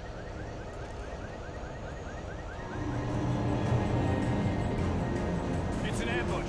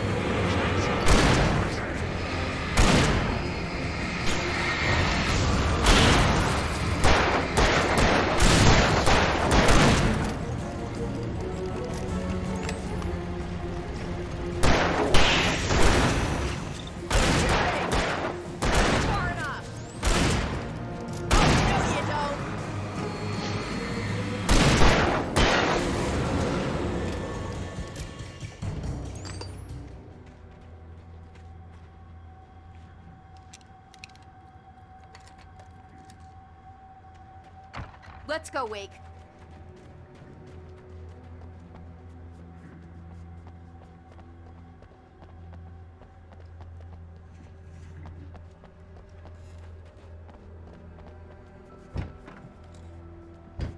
Okay, someone's messed with the fuse box here, but you should be able to jury-rig it while I find the keys. I already got electrocuted once today. How about I look for the keys and you get burned for a change? Fine. They should be in the clerk's office on the other side of the building, near the main entrance. Gotcha.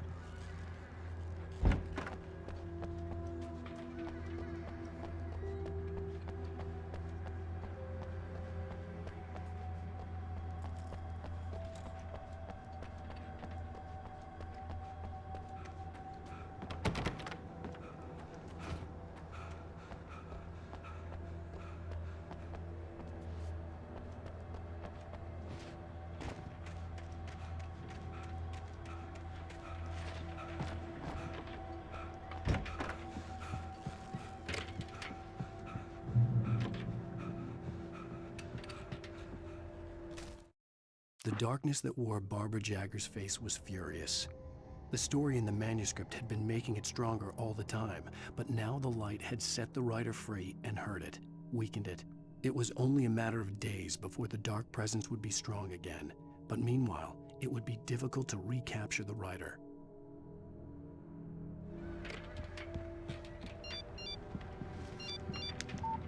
The message was from Barry. He was getting worried at the station. He wanted us to hurry.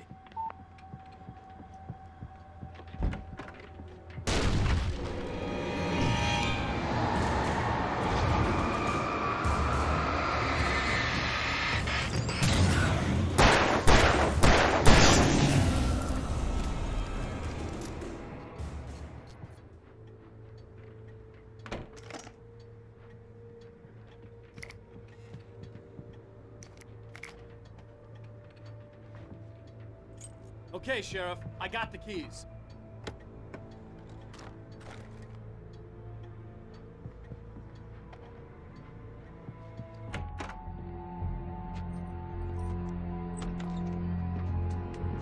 Barry? Why isn't he inside? Oh, God. Oh, God.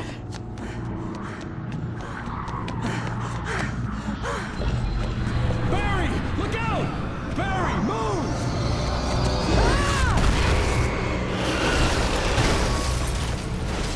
Barry! He made it inside, Wake. He's okay. The storefront's blocked. Come on, Wake. Let's go around. We can meet him in the back.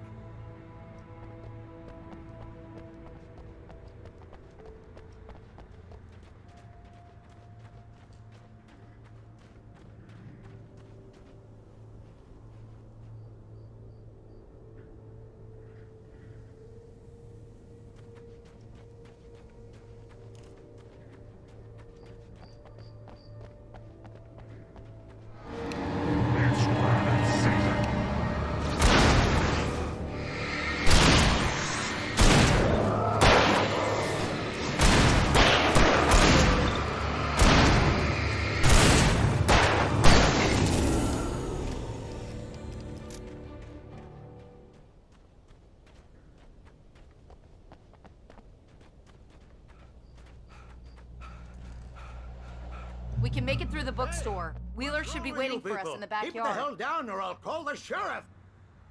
Oh, hi, Doc. I've got it. Don't worry about it. Sarah, about time somebody showed up. All the shooting in the air is idiotic. One of these days they'll kill somebody. And over Deerfest. I know. Go back to bed. He's got a point, Wake. Look, this town can't take this. It's me they want. The sooner I get out of here, the sooner you can all get back to life as usual. I hope you're right. Come on, let me get this door open. Wait, you got the keys to the bookstore? Perks of being the sheriff. A girl needs to get around.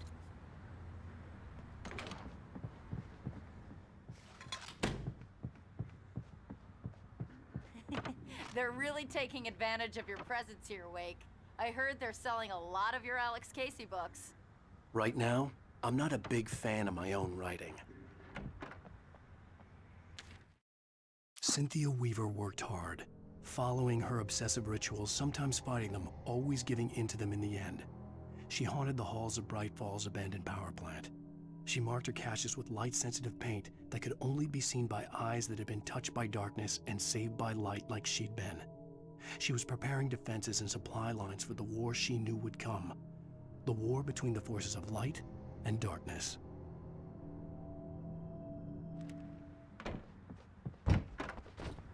I don't see Barry. Look, Wake, maybe that's him. That's the way to the chopper.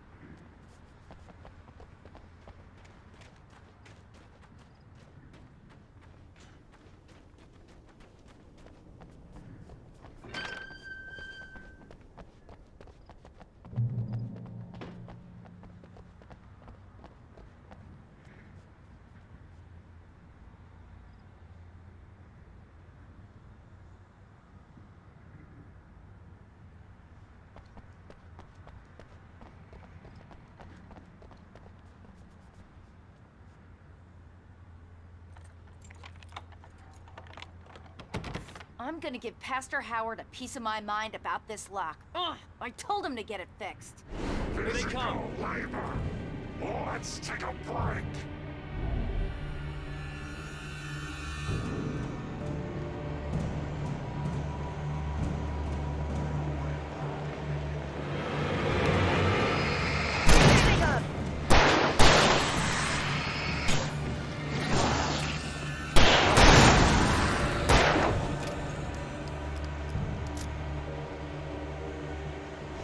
Omega-3 fatty acids are good for your heart.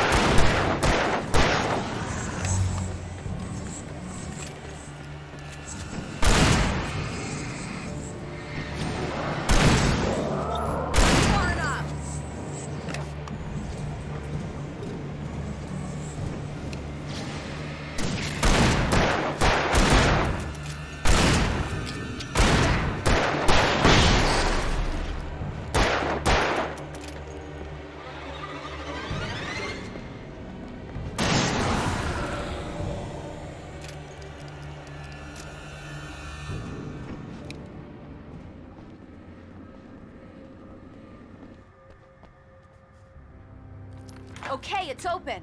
Let's go, Wake.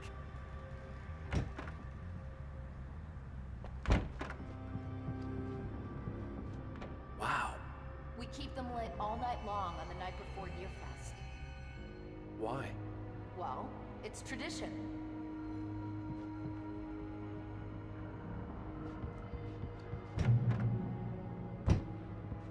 We're almost there. We'll have to go through the basement to get to the parking lot. Yeah, there's no way going through the crypt will turn out to be a bad idea.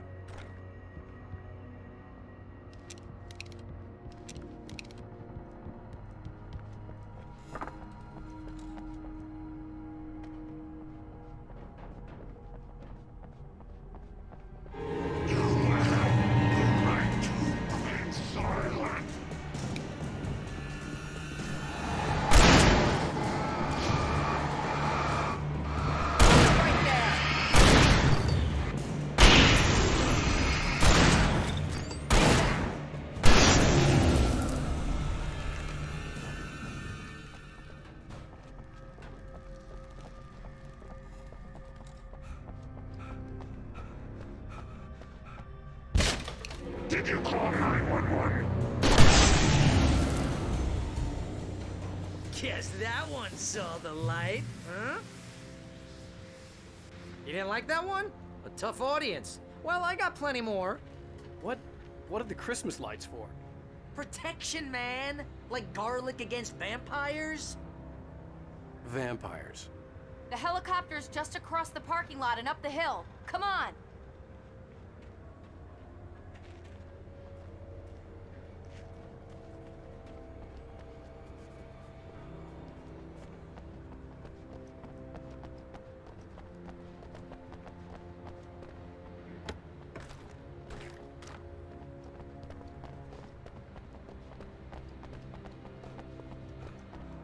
The Bright Falls General Store is now my favorite place in the entire world. See this headlamp? It's like a superpower. I can just look at one of those things and they die. It's my flaming eye of Mordor. I wish I didn't say that. Yeah. Hey, I want a headlamp. Alice had screamed until she had no voice left to scream. Around her, the darkness was alive. It was cold and wet and malevolent and without end. She was a prisoner, trapped in the dark place. The terror would have burned her mind out, but one thing made her hang on. She could sense Alan in the dark. She could hear him. She could see the words he was writing as flickering shadows. He sensed her too. He was trying to work his way to her. Last one. Bastard.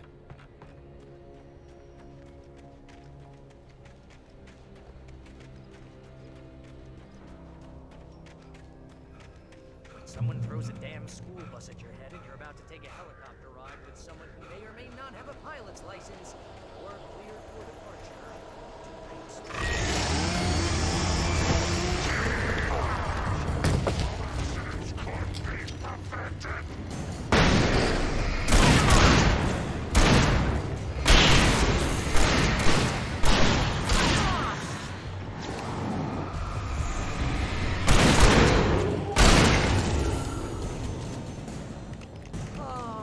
Get used to this. The helicopter's just up ahead. I'll need a while to prep for takeoff. Get out of here.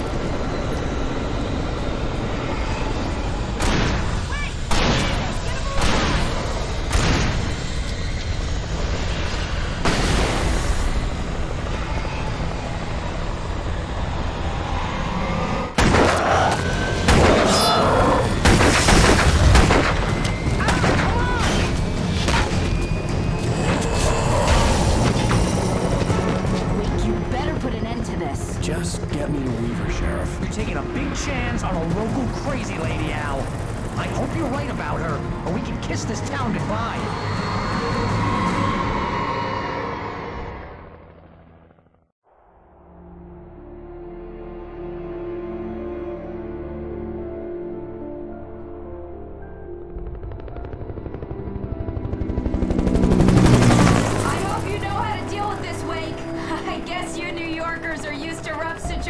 Like this. Right. The city's a war zone. King Kong, mutant alligators, and Alex Casey shoots the place up every weekend. Look, I never even carried a gun until a couple of days ago. Well, my dad used to be a cop there. Tells some pretty wild stories. Stuff like this? No, just normal bad stuff. Kinda like your books, Wake. I used to tease Dad that he was just like Alex Casey. You've read me. Oh, sure. You're a pretty good writer. A little heavy on the metaphors, maybe. Nobody's ever said that before. We're coming up on the power plant. See the lit building over there? And that's the dam further up the river. I can't land here. I'll take her down the road across the river. Just get me there, Sheriff.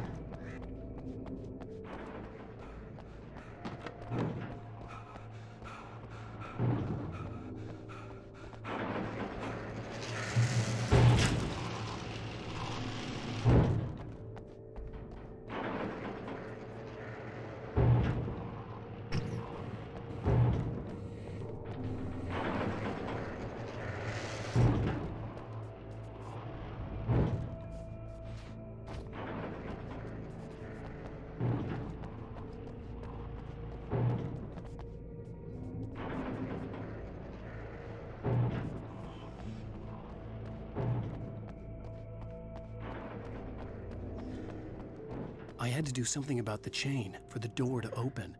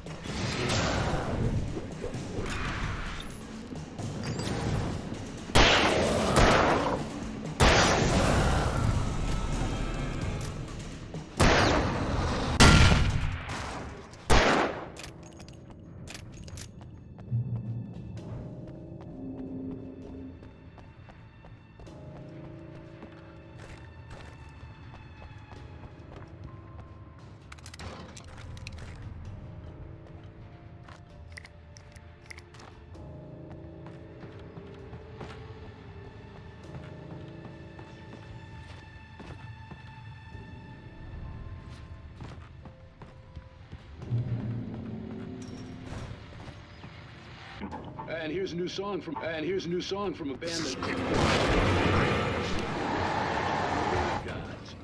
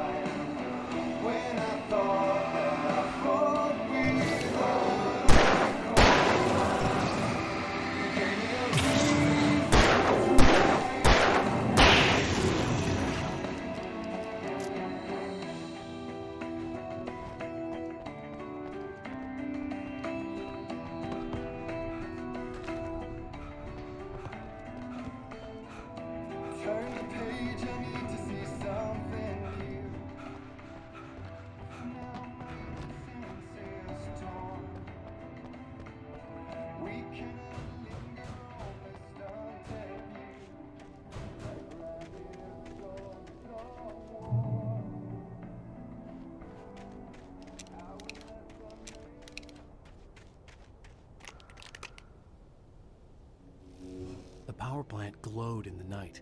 It was close, but I had to find a way across.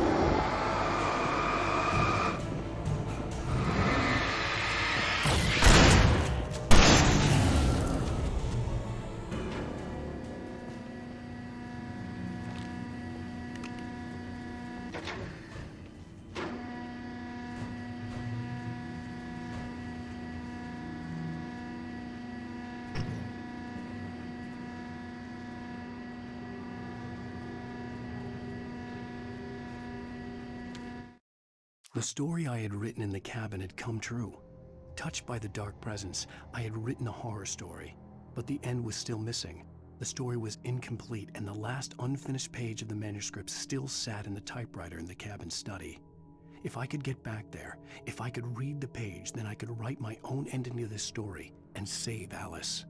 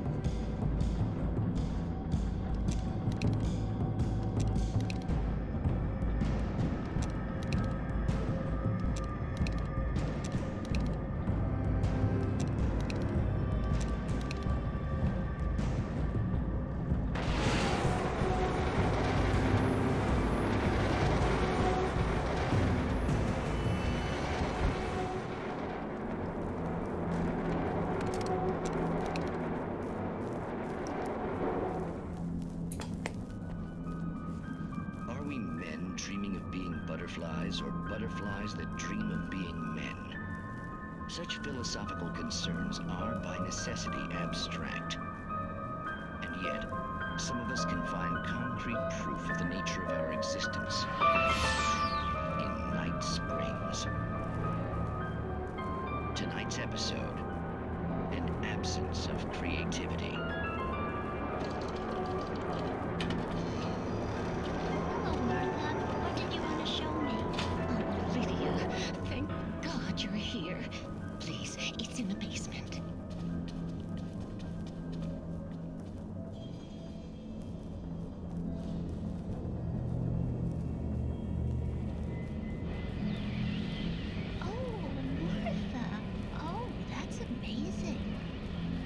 Just, I found it here this morning. It's like it isn't there, but, oh, I can't look straight at it. Yes, I'm sorry. How did you get here? Well, I'm trying to work. Did you put this thing here? In a way. To be more precise, I put everything here but that. Really? But what is it? Oh, I guess the temptation is to call it a hole, but it's really an absence, a profound lack of reality. In Martha's basement?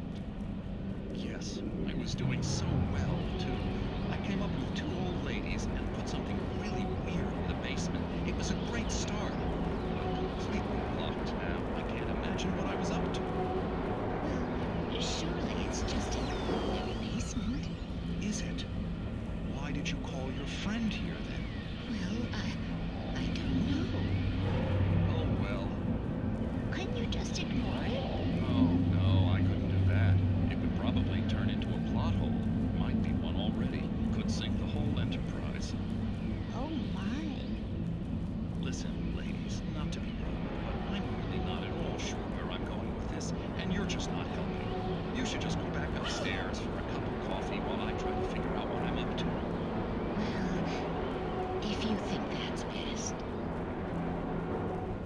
should just stop here. Or is that too moronic? Is that too moronic? Indeed. Who can tell? It's a fine line between the stupid and the sublime. Night Springs.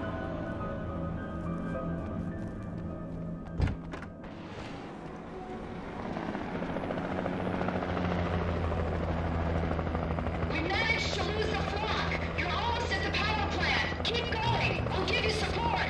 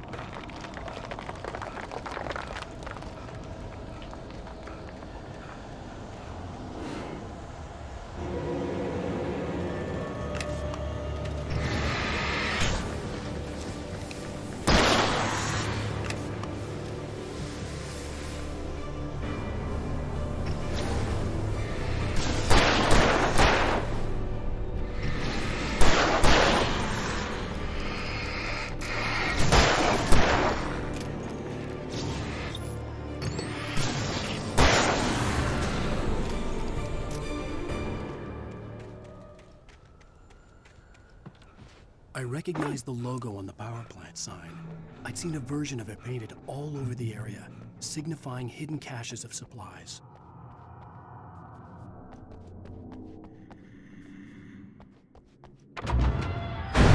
Hold it right there! Miss Weaver! Cynthia! I'm a friend! Prove it! You knew Zane! Thomas Zane! You're the Lady of the Light in the song! You can help me! about time! Young man, I've been waiting a very long time for you.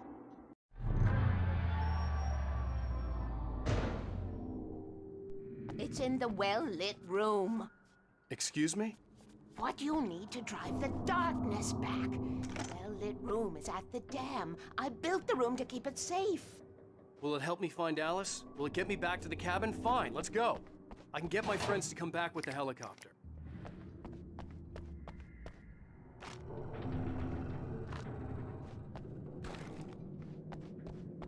Oh, we won't go outside.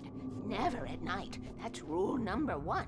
You've been breaking the rules, young man, and where has that gotten us, No, I have a secret route, a lit route, an old water pipe. Something was damaged at the transformer yard. It's draining all the reserve power. Without it, the pipe will go dark. The power to the yard must be cut. Let me guess. You want me to do it? Young man, you're the one who likes to break the rules. I can't be outside in the dark. The kill switch is outside.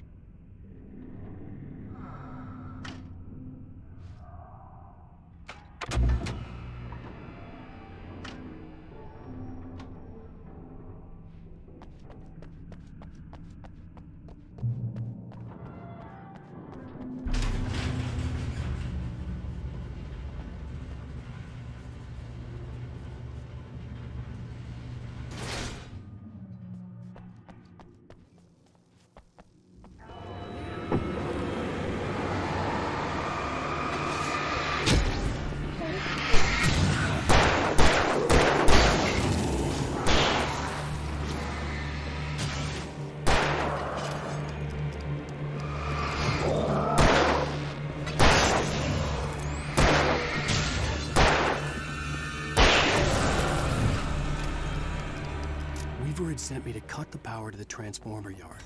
I was willing to do grunt work for her to get her to help me. I hoped Weaver was dependable. I'd stumbled into this crazy world a little over a week ago. She had been living this insanity for decades. I could see the kill switch that would cut the power to the transformer yard. Now I had to find a way to reach it.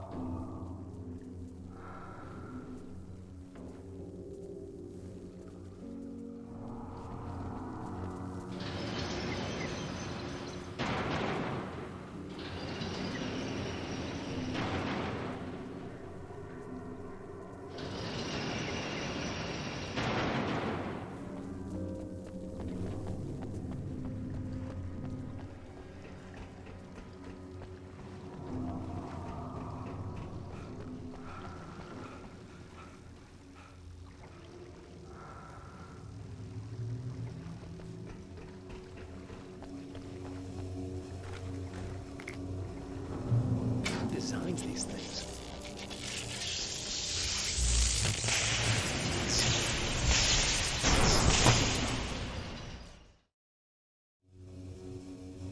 Who designs these things?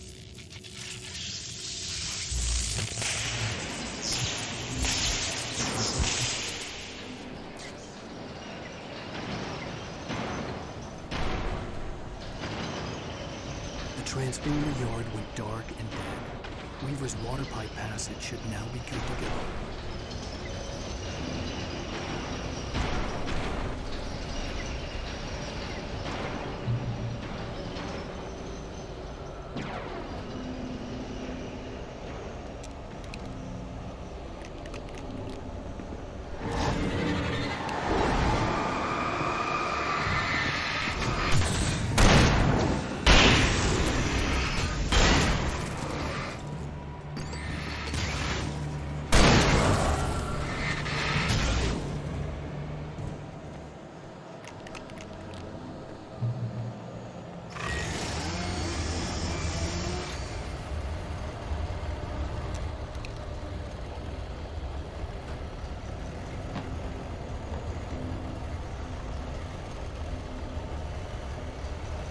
Kill you fools!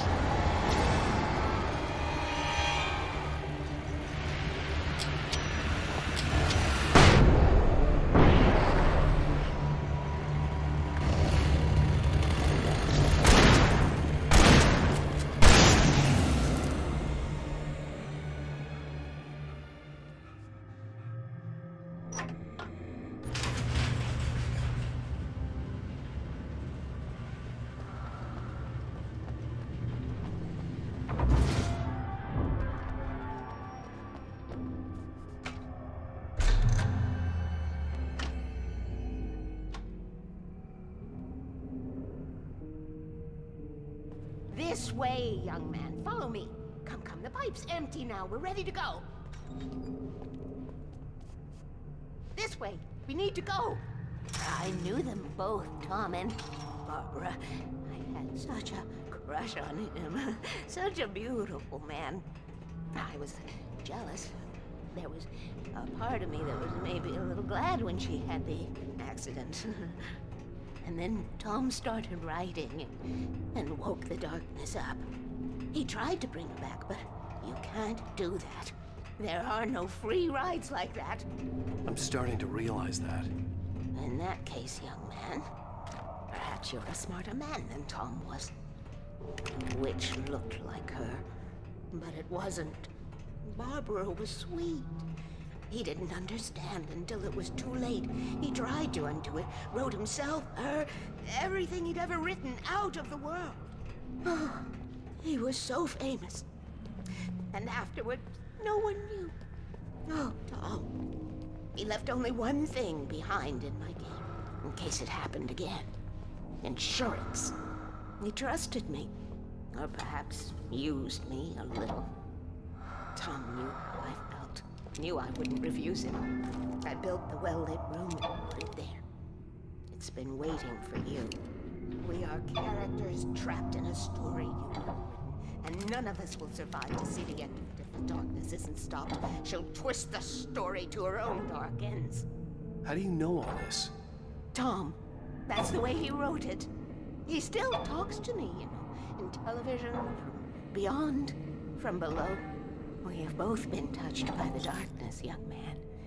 He saved us both with light, but the darkness stays with you. Leaves a stain. This pipe will take us directly to the well-lit room. Okay, I need to call my friends, tell them where we're going. Hello? Al! Barry, we're headed to the dam in one of the pipes. Meet us there. Okay, I'll tell Sarah. It's Sarah now? Whoa! No! For the sweet love of... Barry! Barry! We gotta go see if they're okay. They're probably dead. You must reach the well-lit room. This is no time to be a selfish idiot. That's my best friend!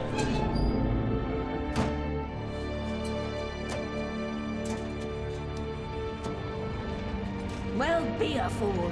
I'll use the pipe. I'll meet you at the dam if you make it.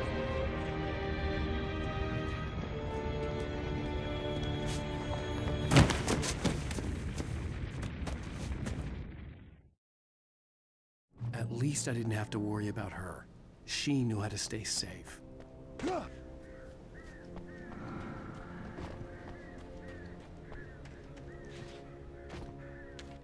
Sarah was almost starting to relax.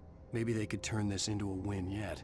Suddenly, there was a piercing sound, like a table saw gone wild, as 100 birds made out of shadows swarmed into the rotor. The chopper bucked wildly and the board lit up, telling her what she already knew. They were going down. Barry Wheeler screamed next to her.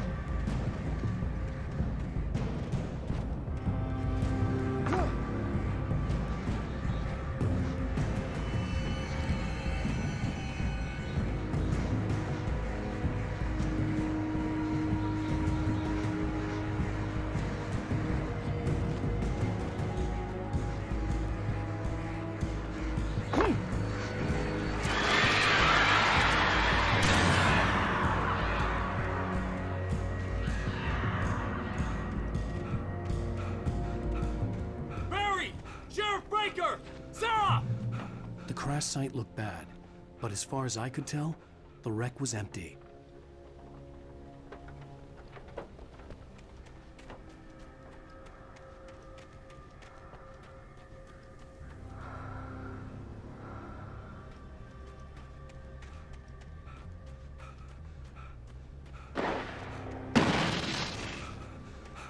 Barry! Barry! Over here! Hang in there, I'm coming! Get the hell back! No, you don't.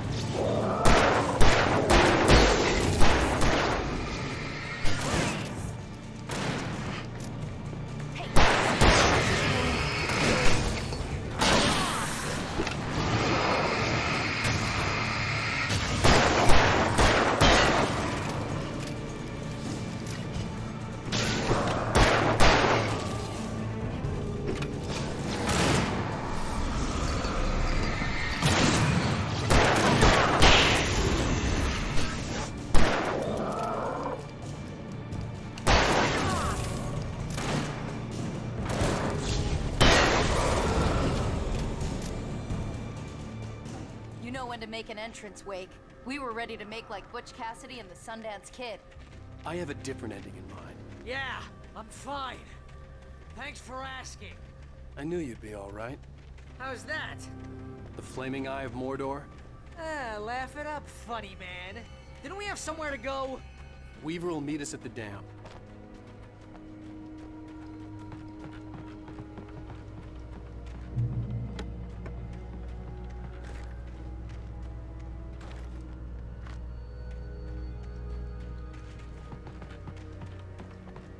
You see those lights? That's the elevator we need to take.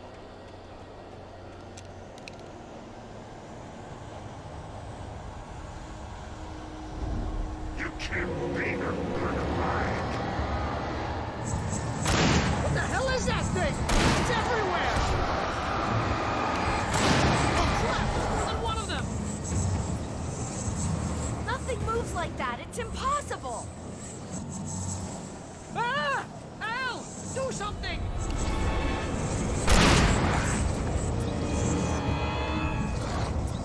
Get back! I can't get...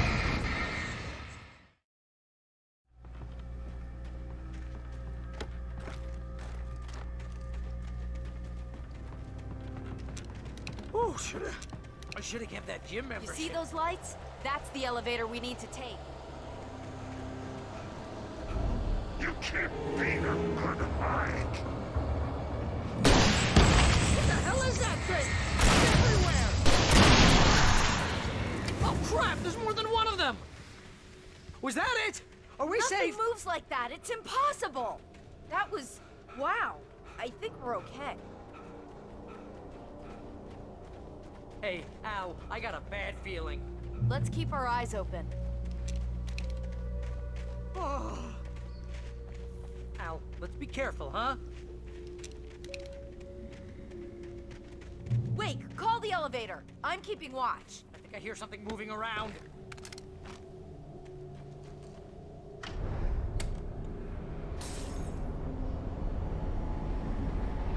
Heads up! Here they come! Oh no! Oh no! They're coming! We have to hold them off!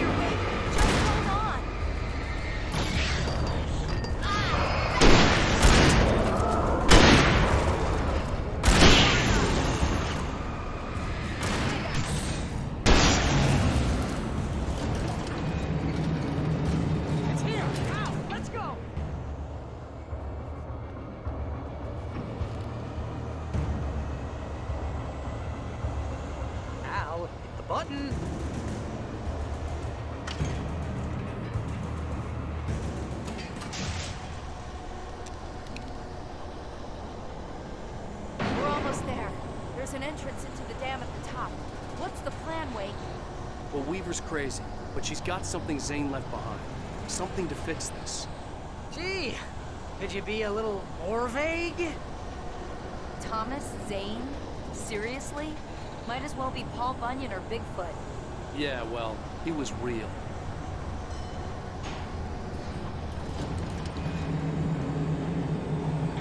Let's be careful, okay? Oh, jeez, I hate this.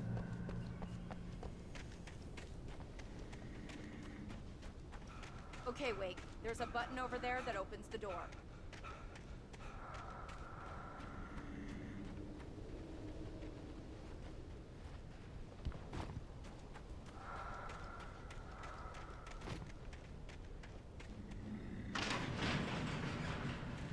I think something's broken. Hold the button down so we can get in.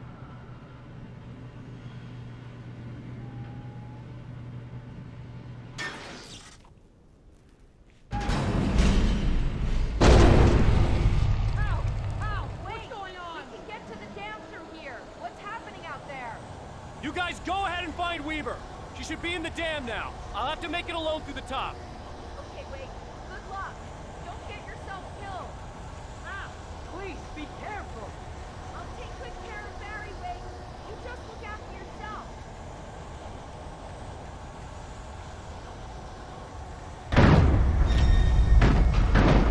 You gotta be kidding me.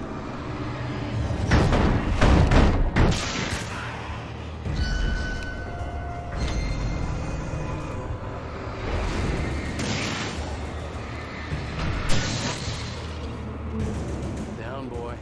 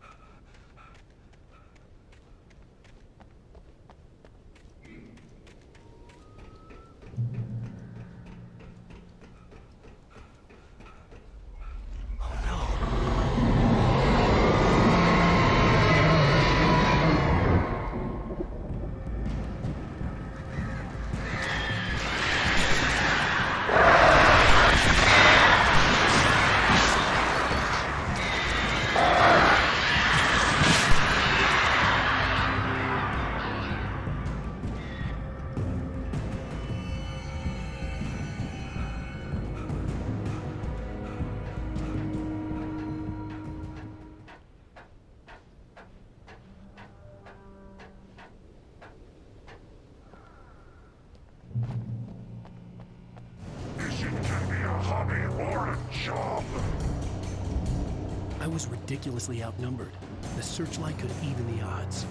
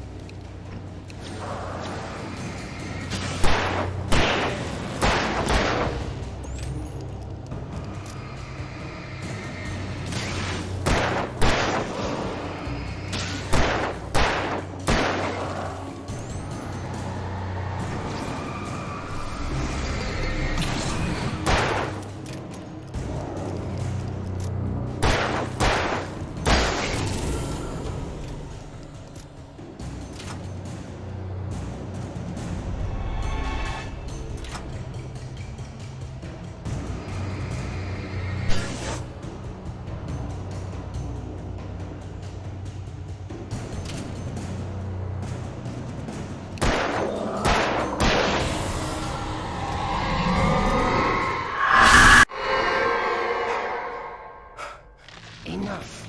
You will go no further.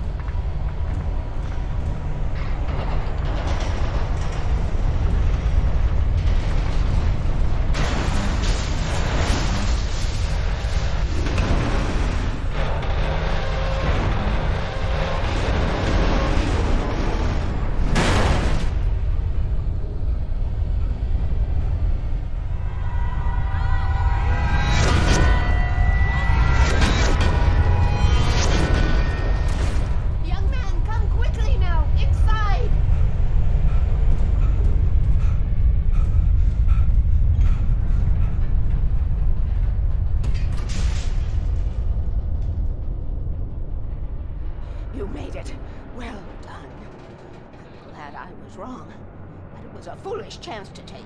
Don't worry about the noise. We're safe here. I have looked after the well-lit room for many, many years now. There is no shadow in the well-lit room. The power is fail-safe, and all the bulbs are numbered and changed regularly based on their make and model. Right.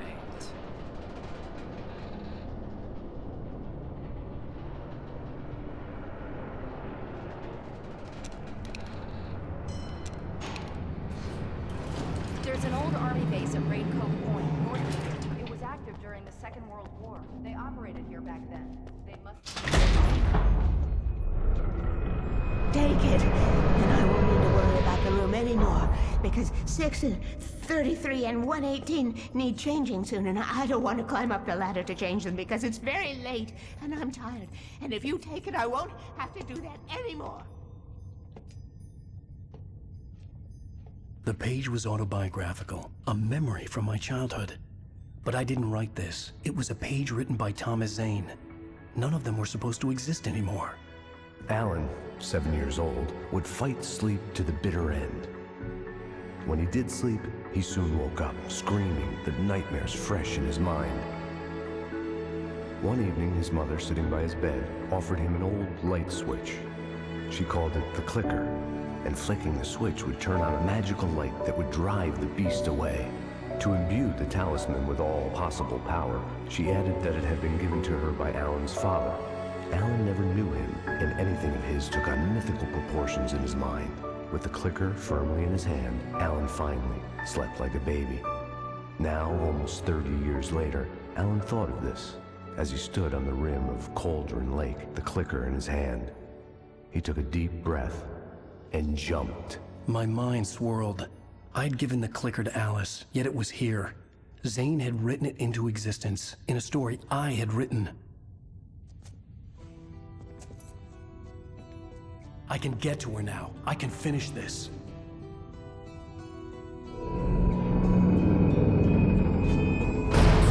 Remember standing on a broken field, white crippled wings beating the sky, the harbingers of war with their nature revealed, and our chances flowing by. If I can let them. Alan Wake. I wrote a horror story that has come true. Thomas Zane did the same in the 70s. You will go no further. If I continue like the Dark Presence wants me to, the story I'm writing won't save Alice. It's a horror story. No one will survive. You knew Zane! Thomas Zane! You're the Lady of the Light in the song! He left something behind to help me. The clicker. Alan thought of this as he stood on the rim of Cauldron Lake, the clicker in his hand. He took a deep breath and jumped. I can get to her now. I can finish this.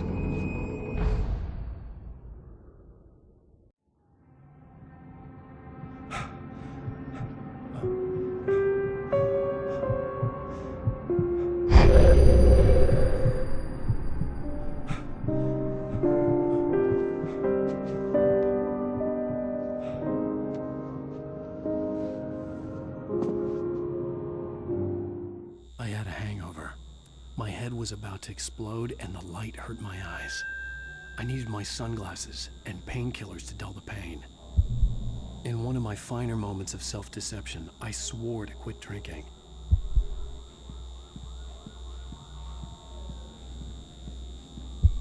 I wasn't sure if I could face the world without my sunglasses and something for my headache.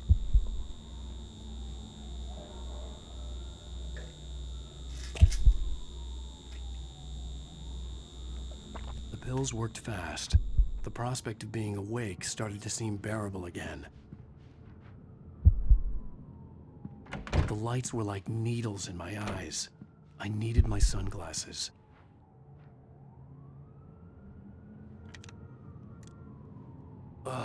The sunglasses made the world look bearable.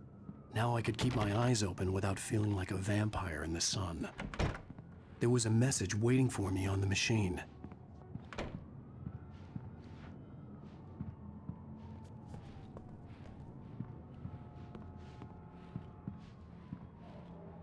You have one new message. Al!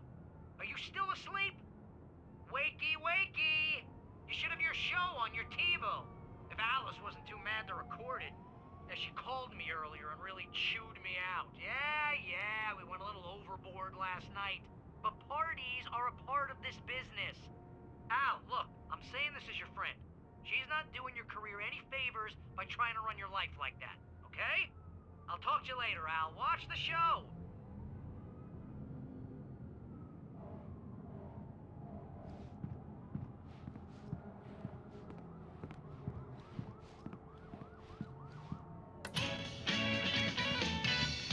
Ladies and gentlemen, welcome back to the Harry Gallic Show. Thank you. Thank you, everybody. We have a great show tonight. I've been talking with the best-selling author Alan Wake about his new book, The Sudden Stop. Yeah, good read. Go buy it. No, it is a good read. Look, I'm gonna be honest here. Is that wise? No, but I'm gonna do it anyway. I got people who give me the lowdown on books. I'm a busy guy. But this one, I actually read from cover to cover. I mean, I'm a big fan. Wow, thanks. Now, this might be a spoiler for those who haven't read the book yet.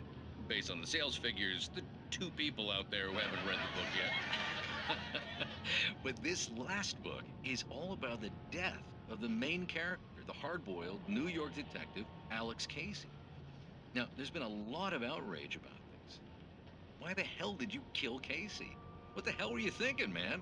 Good riddance. No, seriously though, 7 years and 6 books is a long time. He was a gloomy guy to spend all your working hours with, and it was a good run. But it's time to explore new things. My next book will be a departure from the old for me. You selfish bastard, always thinking of yourself. Well, you've certainly given us a lot of entertainment over the years. And now that you mention it, Casey was a gloomy guy. Never had much luck with his love life with the ladies. Was that autobiographical in any way? Yeah, no kidding. Casey's lady friends tended to die on him. With Casey, it was all about his pain. No, nothing autobiographical about that. I'm a happily married man. My wife is my muse. Well, congratulations. That's great to hear. So, how's the publicity tour been treating you? Good. Great. But I gotta say, I'm glad to be back home in New York. Well, you've certainly been on the news a lot lately.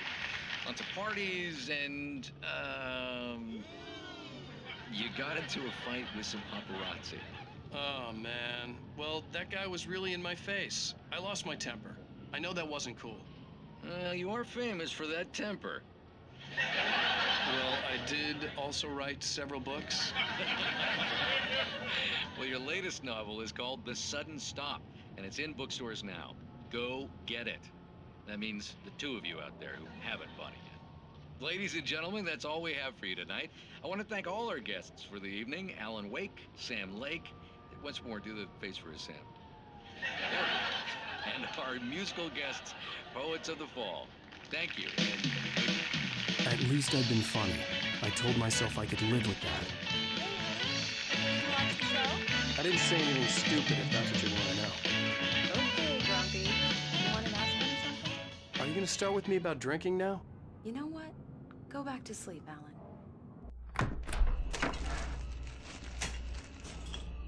What? Now you can't even talk to me? Well, this morning I was angry because you said you'd be home at midnight and you showed up at 7 a.m. and passed out in mid-sentence. Now I'm over it. Are you angry? This goddamn tour. It's gotten out of hand. Oh, honey. It's almost over, right? We can get back to normal. Then you can start writing again. I'm sorry, honey. Alan, you're not thinking straight. Just take a shower and go back to bed, huh? Yeah, you're right, honey. I'm sorry. Once this is over, let's go away together. A vacation. Just you and me. Some peace and quiet.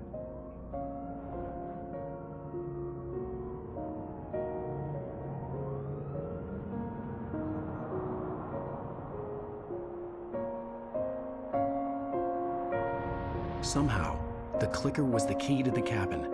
I had to return to Cauldron Lake to save Alice.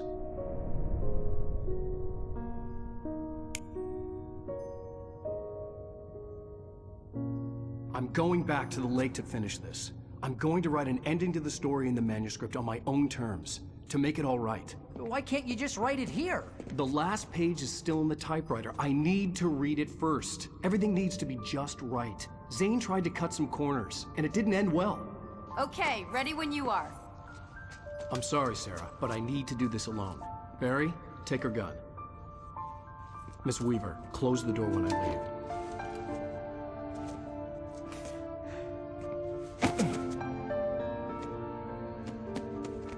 Good luck, Al. See you later.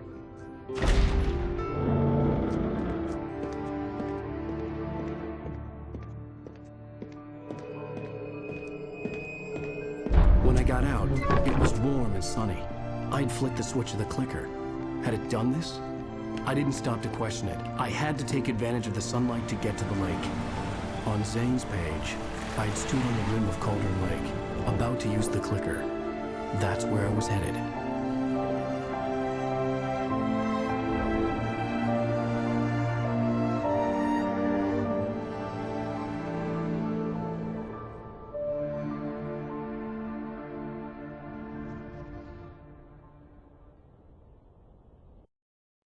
Alone, in daylight, surrounded by the beauty of the Pacific Northwest landscape, it was hard not to let doubt creep in one last time. I could still chalk everything up to a dream, a delusion.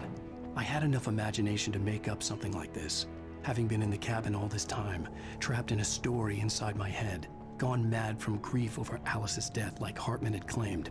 There would be no way of knowing. I told myself it didn't really matter. My course was set.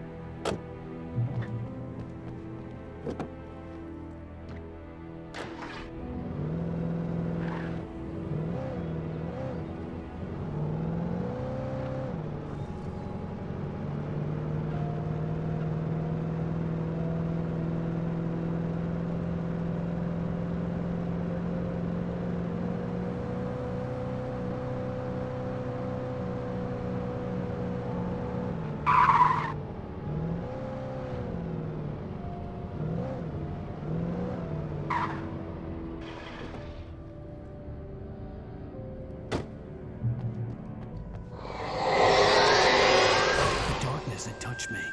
There was a link between us. Always would be. I could feel it.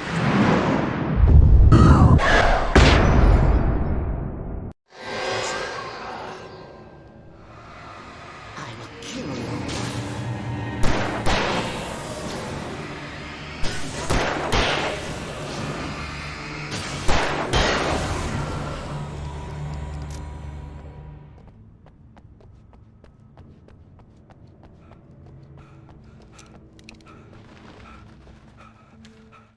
The Dark Presence was no longer trying to capture the writer so he could create the ending it wanted. The writer knew too much. He was too strong. And he carried a weapon left behind by Thomas Zane, something that could hurt it. Now, the darkness was doing everything in its power to simply stop the writer from ever reaching Cauldron Lake and the dark place it came from.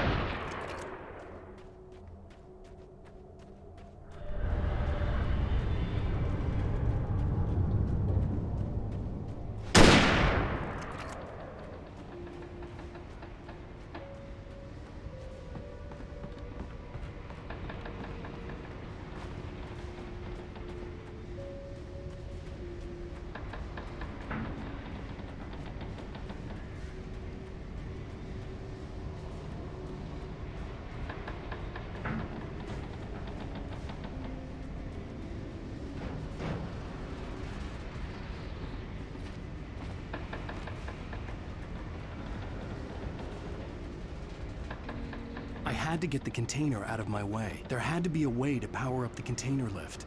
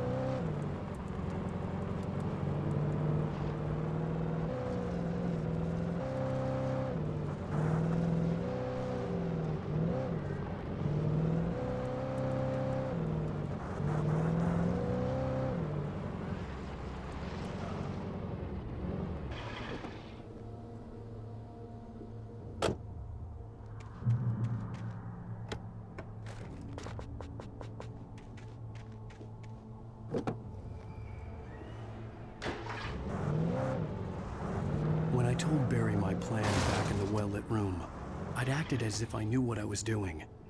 I didn't. I was operating on the shifting logic of a dream. I had to fight my way to the lake through the horrors of the night. I had to flick an old battered light switch imbued with childhood magic. I had to write a happy ending to a horror story. I had to save my wife from the dark prison she was being held in.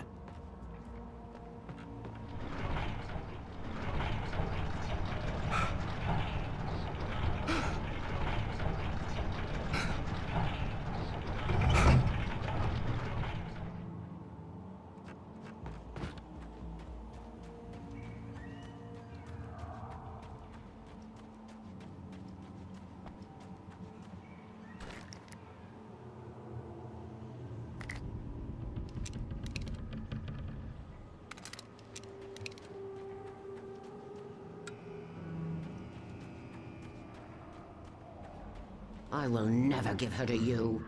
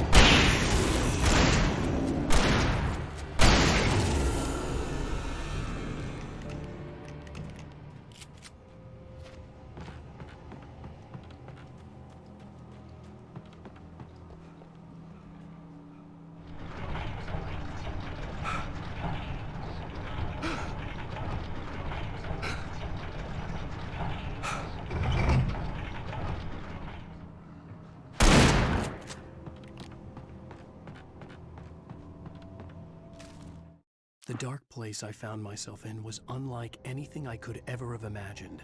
It wasn't solid. It flowed. It was conceptual and subjective.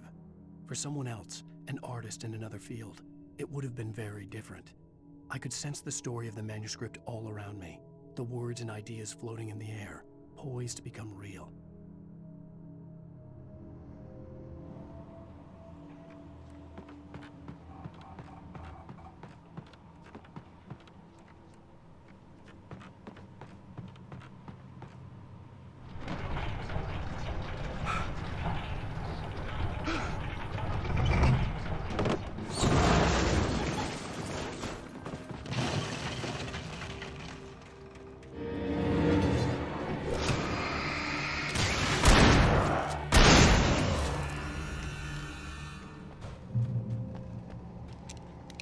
I could see Mirror Peak in the distance. That's where Cauldron Lake was.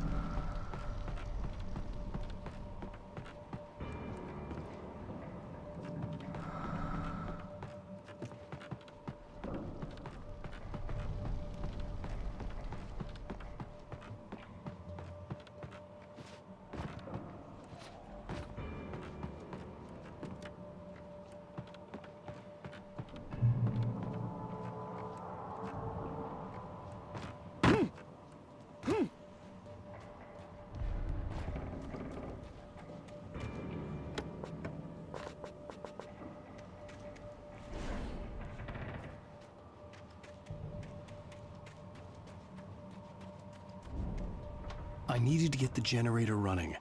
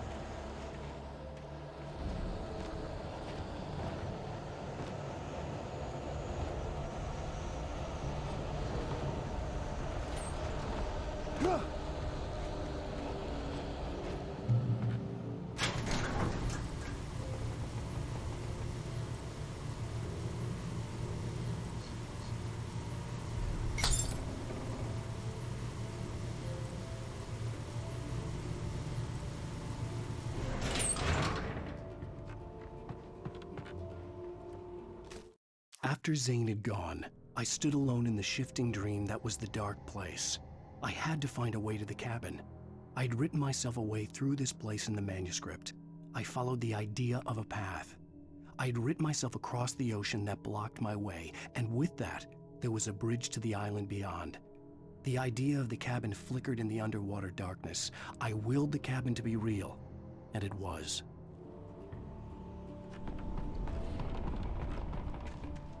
Turn back now.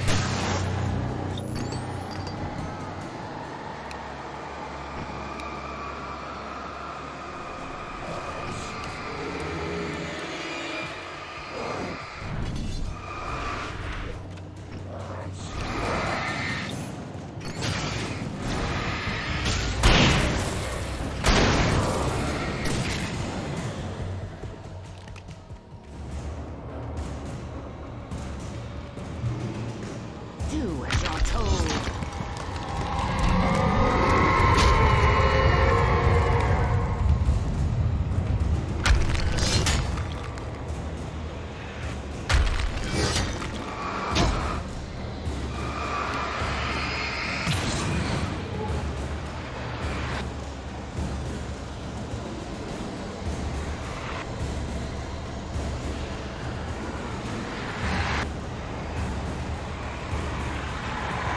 Never loved you.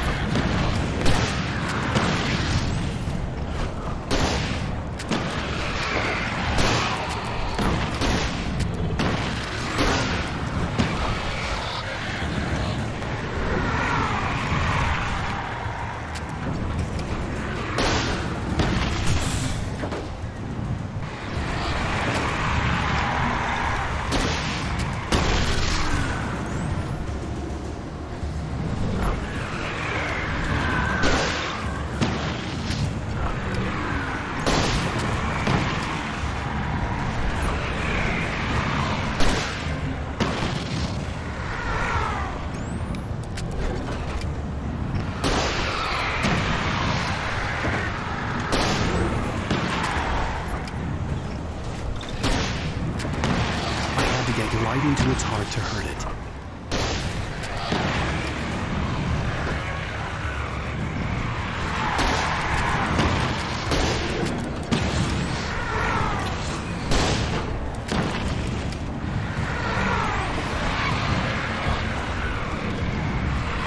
You will fail. It's all in your head.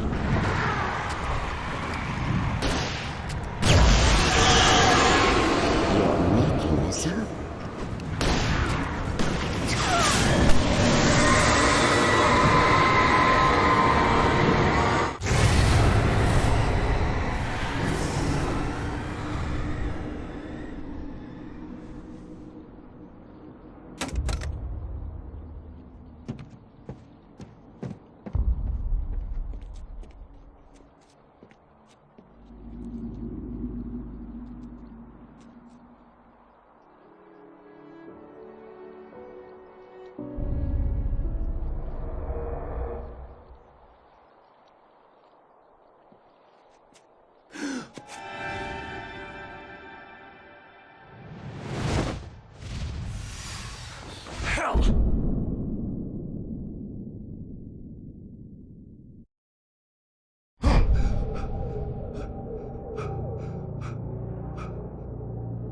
Shh, baby.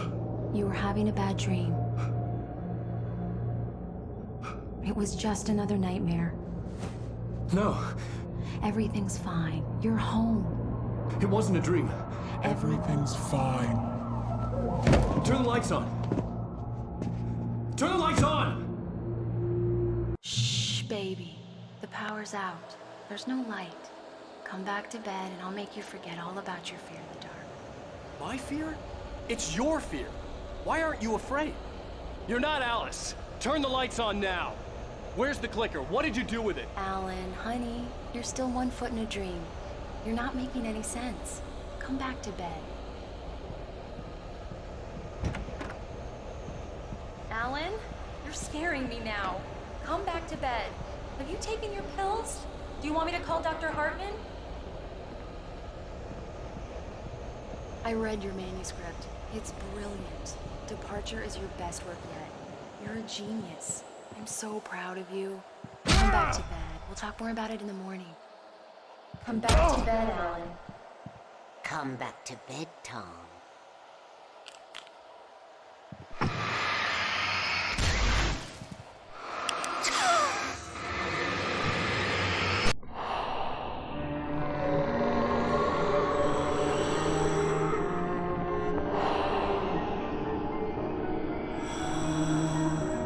You must find your way to the cabin. If it stands in your way, it won't let you pass. It has no heart. It's filled with darkness. You must fill its heart with light.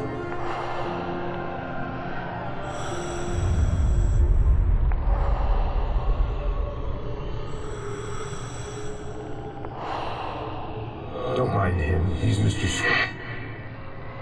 Your friends will meet him when you're gone.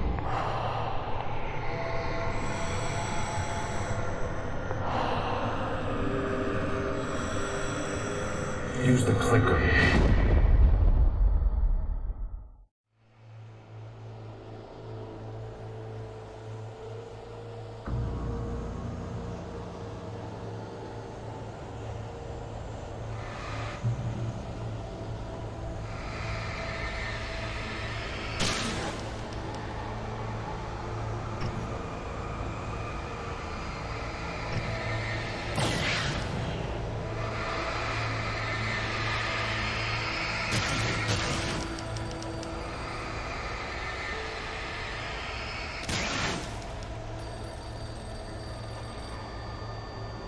I followed the idea of a path.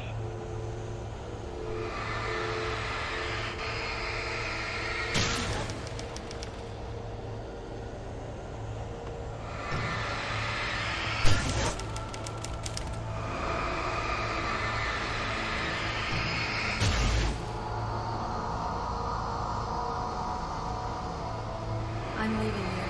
What? I'm leaving you, Alan. I met someone. I'm in love with someone else. Alice? No, what are you saying? You can't...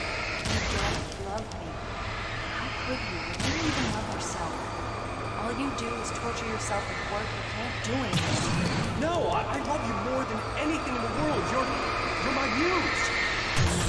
Who are you? What have you done with my Alice? Alan? What are you doing? Put the light back on. What are you doing, Alan? Stop! Put the light back on! It wasn't true. Nothing like that had ever happened. You're not my Barbara. Tom, you can go. I promise to be good. Please, untie me, you naughty boy. I will help you write your masterpiece. I would love you forever. No, you're not Barbara Jagger. I made a terrible mistake. I should have never written you back. You came back wrong. Your heart is filled with darkness. Put that knife away, Thomas. Put it down. Heart is filled with darkness. Cut it out. I'll take you back to the depths you came from.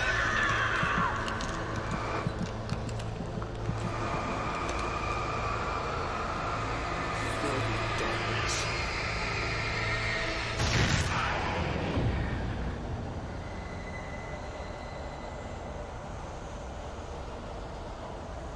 Get away from me, you hag! Where am I? Let me go! Alice! Alice! I'm coming! Your husband refused to do as he was told.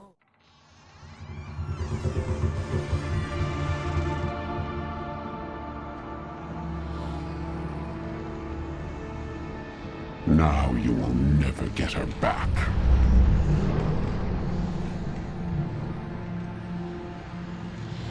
I am much older than you.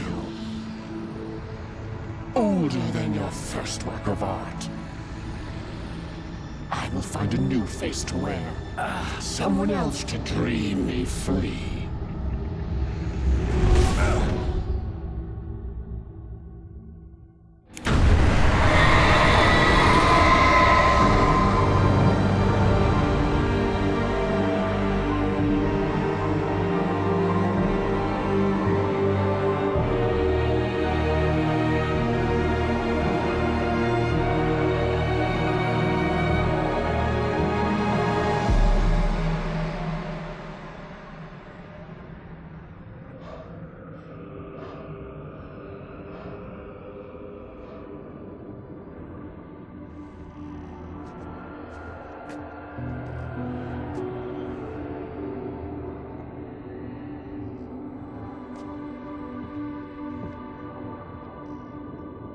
I could feel Alice's presence close by. I understood what I had to do now. I knew how to write the ending to Departure. There's light and there's darkness. Cause and effect. There's guilt and there's atonement. But the scales always need to balance. Everything has a price. That's where Zane had gone wrong. There's a long journey through the night back into the light. Alice? Alice?